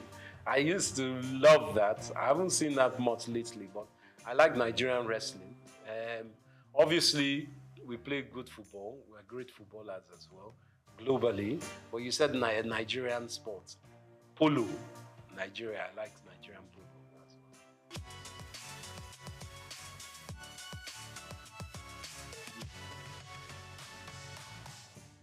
To my young brethren and children of Nigeria, I say it's important hard work. Hard work, research, and belief in yourself. Obviously, times are very tough at the moment, and money is tight. But with your own creativity, you can build your empire from there. I always believe that from one's mind, you can make worlds, and you shouldn't give up. Obviously, if you're not very great at one thing, you find what you are great at. But always be honest with yourself and treat others how you want to be treated. And remember, collaboration is the key or the little sister of success. And always have a smile. Very important. That's what I say.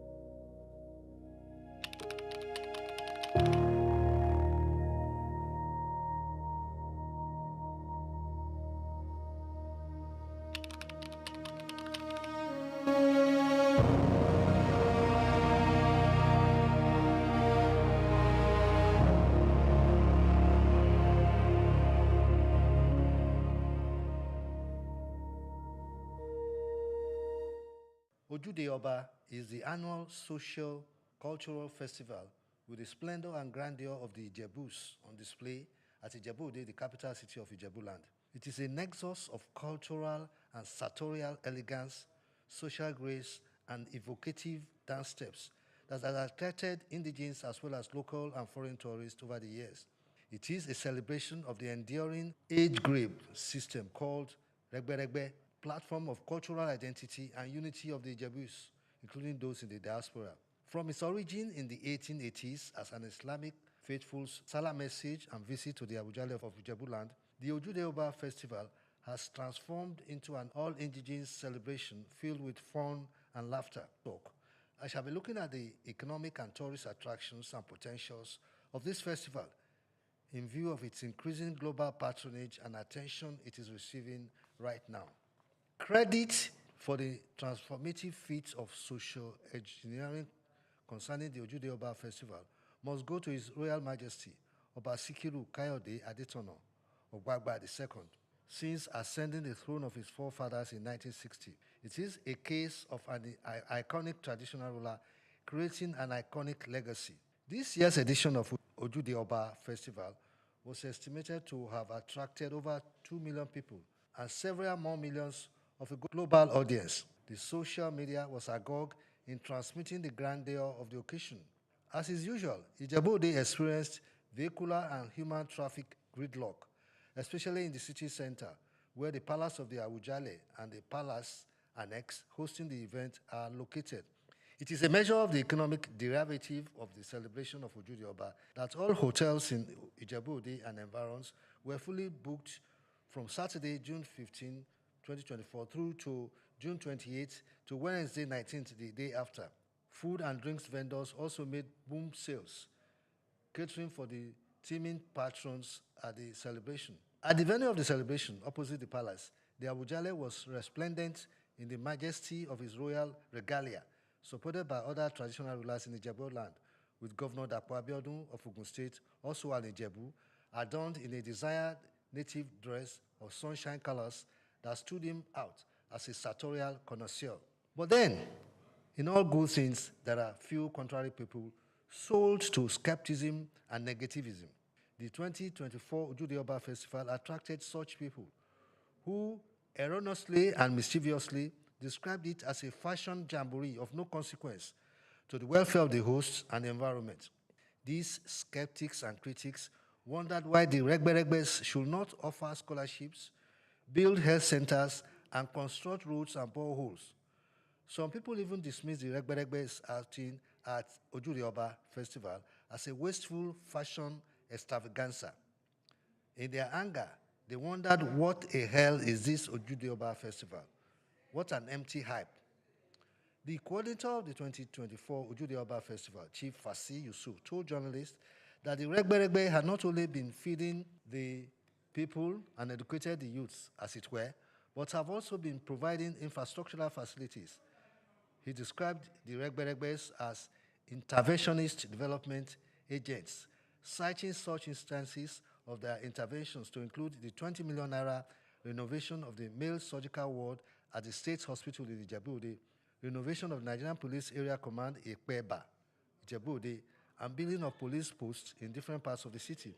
The 108-page Ojude Oba Festival 2024 brochure listed some of the other activities engaged by the various Regbe-Regbes, as the resuscitation of the moribund School of Nursing and Midwifery, Ijebu-Ode, scholarships to indigent students, construction of 4 blocks of classrooms at Omu Ajose Comprehensive High School, and 3 classroom blocks at Imososi Primary School, Agoiwoye. Other activities include the rehabilitation of roads, provision of boreholes and solar street lights, support to orphanages, homes, and homes for special needs, and free medical services for indigents. Chief Fasi Yusuf, who is the backbone of Ijebu-Ode and secretary to the Awujale Council of Chiefs, stressed that it had become imperative to enlighten skeptics about the extensive ramifications of the Regbe-Regbes as a unique, populist, social, cultural, economic platform where services were provided for the community and also for members. He pointed out that the Regbe-Regbes had become unifying and uplifting platforms with the enhancement of the well-being of members, financial and health-wise, considered collective responsibilities of the age group, where investment loans, payment of hospital bills of sick members, and donation to families of deceased members are made. Talking personally and professionally after my private investigation, interaction, and discussion, I will say categorically clearly that the glees and colors associated with the Ojude Festival is outside the ranks of any cultural festival in Nigeria. What Nigeria advertises to the world in Ojude is cultural elegance and communal cohesion. It is this cultural elegance that is being proposed as a tourism potential and strength for Ojude Festival as a major global tourist destination. For instance, Morocco, Africa's top tourism destination with 13.2 million tourists in 2023, has its vibrant culture as its selling point. Egypt, which is placed second with 11.5 million tourists, has its ancient wonders of the pyramid and the Valley of Kings as its attraction. While for 8th place Kenya, with 2.6 million tourists, the premium is its wildlife safaris. Nigeria, ranked 68th in the World Tourism Index, attracted only 518,000 tourists in 2021 from the latest figures available from the United Nations World Tourism Organization. This demands that Nigeria needs to create and promote a tourism policy and strategy with a properly packaged Ojude Festival as a potential tourism money spinner to tap into the gold mine of its 1.3 billion global tourists in 2023 that generated revenues of $4 trillion, according to the United Nations World Tourism Organization. The Ojude Festival should be funded, supported, and promoted to rank with the world's leading tourism destinations.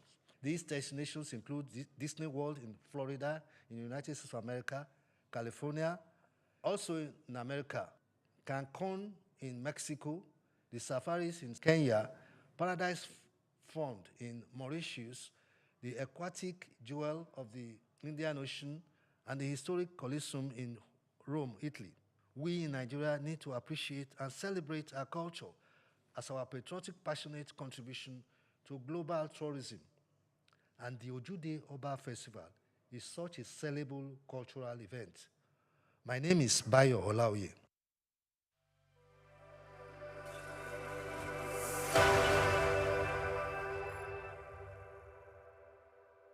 My name is Becky Elijah. I'm from UBA, so keep watching SOUQ News. Hello, my name is Emmanuel. Keep watching SOUQ News. Esther Ashimi, keep watching SOUQ News. Keep watching SOUQ News.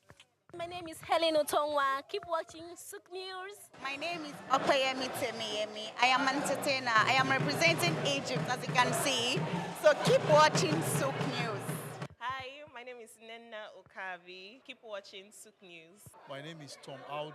Keep watching SOUQ News. I'm Elizabeth from POS Services UBA. Keep watching SOUQ News. Hi, my name is Kelechi Agu. Keep watching SOUQ News. We've got just what you need right here at Femi Wash Media. Call it the Midas Touch, and you wouldn't be wrong.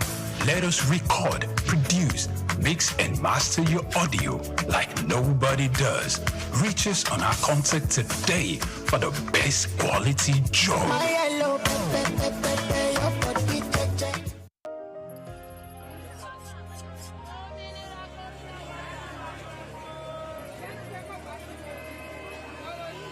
Hello, Lagos. Make we yarn. Hello, boy, if this POS matter, don't pass your code. Person go swipe, alert no enter. Before you know it, jump. Wait, wetin really happen? Maybe you fake alert the warriors. Okay, so wanna listen, If you dey do POS business, no expose your alert. Hello, Ogbefi. They don't walk that bar road where they worry for our local government for years. This one sweet me, I no lie you. Because you know what? Development with the work, it deserve loudspeaker. Now why we dey here be that? For here, we know the abuse, we dey bring solution. My name, it is Ikechukwu Oyemike, aka Ogbefi Ishegwari. Make we yarn every weekday from 10 a.m. go to 12 o'clock on Top the Eye 95.9 FM. For the Roman Empire, Egypt was more than a territory. It was a lifeline, a source of grain, a pillar of survival, but dependence came with risk. After the fall of pharaohs and the struggles of competing empires, Egypt came under Roman control. Its role changed from an independent power to a critical supplier with a vast imperial system. The Romans relied heavily on Egypt's agricultural output, especially grain shipped along the Nile and across the Mediterranean. Egypt became the breadbasket of Rome. Its fertile lands fed a growing population far beyond Africa. This created a powerful economic link, but also a dangerous dependency. When the system worked, it sustained an empire, but when disruptions occurred, whether from political instability, mismanagement, or environmental factors, the consequences were severe. The Nile, once a source of life, could also become a point of vulnerability. Maintaining control over Egypt required constant oversight. The stakes were too high. Any disruption in supply could threaten stability far beyond its borders. Over time, pressures mounted. The system that once sustained power became increasingly fragile. This highlights a key economic lesson. Resource wealth can strengthen a system, but overdependence can also weaken it. Across Africa today, many economies still depend heavily on a single resource: oil, minerals, or agriculture. The question remains, how sustainable is that model? Because history reminds us what feeds growth can also expose weakness.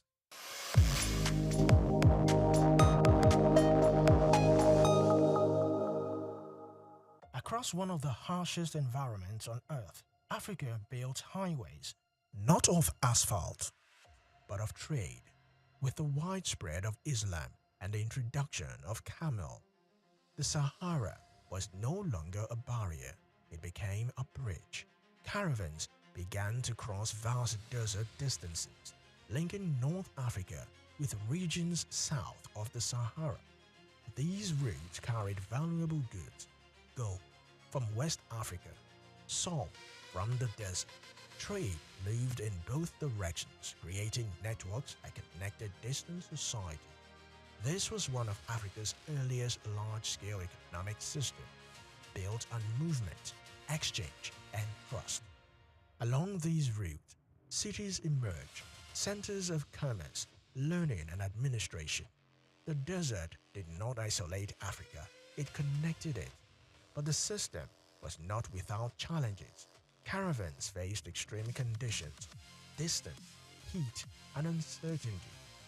Yet, despite these risks, the network endured, driven by demand and opportunity.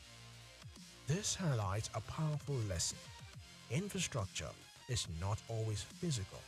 It can be built through routes, relationships, and systems of exchange. Today, Africa is building new highways, digital, financial, and logistical.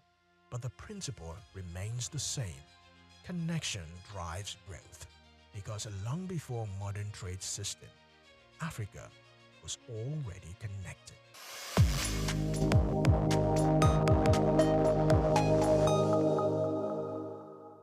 Lawyers are concerned about several issues when it comes to artificial intelligence, AI, including data, privacy, compliance, and job displacement. Will AI really take jobs away from lawyers? In this special report, Bayo Olaoye addresses one of those concerns, job displacement for lawyers, as a result of the introduction of artificial intelligence. Will artificial intelligence make lawyers jobless? The short answer to that question is no. There are 3 reasons why AI will not take away jobs from lawyers, according to experts. First, AI systems being developed for the legal industry are primarily co-pilots. Secondly, there are numerous tasks AI simply won't do because legal implications prevent it. For example, litigation. AI cannot make court appearances unless, of course, nations radically change their constitutions to allow robot lawyers to stand in court, which is highly unlikely. Additionally, for lawyers involved in strategic work, such as security, meeting new clients and existing ones, or serving on boards, AI cannot replicate the human touch. AI lacks the commercial acumen required to build relationship with clients and navigate complex problem-solving tasks. AI cannot engage in the strategic aspects of legal work that require understanding human behavior, negotiating, and making judgment calls. According to experts, AI systems built for the legal industry are designed to function as co-pilots, helping lawyers become more efficient but still requiring human oversight. For instance, AI can draft a clause for you, but as a lawyer, you must ensure that the clause makes sense. AI can assist with tasks like legal research, drafting legal documents, contract review, and identifying red flags. However, human involvement and judgment remain essential as all systems, particularly large language models, can sometimes be confidently wrong. Despite its potential to assist in many areas, there are numerous tasks AI will not do for lawyers, either because it lacks the necessary capabilities or because it is unnecessary. Some might argue that AI makes lawyers more efficient. A law firm that would typically hire, say, 8 legal associates annually might now only need 5, using AI to assist those remaining associates. While that may be true in some cases, it does not necessarily mean lawyers are losing jobs, as AI will create new roles and open up career paths for lawyers, according to AI industry experts. For instance, AI companies build products for lawyers, require legal professionals just as much as they need AI researchers and engineers. Lawyers are domain experts who know the pinpoints and can guide the development of legal AI tools. In addition, there is a need for lawyers who will build a career in AI governance, working on AI policy auditing, AI existential skills, and AI enlightenment. In fact, lawyers will play a bigger role in AI governance than we can ever imagine. For instance, the AI alignment problem is one of the biggest challenges in the industry. There is ongoing research on whether we can solve the alignment problem using the law. As it is known, law is the most democratic aggregation of human values. How do we evaluate the ability of AI systems to follow the law? Or how do we ensure that AI systems do not misinterpret the law in case of unforeseen contingencies? Humans have the Supreme Court to interpret laws when faced with complex scenarios. What will be the Supreme Court for AI systems? These are questions that require both lawyers and AI engineers alike to ensure compliance.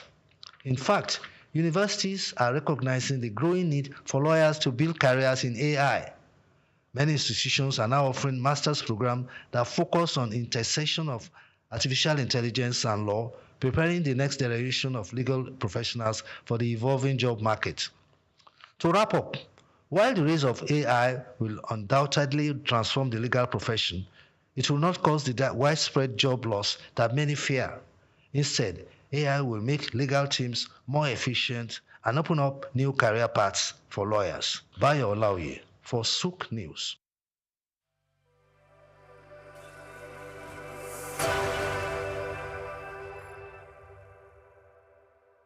The Eyo Festival, also known as the Adamu-Orisha, is a traditional Yoruba festival unique to Lagos Island in Lagos State, the center of excellence. It is one of the most iconic cultural events in Lagos and serves as both a spiritual ceremony and a public spectacle. Eyo dates back to the 19th century, though original traditions suggest its origin may be older. It began as a rite of passage for the transition of a diseased Oba or High Chief in Lagos. In today's special report, Bayo Olaoye traces the antecedent and the genesis of this renowned cultural event. The first recorded Eyo Festival was held in 1854 to commemorate the passing of Oba Akintoye. Over time, it also became a celebration for the installation of a new Oba or to honor prominent Lagosians.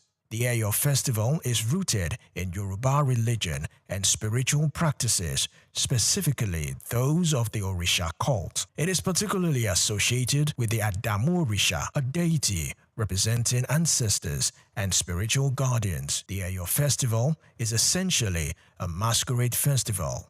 The masqueraders are called Eyo, and each represents a spirit of the ancestors. These Eyo figures are customized in flowing white robes with large hats and face coverings. They carry okpas, known as batons or staff, used to generally discipline those who break festival rules. The Eyo festival can also be described as a spiritual cleansing of the land and people, and used to escort the soul of a deceased noble into the afterlife. It invokes blessings and peace for the community, purges the city of evil spirit and misfortunes. The festival is organized by 5 major Eyo groups, or Igas, also known as palaces, each with its own color and significance. Eyo Adimu, black, is housed in Iga Adimu. Eyo Laba, which is recognized by its red color, has Iga Idungoron as its palace, while Eyo Oniko, renowned for its yellow color, stays at Iga Oniko. Iga Ologede, with its green color, will reside at Iga Ologede, and Eyo Agere, with its purple color, stays at Iga Agere. The main day of the festival is called Oye Day, which falls on Saturday. Prior to this, there are several rituals leading to the Akoko Day, where announcements are made and various traditional rites are performed. What are the rules, regulations, and etiquettes? During the festival, what are the do's and don'ts?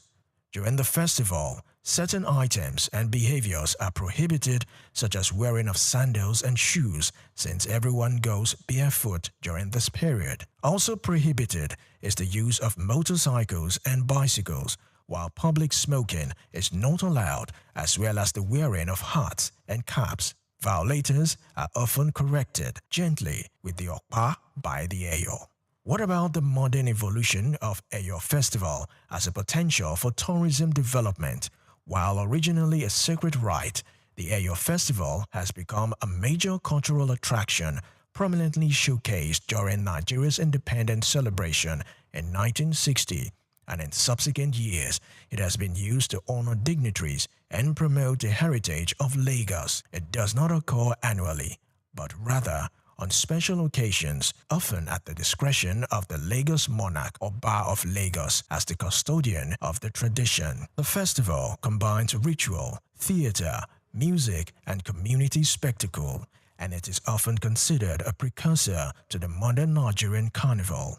The Eyo Festival has inspired modern performances and literature in Nigeria and reflects the depth of Yoruba spirituality, the importance of ancestors, and the interplay between tradition and modernity. Olumide Shokoya reporting for SOUQ News TV.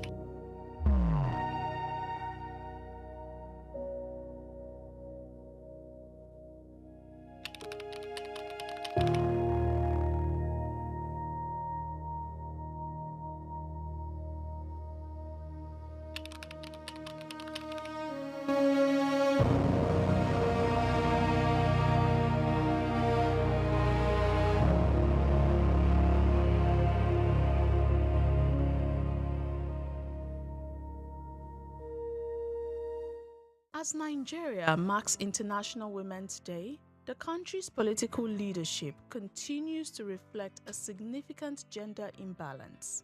Despite constituting nearly half of the population and more than half of registered voters, women hold only a marginal share of elective offices, accounting for just about 4.7% of political leadership positions nationwide. The disparity is especially glaring in the federal legislature. Women hold only about 4.5% of seats in the National Assembly. That is, just 21 out of 469 lawmakers, placing Nigeria among the lowest-ranked countries globally for female parliamentary representation. At the state executive level, the picture is only slightly better. While Nigeria has never elected a female governor, women currently serve as deputy governors in 8 of the 36 states. These women represent about 22% of deputy governorship positions in the country, bringing diverse expertise from engineering to academia into state governance.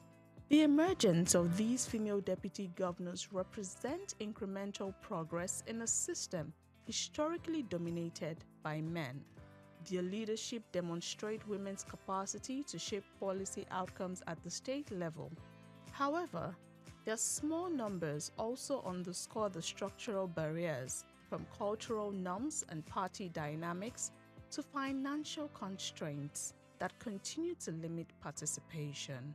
As Nigeria celebrates International Women's Day, the stories of these deputy governors serve as both symbols of progress and reminders of the work still needed to achieve true gender parity. In our next episode, we shall take a look at women's representation in the Senate, which remains critically low and stands as one of the starkest symbols of political underrepresentation.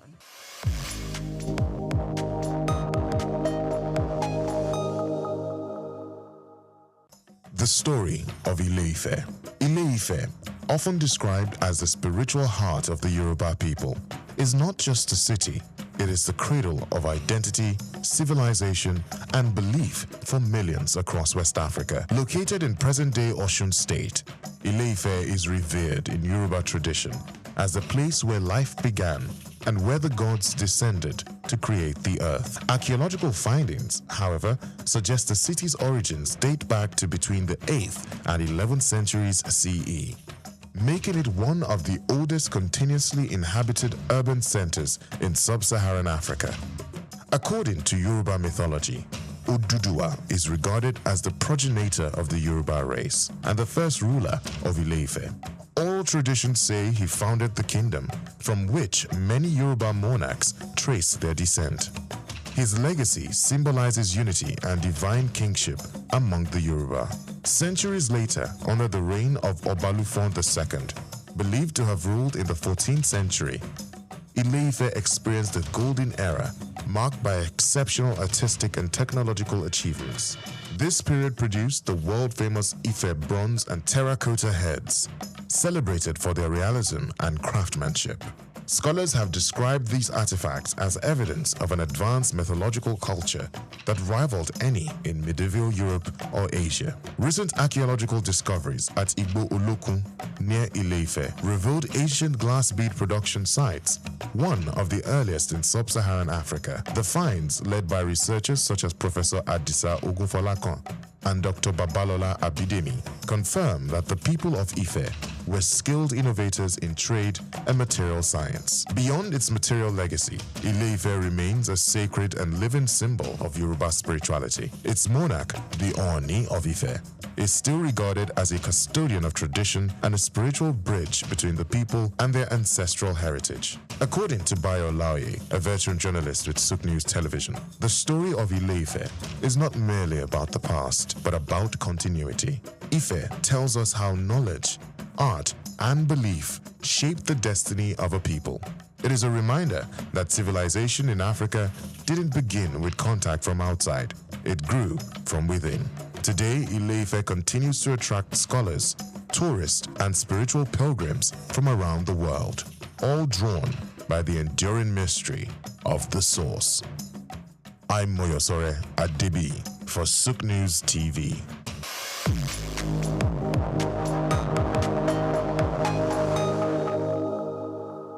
As empires rose and fell, a new force began to shape North Africa, not through armies, but through belief. Christianity spread across the region, bringing unity but also division. During the later years of Roman rule, Christianity took root across North Africa. It spread through cities, communities, and institutions, becoming a powerful social and cultural force. Disagreements over doctrine and authority led to deep divisions within the Christian community. Different groups emerged, each claiming legitimacy. These were not just religious debates, they shaped power, identity, and control within society. Christianity in Africa developed its own character, rooted in local cultures and tradition. From Egypt to Ethiopia, distinct expressions of faith took shape, reflecting the diversity of the continent. But division weakened coercion. Religious dispute, combined with political pressures, left society fragmented. Unity, once strengthened by shared belief, became harder to sustain. This highlights a recurring theme in history. Ideas can unite people, but divisions over those same ideas can weaken institutions. Across Africa today, diversity remains a strength, but managing differences, religious, ethnic, or political, is key to stability and development. Because the real challenge is not difference, it is division.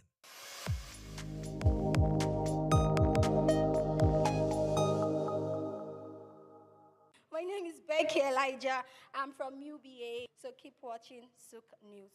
Hello, my name is Emmanuel. Keep watching SOUQ News. Esther Ashimi, keep watching SOUQ News. Keep watching SOUQ News. My name is Helen Otongwa. Keep watching SOUQ News. My name is Opeyemi Temiyemi. I am an entertainer. I am representing Egypt, as you can see.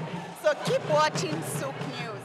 Hi, my name is Nenna Okavi. Keep watching SOUQ News. My name is Tom Aldo. Keep watching SOUQ News. I'm Elizabeth from POS Services UBA. Keep watching SOUQ News. Hi, my name is Kelechi Agu. Keep watching SOUQ News.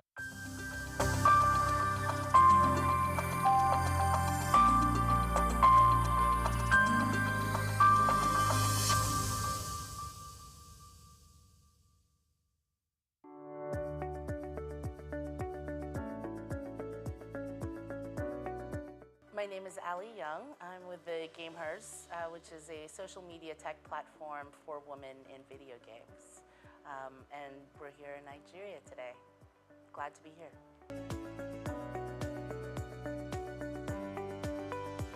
People are just absolutely lovely. The food is fantastic, and looking forward to getting out of the hotel and conference and seeing much more.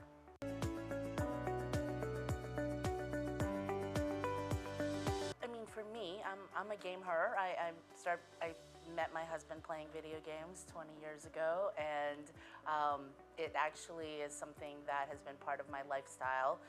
Family time is spent with my daughter and my husband playing video games. We've met online friends in person, gone on vacations with them. They were part of our wedding.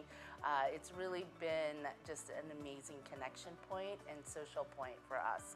And so when I had the opportunity to work with the Gamehers, it really became home to me, right? Because it's with people who are very like-minded and an amazing community.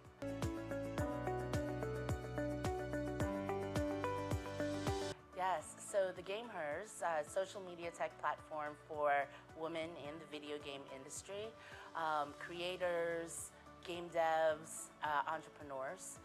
And for us, we are a safe space where people can connect. Something that you and I spoke about earlier around, playing video games and feeling the pressure to be good at it and wanting to, and kind of the toxicity around the online culture a little bit. Because it is a little bit male-dominated, right? And I feel like the Gamehers was built around that. In fact, I remember the very first gaming conference that I went to, and literally, it was a room that had about 200 people, and there were 3 women, including myself. And I thought, we have to do better, right? I mean, I play video games. I have friends that play video games who are women, and I feel like it's extremely important for us to spread that message that it is okay to play video games as a female. Additionally, Gen A, Gen Z, 98% of the younger generations are playing video games now, right? They don't identify as gamers like people who go to movies don't identify as movieists, right? And so it's just a part of their life. And what's interesting is that even though there are 3.2 billion gamers globally, and half of those are women, we're still underrepresented in the professional esports world, in game development, and leadership positions.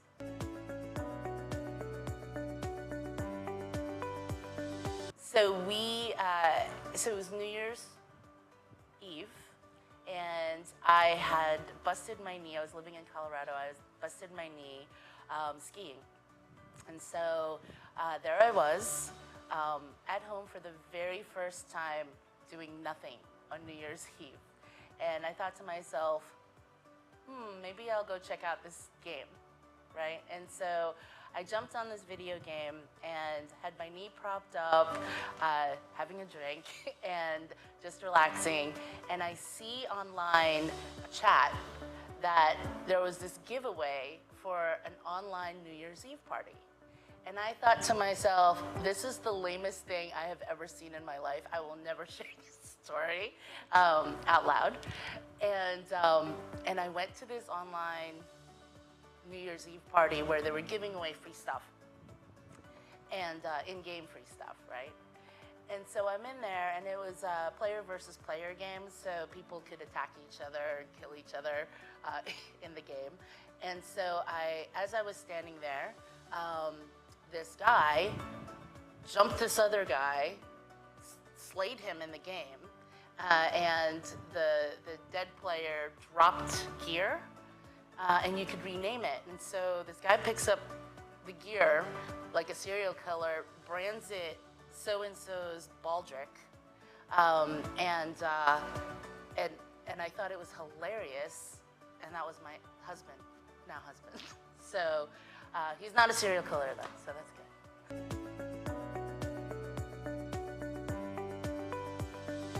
I'll share this with you. So the game Hers, since its inception in 2020, we created a platform where we celebrate women through the Game Hers Awards. And we had it had been virtual through COVID, and we had our first live Game Hers Awards in Atlanta in March 1 to kick off Women's History Month. And we had a room full of 300 people, women and their allies, where we celebrated their contributions to other women in gaming and inclusivity. And it was incredible to just see people who haven't met in person.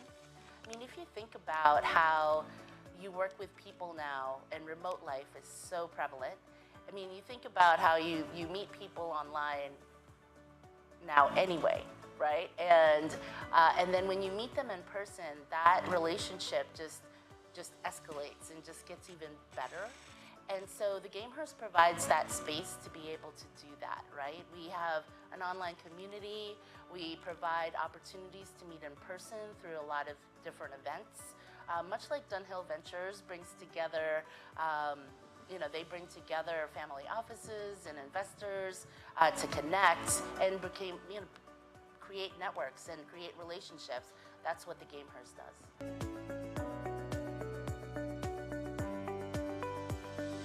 Video games has become the new media. When you look at live streaming, you look at content creation, there's such a big piece of that's entertainment.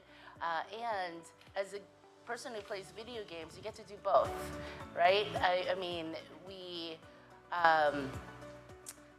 if you go to a restaurant now or a bar, you see concepts where there's axe throwing, there's things you can do, play golf, right? Like the video gaming is just a lifestyle piece of that. I think that it's just become normalized. I mean, my daughter's generation, she's 17.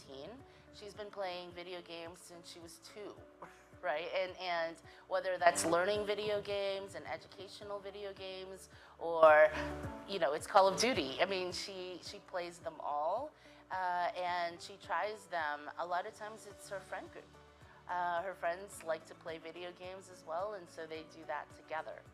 Sometimes in person, with their computers next to each other, or, you know, on consoles, and sometimes that's just online.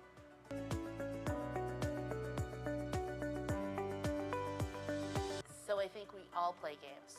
I mean, if you played soccer when you were younger, or football, right? If you played basketball or sports, we compete all the time, right? Leaderboards, points, things like that. I mean, everything is a game. And so I think that the Gamehers provides a place where women who play video games can connect. And that's the beauty of it.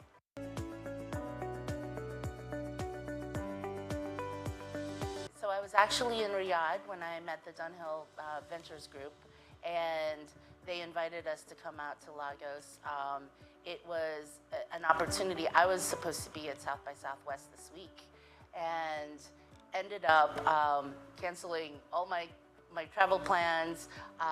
Told the team, I was like, I am gonna stay in Riyadh for a couple of days and then go straight to Lagos, because the opportunity here is vast. The demographics in this region and in Africa has the youngest, the youngest demographics. Gen A, Gen Z's, 98% are gamers, and so the population is intrinsically part of our group. However, organically, our international 10% of our international community is in Nigeria. And that has just been organic. We haven't done any programming here. We haven't done any events. It's just people finding us online and connecting with our team, with our community.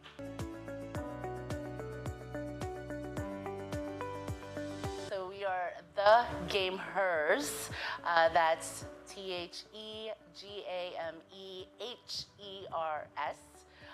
On all socials and thegamehers.com.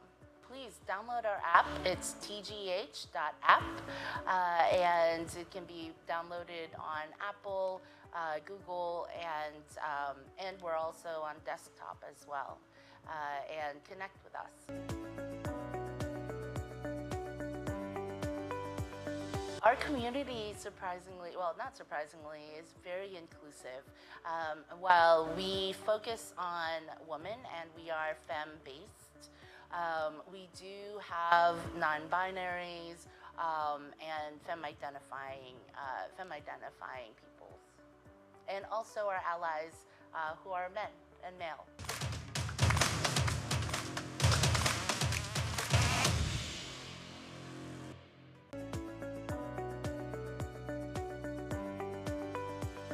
So you stand to gain an amazing community of like-minded people, find your tribe, find people to play games with, find people to learn from, as well as opportunities for education, on career development, and entrepreneurship.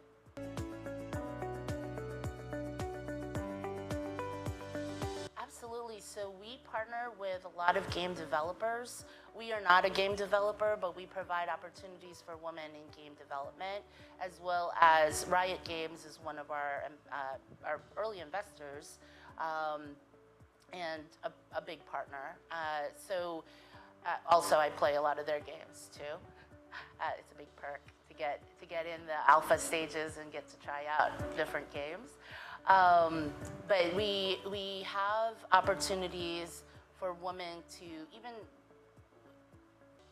our Discord channel, for example, has game nights, right? Where women get to try out different games, whether that's a mobile game or even a party game from Jackbox Games. You know, there are different things that we use to connect and leverage through video games.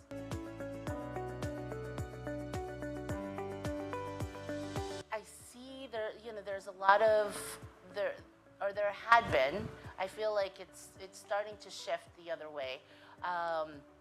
There had been, you hear stories about gamers who play too much, and I think I read a story about someone who played too long and died of seizures. I mean, that's probably the extreme, right? And let's be transparent and talk about it, because I think that as a parent myself, balance is everything. But however, in order to get good at anything, I mean, you have to spend the 10,000 hours, right? And so I actually told my daughter that I wanted her to play at least 2 hours a day because, I mean, to me, if you're actually going to get good, then why would you limit yourself, right? But you have to do it in a healthy manner. You have to take breaks, you have to stretch, you have to eat, you have to do all these things and keep your health going. I mean, just like in any sport.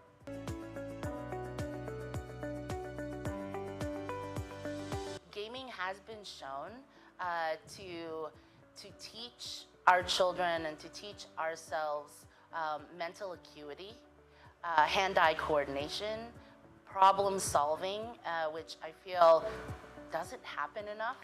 But gamers have to learn how to lose, which is also something that doesn't happen enough. And also the grit to keep going, right? And so I think there are a lot of very good benefits to gaming, just as well as negative things, just as well as anything else. We are very focused this year on our international growth, and this is part of it.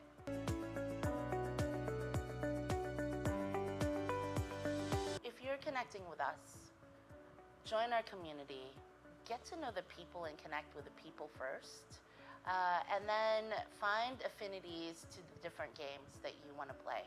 There's so many different kinds of games. There's a game for everyone.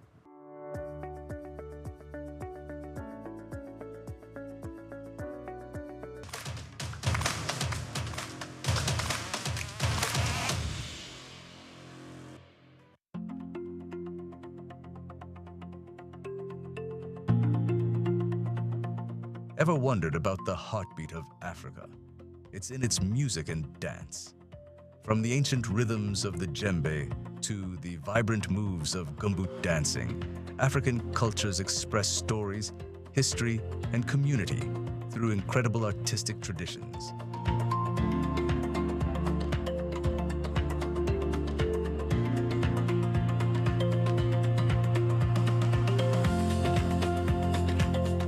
Each beat tells a tale, each step a celebration.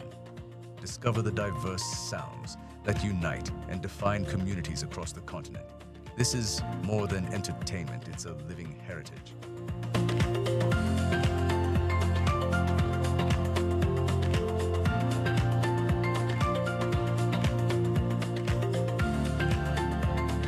What's your favorite African rhythm? Share in the comments. Just Africa Insights, SOUQ News Television.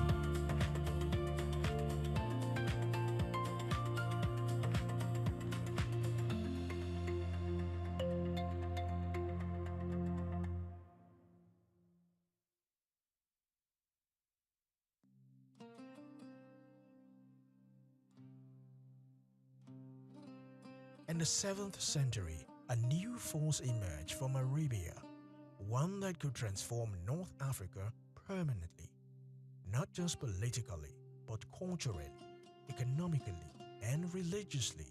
Following the rise of Islam, Arab forces expanded rapidly across North Africa. Within decades, they had taken control of Egypt and moved westward across the continent. This was not just a military expansion, it marked the beginning of a new order. Islam became a unifying framework, influencing governance, law, and daily life. Arabic spread as a language of administration and trade. North Africa was gradually integrated into a wider Islamic world, stretching far beyond the continent. Trade routes expanded, linking North Africa to the Middle East and beyond. Goods, ideas, and people moved across vast distances. The region became part of a larger economic network, connecting Africa to global commerce in new ways. But this transformation was not immediate or uniform. Local tradition, identities, and systems continued even as new influences took root. Over time, a distinct North African identity emerged, shaped by both indigenous and Islamic influences. This reveals a key pattern. Integration into wider systems can expand opportunity, but it also reshapes identity and control. Today, Africa continues to engage with global systems through trade, technology, and partnership. The question remains, how can integration happen without losing local strength? Because history shows connection creates opportunity, but balance determines success.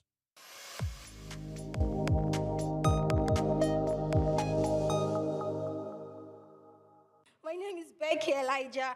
I'm from UBA, so keep watching SOUQ News. Hello, my name is Emmanuel. Keep watching SOUQ News. Esther Ashimi, keep watching SOUQ News. Keep watching SOUQ News. My name is Helen Otongwa. Keep watching SOUQ News. My name is Opeyemi Temiyemi. I am an entertainer. I am representing Egypt, as you can see. So keep watching SOUQ News. Hi, my name is Nenna Okavi. Keep watching SOUQ News. My name is Tom Aldo. Keep watching SOUQ News. I'm Elizabeth from POS Services UBA. Keep watching SOUQ News. Hi, my name is Kelechi Agu. Keep watching SOUQ News. We've got just what you need right here at Femi Wash Media. Call it the Midas touch, and you wouldn't be wrong. Let us record, produce, mix, and master your audio like nobody does. Reach us on our contact today for the best quality job.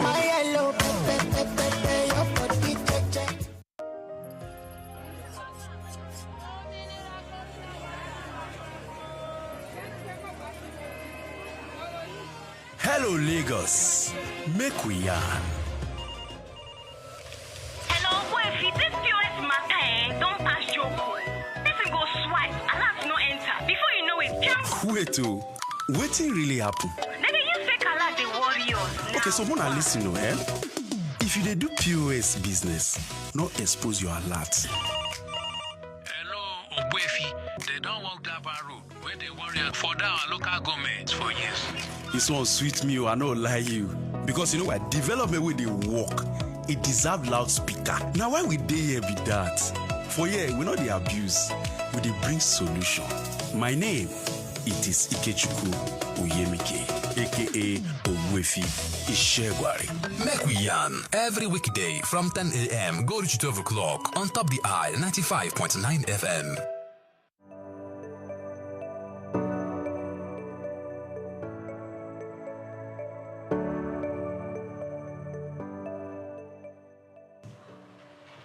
Directors, President, Nigerian Guild of Editors, distinguished editors, ladies and gentlemen, good morning.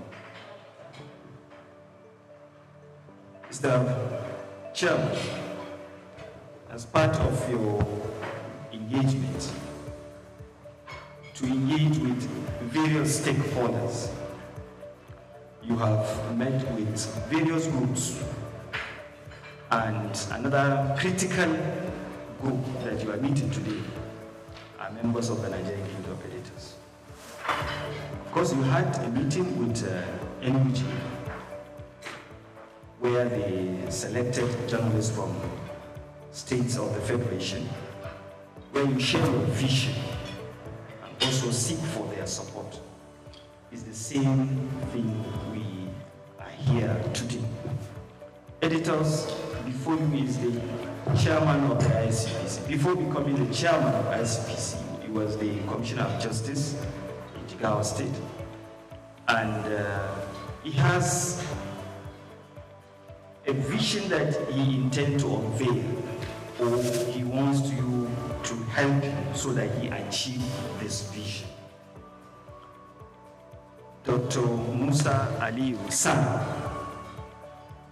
is currently pursuing a vigorous restructuring of the ICPC that requires your support, your understanding. And that is why I came to Lagos purposely to meet with you and to seek for that support. Distinguished editors, I present to you as one of you. I present to you the chairman of ICPC and Dr. Musa Ali San. Mr. Chairman, you are welcome, sir. The management staff of ICPC, distinguished ladies and gentlemen, I'm really happy and delighted to be in the midst of these distinguished Nigerians. And I have to say that we at ICPC, we really cherishes and greatly values the partnership with you all, because we know that you are really great and valuable because of the role which our Grand Norm has given to the media. And there is no doubt that your dedication to exposing corruption and enhancing our efforts has been crucial in fostering a more transparent society. And our decision to come here today is part of our determination to strengthen our partnership. That's why this breakfast meeting is not merely an event, but a reaffirmation of our shared mission to combat corruption and uphold integrity in Nigeria. And your support for the ICPC in delivering its statutory mandates, including its robust activities and initiatives in fighting corrupt practices and other related offenses in Nigeria, is really commendable, because you have been really helpful in enlightening Nigerians about the problem of corruption. And I'm personally filled with gratitude that the media has continued to positively boost the ICPC's anti-corruption public communication efforts. Your investigative reports, analysis, and overall dedication to truth have helped in exposing corrupt practices, because there are a lot of stories that you published which help us in our investigation. And most of these stories, they have led us to discovering some massive challenges that is facing, or that are facing our public sector. And if I may recall, there is one whereby it has to do with our youth. A contract supposed to be executed for the benefit of our youth, but the humongous amount of money was diverted. And it was as a result of one of you we discovered the challenge. So I thank you for the contribution. As we salute your commitment to the crusade against corruption, ICPC under my leadership is really serious to ensure that sustenance and heightening of our collaboration with you. And the media is not merely an observer, you are a frontline partner in the fight. And over the years, ICP has adopted a strategic communication approach in line with Section 36 of the 1999 Constitution as amended and Section 27, Sub 4 of the ICPC Act. And these laws ensure the protection of suspects' rights while remaining strict, diligent, and stand in our actions. And ICPC will remain resolute in propagating the rule of law and protecting human dignity. And also, ICPC under my leadership prioritizes the protection of whistleblowers and the integrity of investigations. And transparency is a cornerstone of our work, and we will continue to provide verified information through official channels, which include press releases, newsletters, and our digital platforms. May I quickly review some of our engagement last year? Last year, because I was the Attorney General, and I rallied my former colleagues, we had a meeting in Abuja, whereby we look at the challenge of corruption at subnational. We reviewed the problems and also agreed that we need to work together. As a former Attorney General, I know that they are critical because they are the chief law officers of the states. That is why I engaged them, and after the meeting we had in Abuja, we started the zonal engagement. We had one in Kano for the Northwest, where we discussed challenges around corruption within the zone.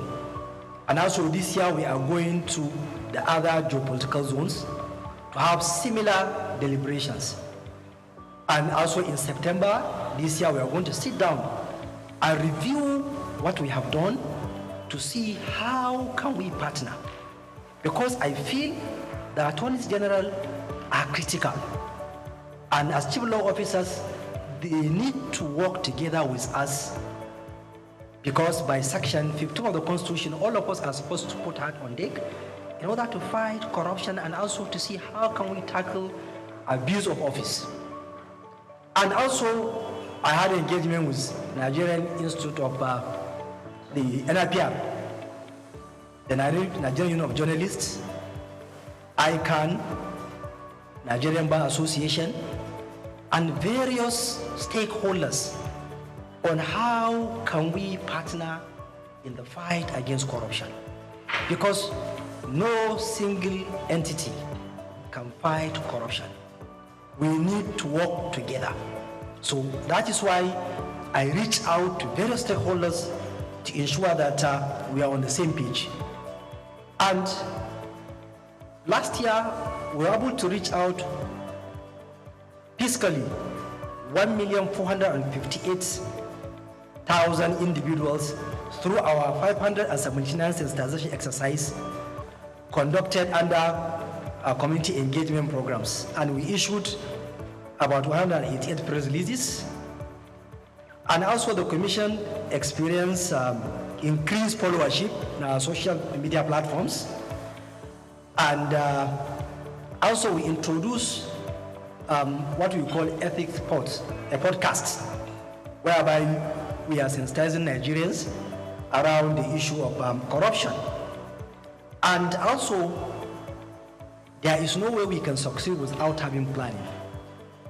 Our strategic action plan 2024 to 2028 was unveiled last year, whereby we gathered stakeholders and discussed it, because that will be our focus on how we can work. And our strategic action plan is in line with the National Anti-Corruption Strategy, which has 5 pillars: corruption prevention, issue of enforcement and punishment, ethical orientation, and also enlisting public support of Nigerians, so that, and also recovery of proceeds of crime and management.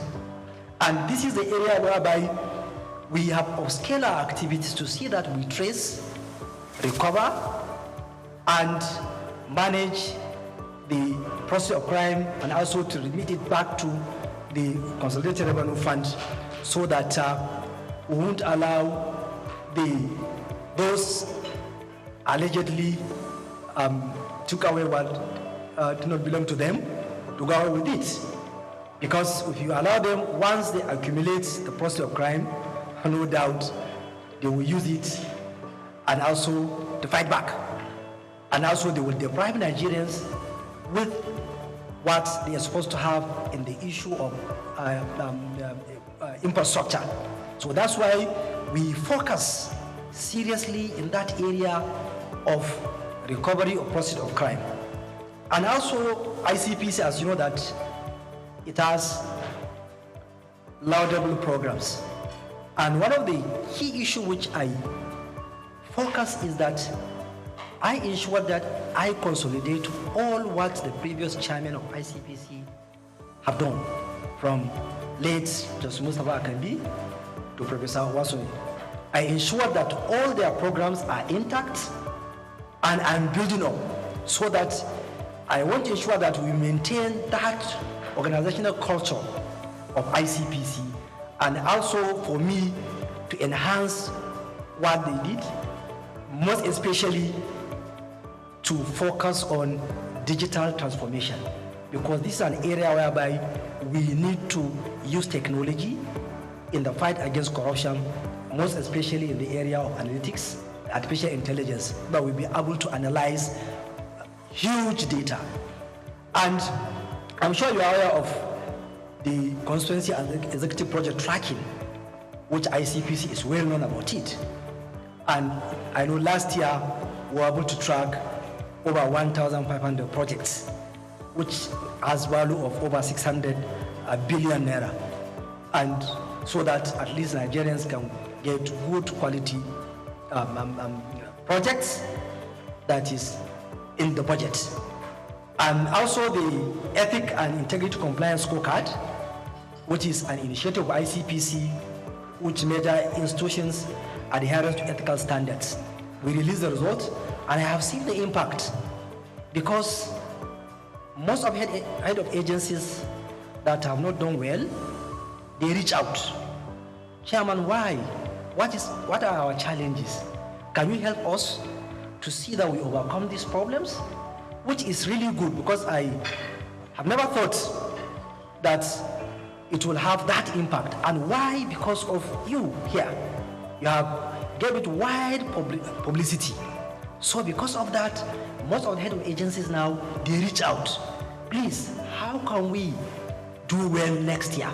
So I thank you for the assistance. And also our sexual harassment prevention program, which is tackling corruption linked to abuse of power. Last year, I know that we had engagement with the civil society, where the ministers of the Minister of Education, then Professor Tahir Mamman, and the State Minister Yusuf Tonko Sununu, they were there. The former Minister of Affairs was there, and also over 20 commissioners of education across the country, they attended, because we discussed the challenge around the problem of sexual harassment, most especially in our tertiary institutions, because our students are victims of this challenge. So that's why ICPC has been doing its greats in that area, so that we ensure that we help our students, we protect them from sexual harassment. And I'm sure that you are aware that currently there is one of the senior academics that is facing trial at Abuja Federal High Court on this issue of sexual harassment. So, and we are determined to ensure that where there is credible evidence, any sexual harassment complaint tabled before us, we will make our efforts to ensure that we investigate it and also take the matter to court where there is evidence. Then there is our Anti-Corruption and Transparency Unit, Act 2, that they have been doing well in the various MDAs in order to help in ensuring that there is transparency and accountability in MDAs in this country. Then, when I came in, I tried to bring up my policy, which I call it Care for Impact, to ensure that ICPs as an agency, I consolidate the good culture of that agency. And also an agency which is unaccountable, responsible and efficient in approaching all issues that are tabled before us. So that one too is something that I unveiled last year, and we have been using it. Now, recently, we are aware of the decision of the Supreme Court about the local government autonomy. So we have looked at the decision, and also we have been having various engagements with civil society to see how can we give our quota, how can we control our quota in ensuring that the local government autonomy operates the way it's supposed to. And also, how can we follow what are happening in the local government councils. And we are trying to bring up what we call corruption prevention program for local governments, whereby we'll monitor activities at all the 774 local government areas in this country. One problem we notice is that in this era of technology, there are only 7 local government areas in this country that have functional websites. So we feel that is not right. So we will now try to see how can we use technology to force the local government council to make information available to Nigerians so that Nigerians can follow what they are doing. You, also the editors and other media stakeholders, can be able to follow what are they doing so that we will monitor if there are issues, questions can be asked. We too, we can follow because we don't have the enough manpower to go over all the 774 local government areas. But we feel technology can help us. And we know that practically, I don't think there are procurement processes in our local government councils. This is an area where we need to look at. And also, we will ensure that there are mechanisms around control of corruption, around the issue of finances of local government councils. So we will team up with the media, with the civil society to ensure that information are available. Nigerians know what is happening so that at least it will reduce the challenge of corruption at local government level. Last 2 weeks, we are in Gombe, myself and Ola, the chairman of the EFCC. And we discussed around the challenges at local government level. So, and we are determined to ensure that we focus there so that Nigerians at the local level can get the dividend of democracy. And even recently, we have been facing challenges around the issue of this local government autonomy because there is even one caretaker local government chairman whom we charged to court because after the decision of the Supreme Court, he continued to spend government money to award contracts despite the fact that the Supreme Court said, look, stop. And also we know how challenging this issue of local autonomy has been since 1999. But ICPs as an agency, we will ensure that by virtue of Section 287 of the Constitution, we have the power to ensure that the decision of the Supreme Court is implemented fully. And also, I'm appealing to those who are making attempts not to comply with the decision of the Supreme Court to please desist. Because Supreme Court is the last court. Once it delivers a judgment, we must comply. That's what is rule of law. Because ICPC will continue to monitor and investigate because any caretaker local government chairman from 11th of July 2024 who spent public funds, who award contract, that is corruption because you don't have the mandate. And also the Apex Court has already spoken, so we must comply. Now, in my 1 year in office, there are a lot of international engagements which ICPC engage in. And in one of the engagements is that last year in September, we had an event in Beijing, China, whereby there is Global Network. Global Network is a coalition of over 200 anti-corruption agencies across the globe from 124 countries. And I had the privilege of leading ICPC delegation and Nigeria, whereby Nigeria participated in an election of steering committee member, and Nigeria was elected as one of the top steering committee member of that Global Network. And also, one area which I made mention that we have been focusing is the issue of asset recovery. Asset recovery is really area whereby we in Africa, we must focus on it, because we have seen how our own resources have been taken outside the continent, going to the global north.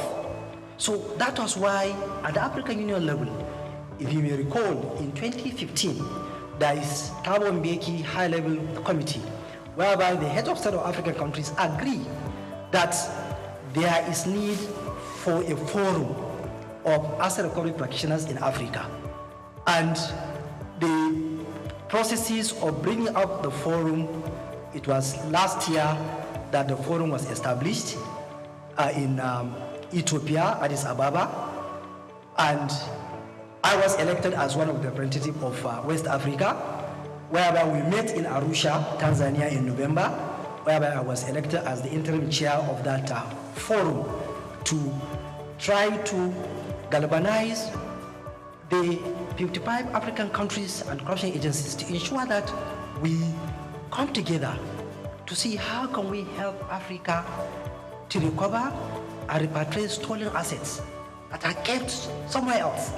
And we agree that, look, apart from slavery, which is our own human resources that was taken to other continents, there are a lot of stolen assets of Africa outside the shore of Africa. And we know what is happening.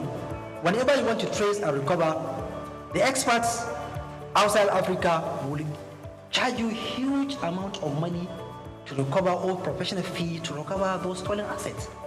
So that was why we say, no, we need to come together as Africans. Let us identify our experts within the continent. If we need somebody to trace, Nigeria doesn't have the expert. It can look for Ghana, Kenya, or any other African country. Do you have the expert?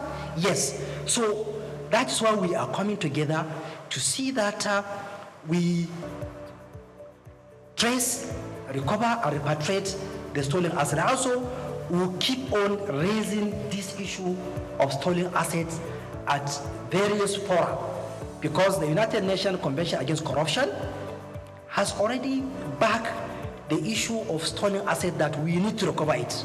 So this is an area whereby that I'm chairing now, and we are trying to see how we will make efforts to see that it has seen the light of the day. And distinguished editors, we know that corruption thrives where there is silence or in silence.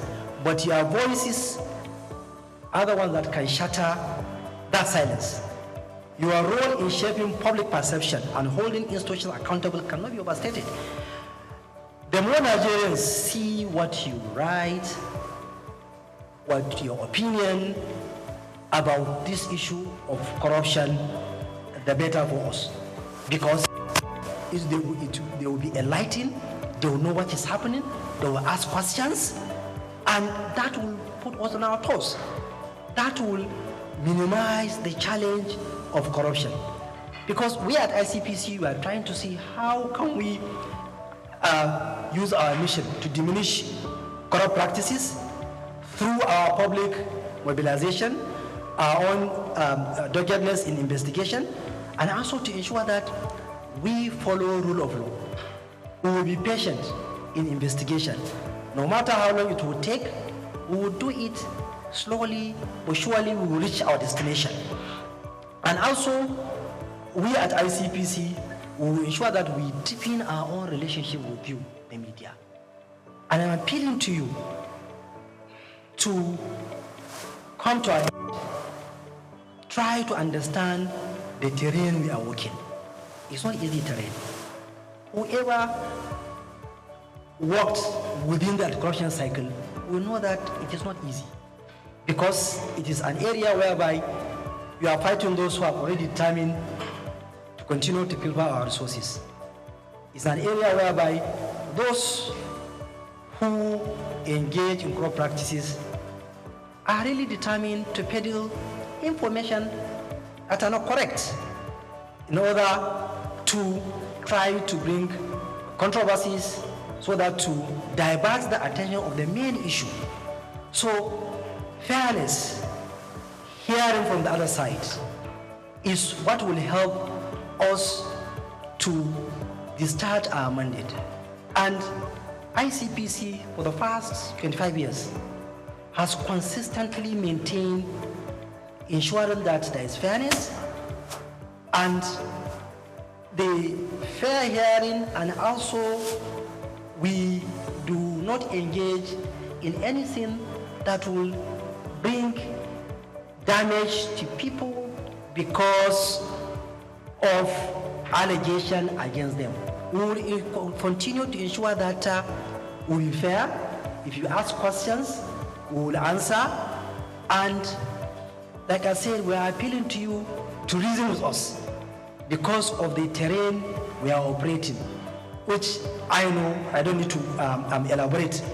So that is why there is no way we will not come close to you. There is no way, because we need you, because Nigerians need to know what is happening.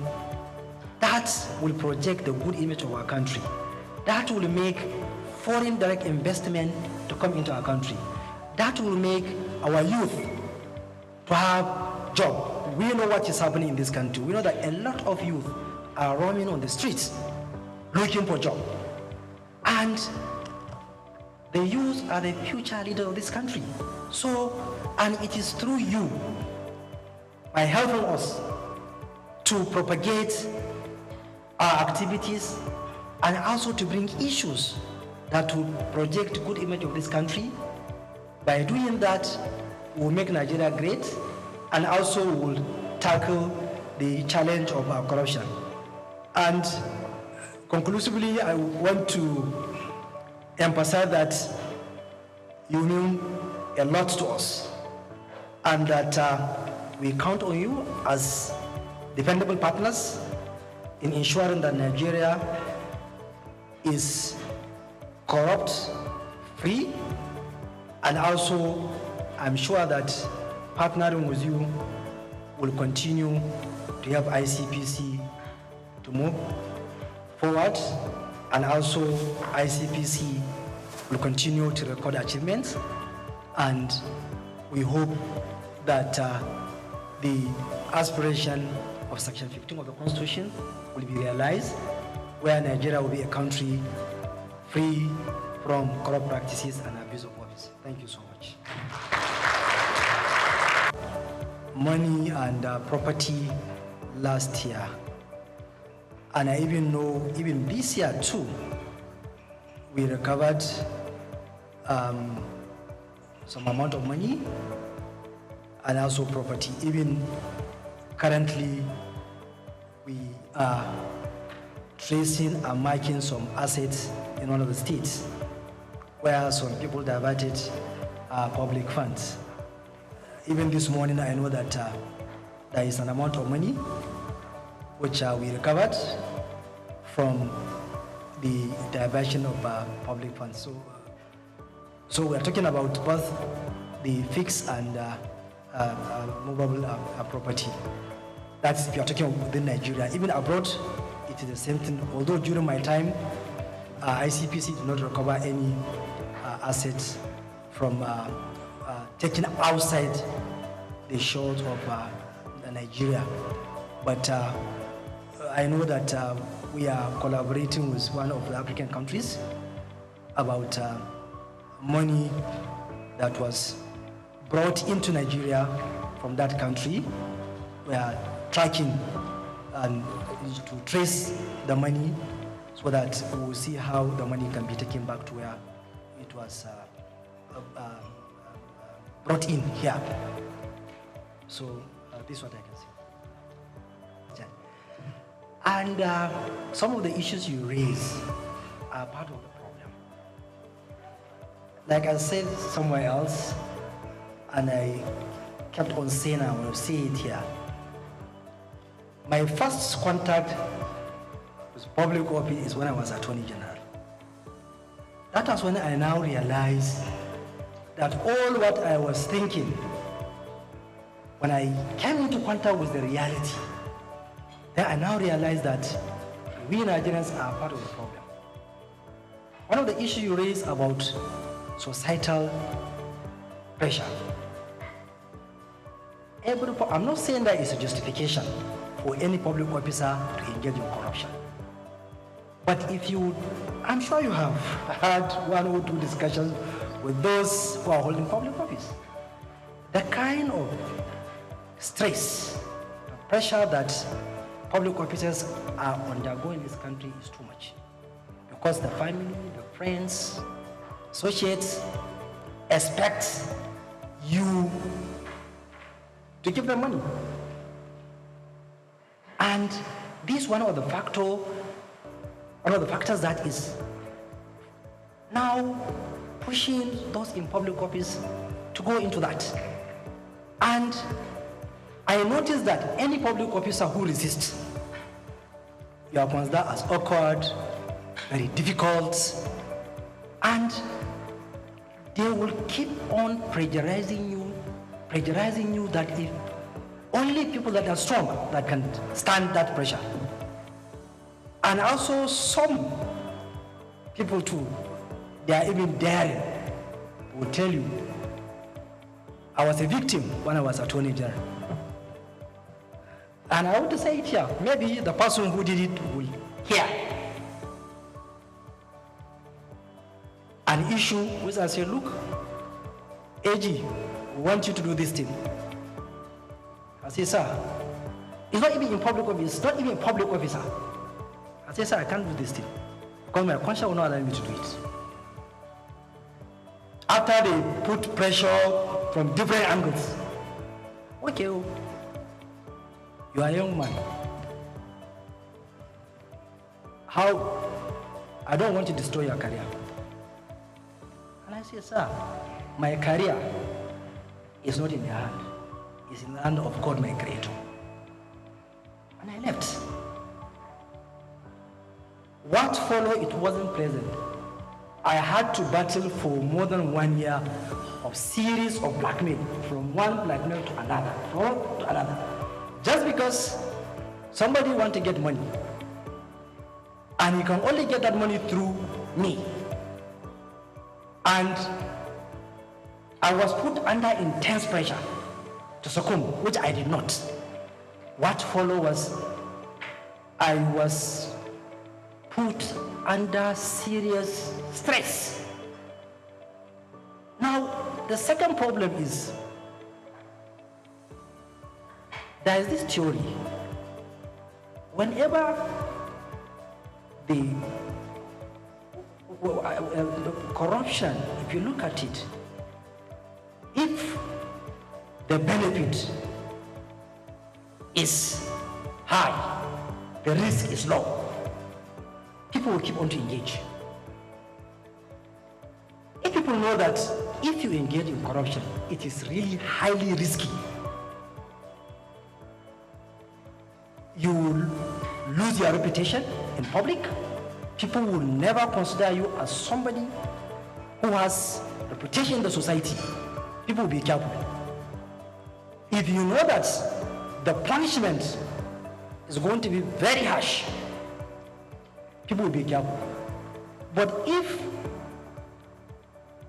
the risk is very low, the benefit is high, so people will continue to engage.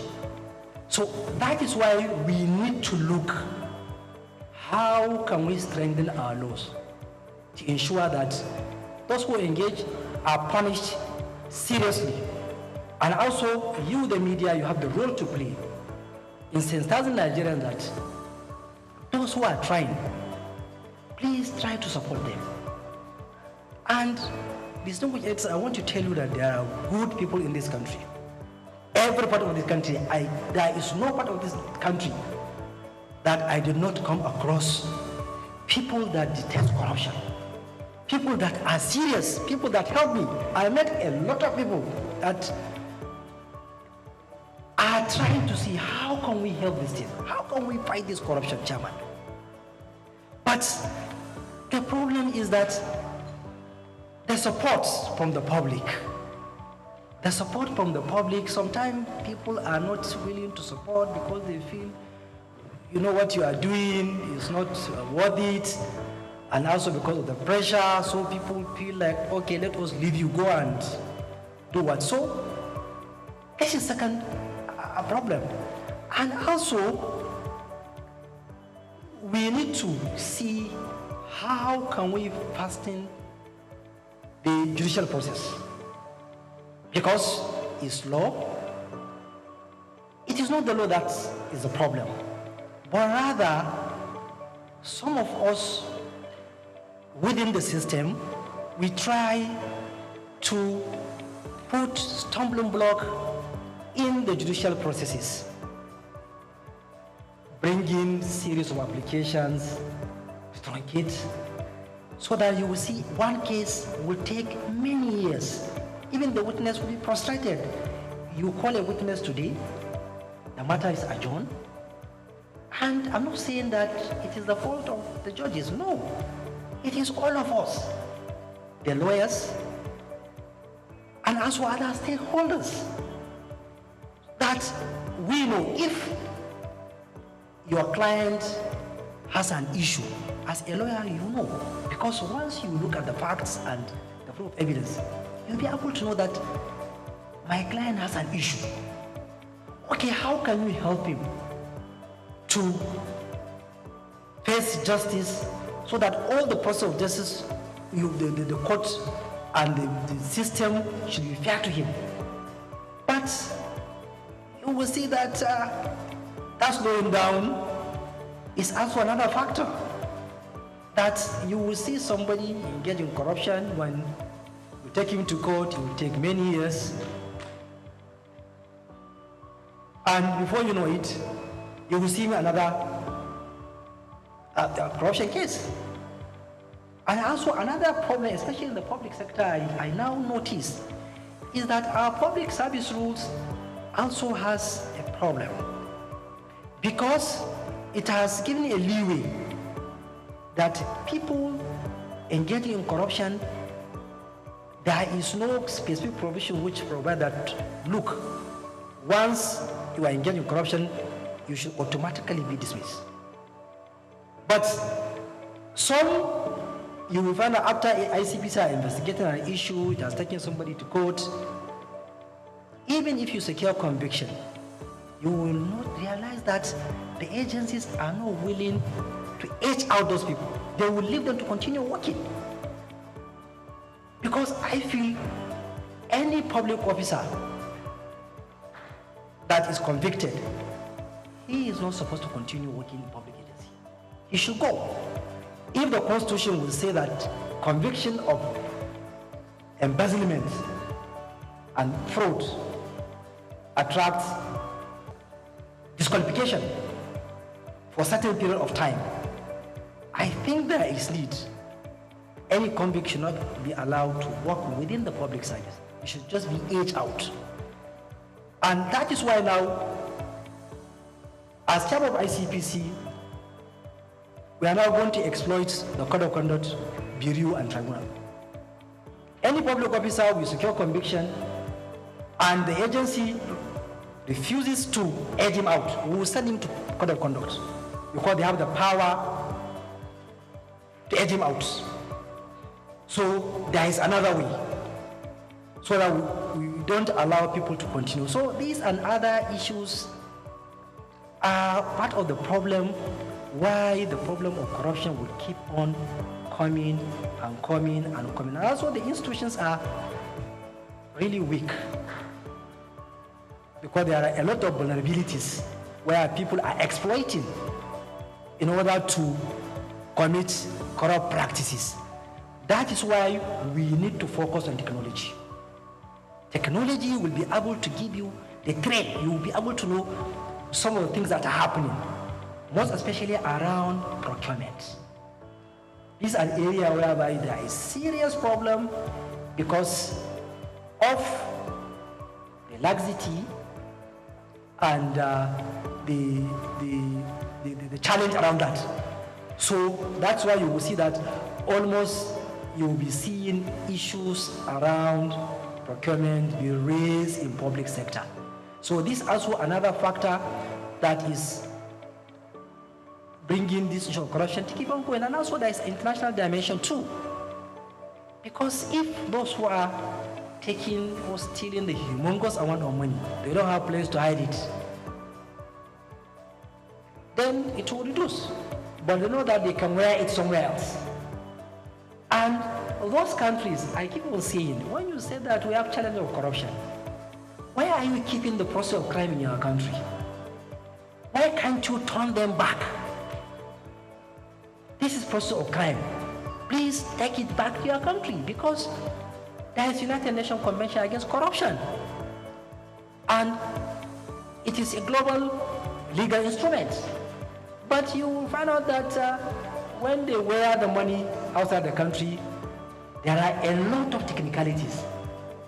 MLA, other things that will be frustrated because the legal mechanisms are made in such a way that it's even very, very difficult for you to recover.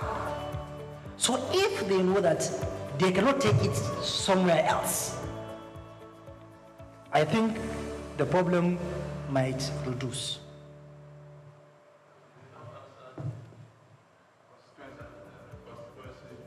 Okay, the constituency project, like I said, we have been investigating the issue because it's a challenge that has been with us for a long period of time. And from what I notice of why the challenge keep on coming is one of the issues you made mention. Because there was a time when member of National Assembly told me, say, Chairman, I have concern.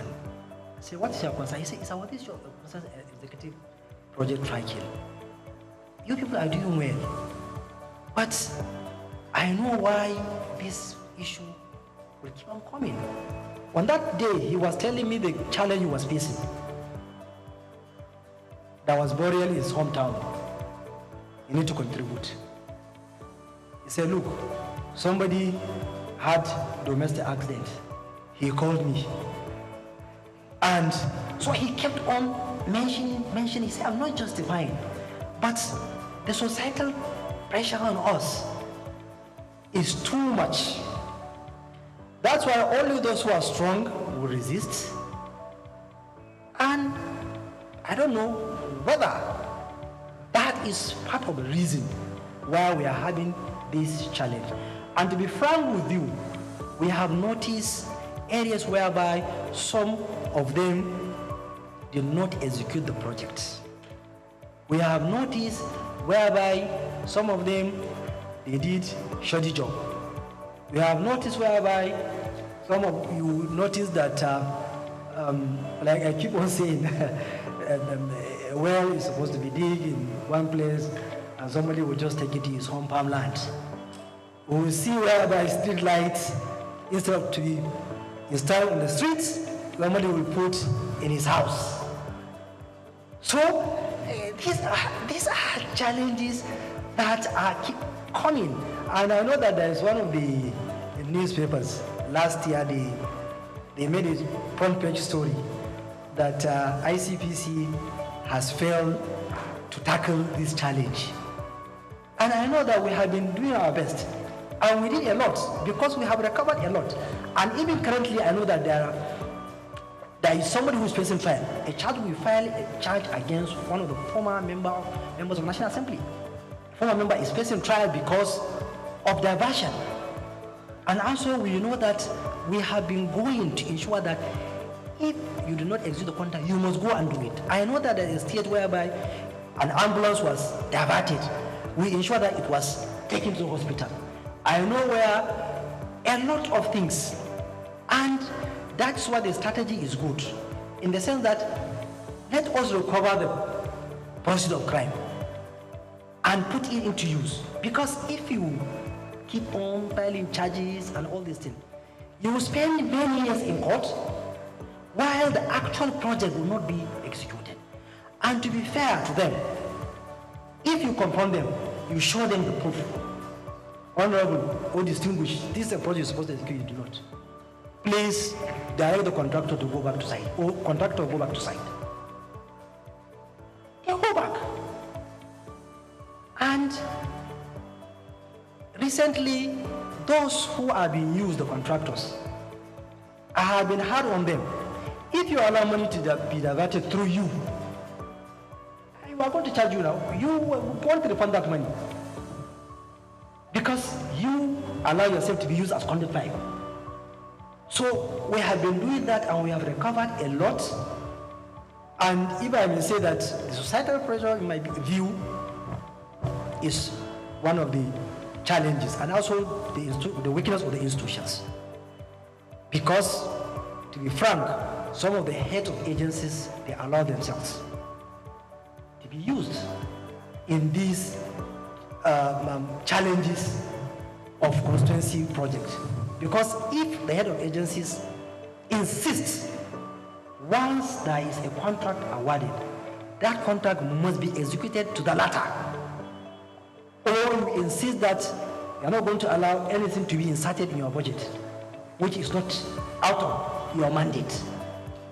So if we will do that, then this thing will minimize. But if the head of agencies allow themselves to be used, then this thing will keep on happening. And ICPC, all the corruption agencies, we don't have the capacity to follow all the projects. That's why you, as the media, you can expose. The public too, they need to follow their project, all your projects. If there's a project which is supposed to be done in your constituency or in your sector district that was not done, raise it. And I don't think there is any public officer that you confront him with evidence that this amount of money was appropriated for a particular project and you don't execute, please go back and execute. You will not say, no, I'm not going to do that. I hope I have answered. We are doing it in such a way that we don't disrupt the financial system. So we do it in such a way that we don't allow you to continue with illegality and committing crime, so that we will save the banking system and also the public sector fund. Then on issue of Dubai, like you made mention, in my speech I made mention of proceeds of crime. And I alluded to the fact that the international legal regimes, the various laws of countries are the problem. Because for me, I kept on saying in various fora on corruption that look, if somebody steals our money and take it to your own country and you keep it, why are you telling me that we should come together and fight corruption? Why? Because you know, because your own, there is no your money in my country. So that's why you are saying we should join hands. Why I have traced and point out to you, this is the public funds taken to your own country. Why can't you give us our own? But because of the legal regimes, sometimes it's tedious, it takes a lot of time, and there are a lot of, it's not even law alone, there are politics, there are diplomacy, so it is something which is even outside the realm of anti-corruption agencies alone, because you need a lot of stakeholders. I know recently there are countries that I am the one who have been following that, look, let us sign an MOU with you, because we have noticed our funds are being taken to your own countries. And they agree. There are some 1 or 2 countries that I know that we are about to complete an MOU because of what we have noticed. Also here, as a media owner, I here with my team, we have a radio station and also a television station. I want to commend your efforts. For you to meet with the media shows you are transparent. It shows you are accountable. I don't have any question to ask you because I'm part of the team. It is not cheap to fight corruption. It's very, very expensive. Fighting corruption is also very, very complex. It's not as easy as we used to say it. It is only the person that is wearing the shoe that will know where it pitches is. So I commend your efforts and I pray for more grace that God should color your efforts. Everything is in your favor, the age, the energy, you have the capacity, and you have the right team to help you to drive it. Thank you. You have the right team to drive it. Finally, I have this advice. You can't do it alone. You need to also rely on the outside team to help you to drive your dreams, your plans and goals, especially in the area of the media. I suggest maybe you could have something like a strategic media public enlightenment committee. Comprises, of course, the media team as well, stakeholders. You have a committee who also help you spread your good news. Also help you spread your good news either in the public sector, in the private sectors, and all that. Because if you say you want to work with media like you would like to work to, it's very, very expensive. But when you have the committees, selected committee, media team, editors, and also for the private sector and public sector, they will help you to achieve your dreams and goals. So you have our support, and like I said, God will color your efforts. God bless you, sir. Thank you. Angry ones and the pastors. Let me just add to your to-do list. I had 2 questions written down, but after Ikechukwu gave his lecture, I said to calm down. You talked about, before I round up, and thank you for coming, judges advising you to go settle out of court. The biggest problem, one of the biggest problems with corruption in Nigeria are those judges. Recently, I think it was the Chief Justice of Nigeria who said election cases constitute about 70 or 80% of the cases they have in their docket, which suggests that election cases are very lucrative for them. So you have to put your searchlight on the judiciary. Then number 2, your constituency, the legal profession. Please, MBA has, from all accounts, a vibrant lawyer, Afam Osigwe. Engage him, collaborate with him. MBA too has to deliver. Plea bargaining takes place and judges advise you to go settle out of court. It's because the judges too are corrupt. The appointment and promotion mechanism on the bench is also corrupt. Search the NJC. Today, the type of, what's the word now? Corruption in terms of judicial promotion in Abuja is huge and impacts on the quality of judgment delivered. So, Mr. Chairman, the biggest thing you have done is to come here to show transparency. You said corruption thrives when there's. I also say this, I'll add to that corruption thrives when there's darkness, when it's hidden. So your coming out here suggests that you really want to fight corruption in partnership with my colleagues. And It's a brilliant thing you have done. I know you met some of my colleagues in Abuja, and that's why the Secretary of the Guild and the Deputy President of the Guild are here. You have to continue, because if you want to work with the media, honestly, the way you have shown, the media will work with you, and Nigeria will be better for it. Thank you for coming.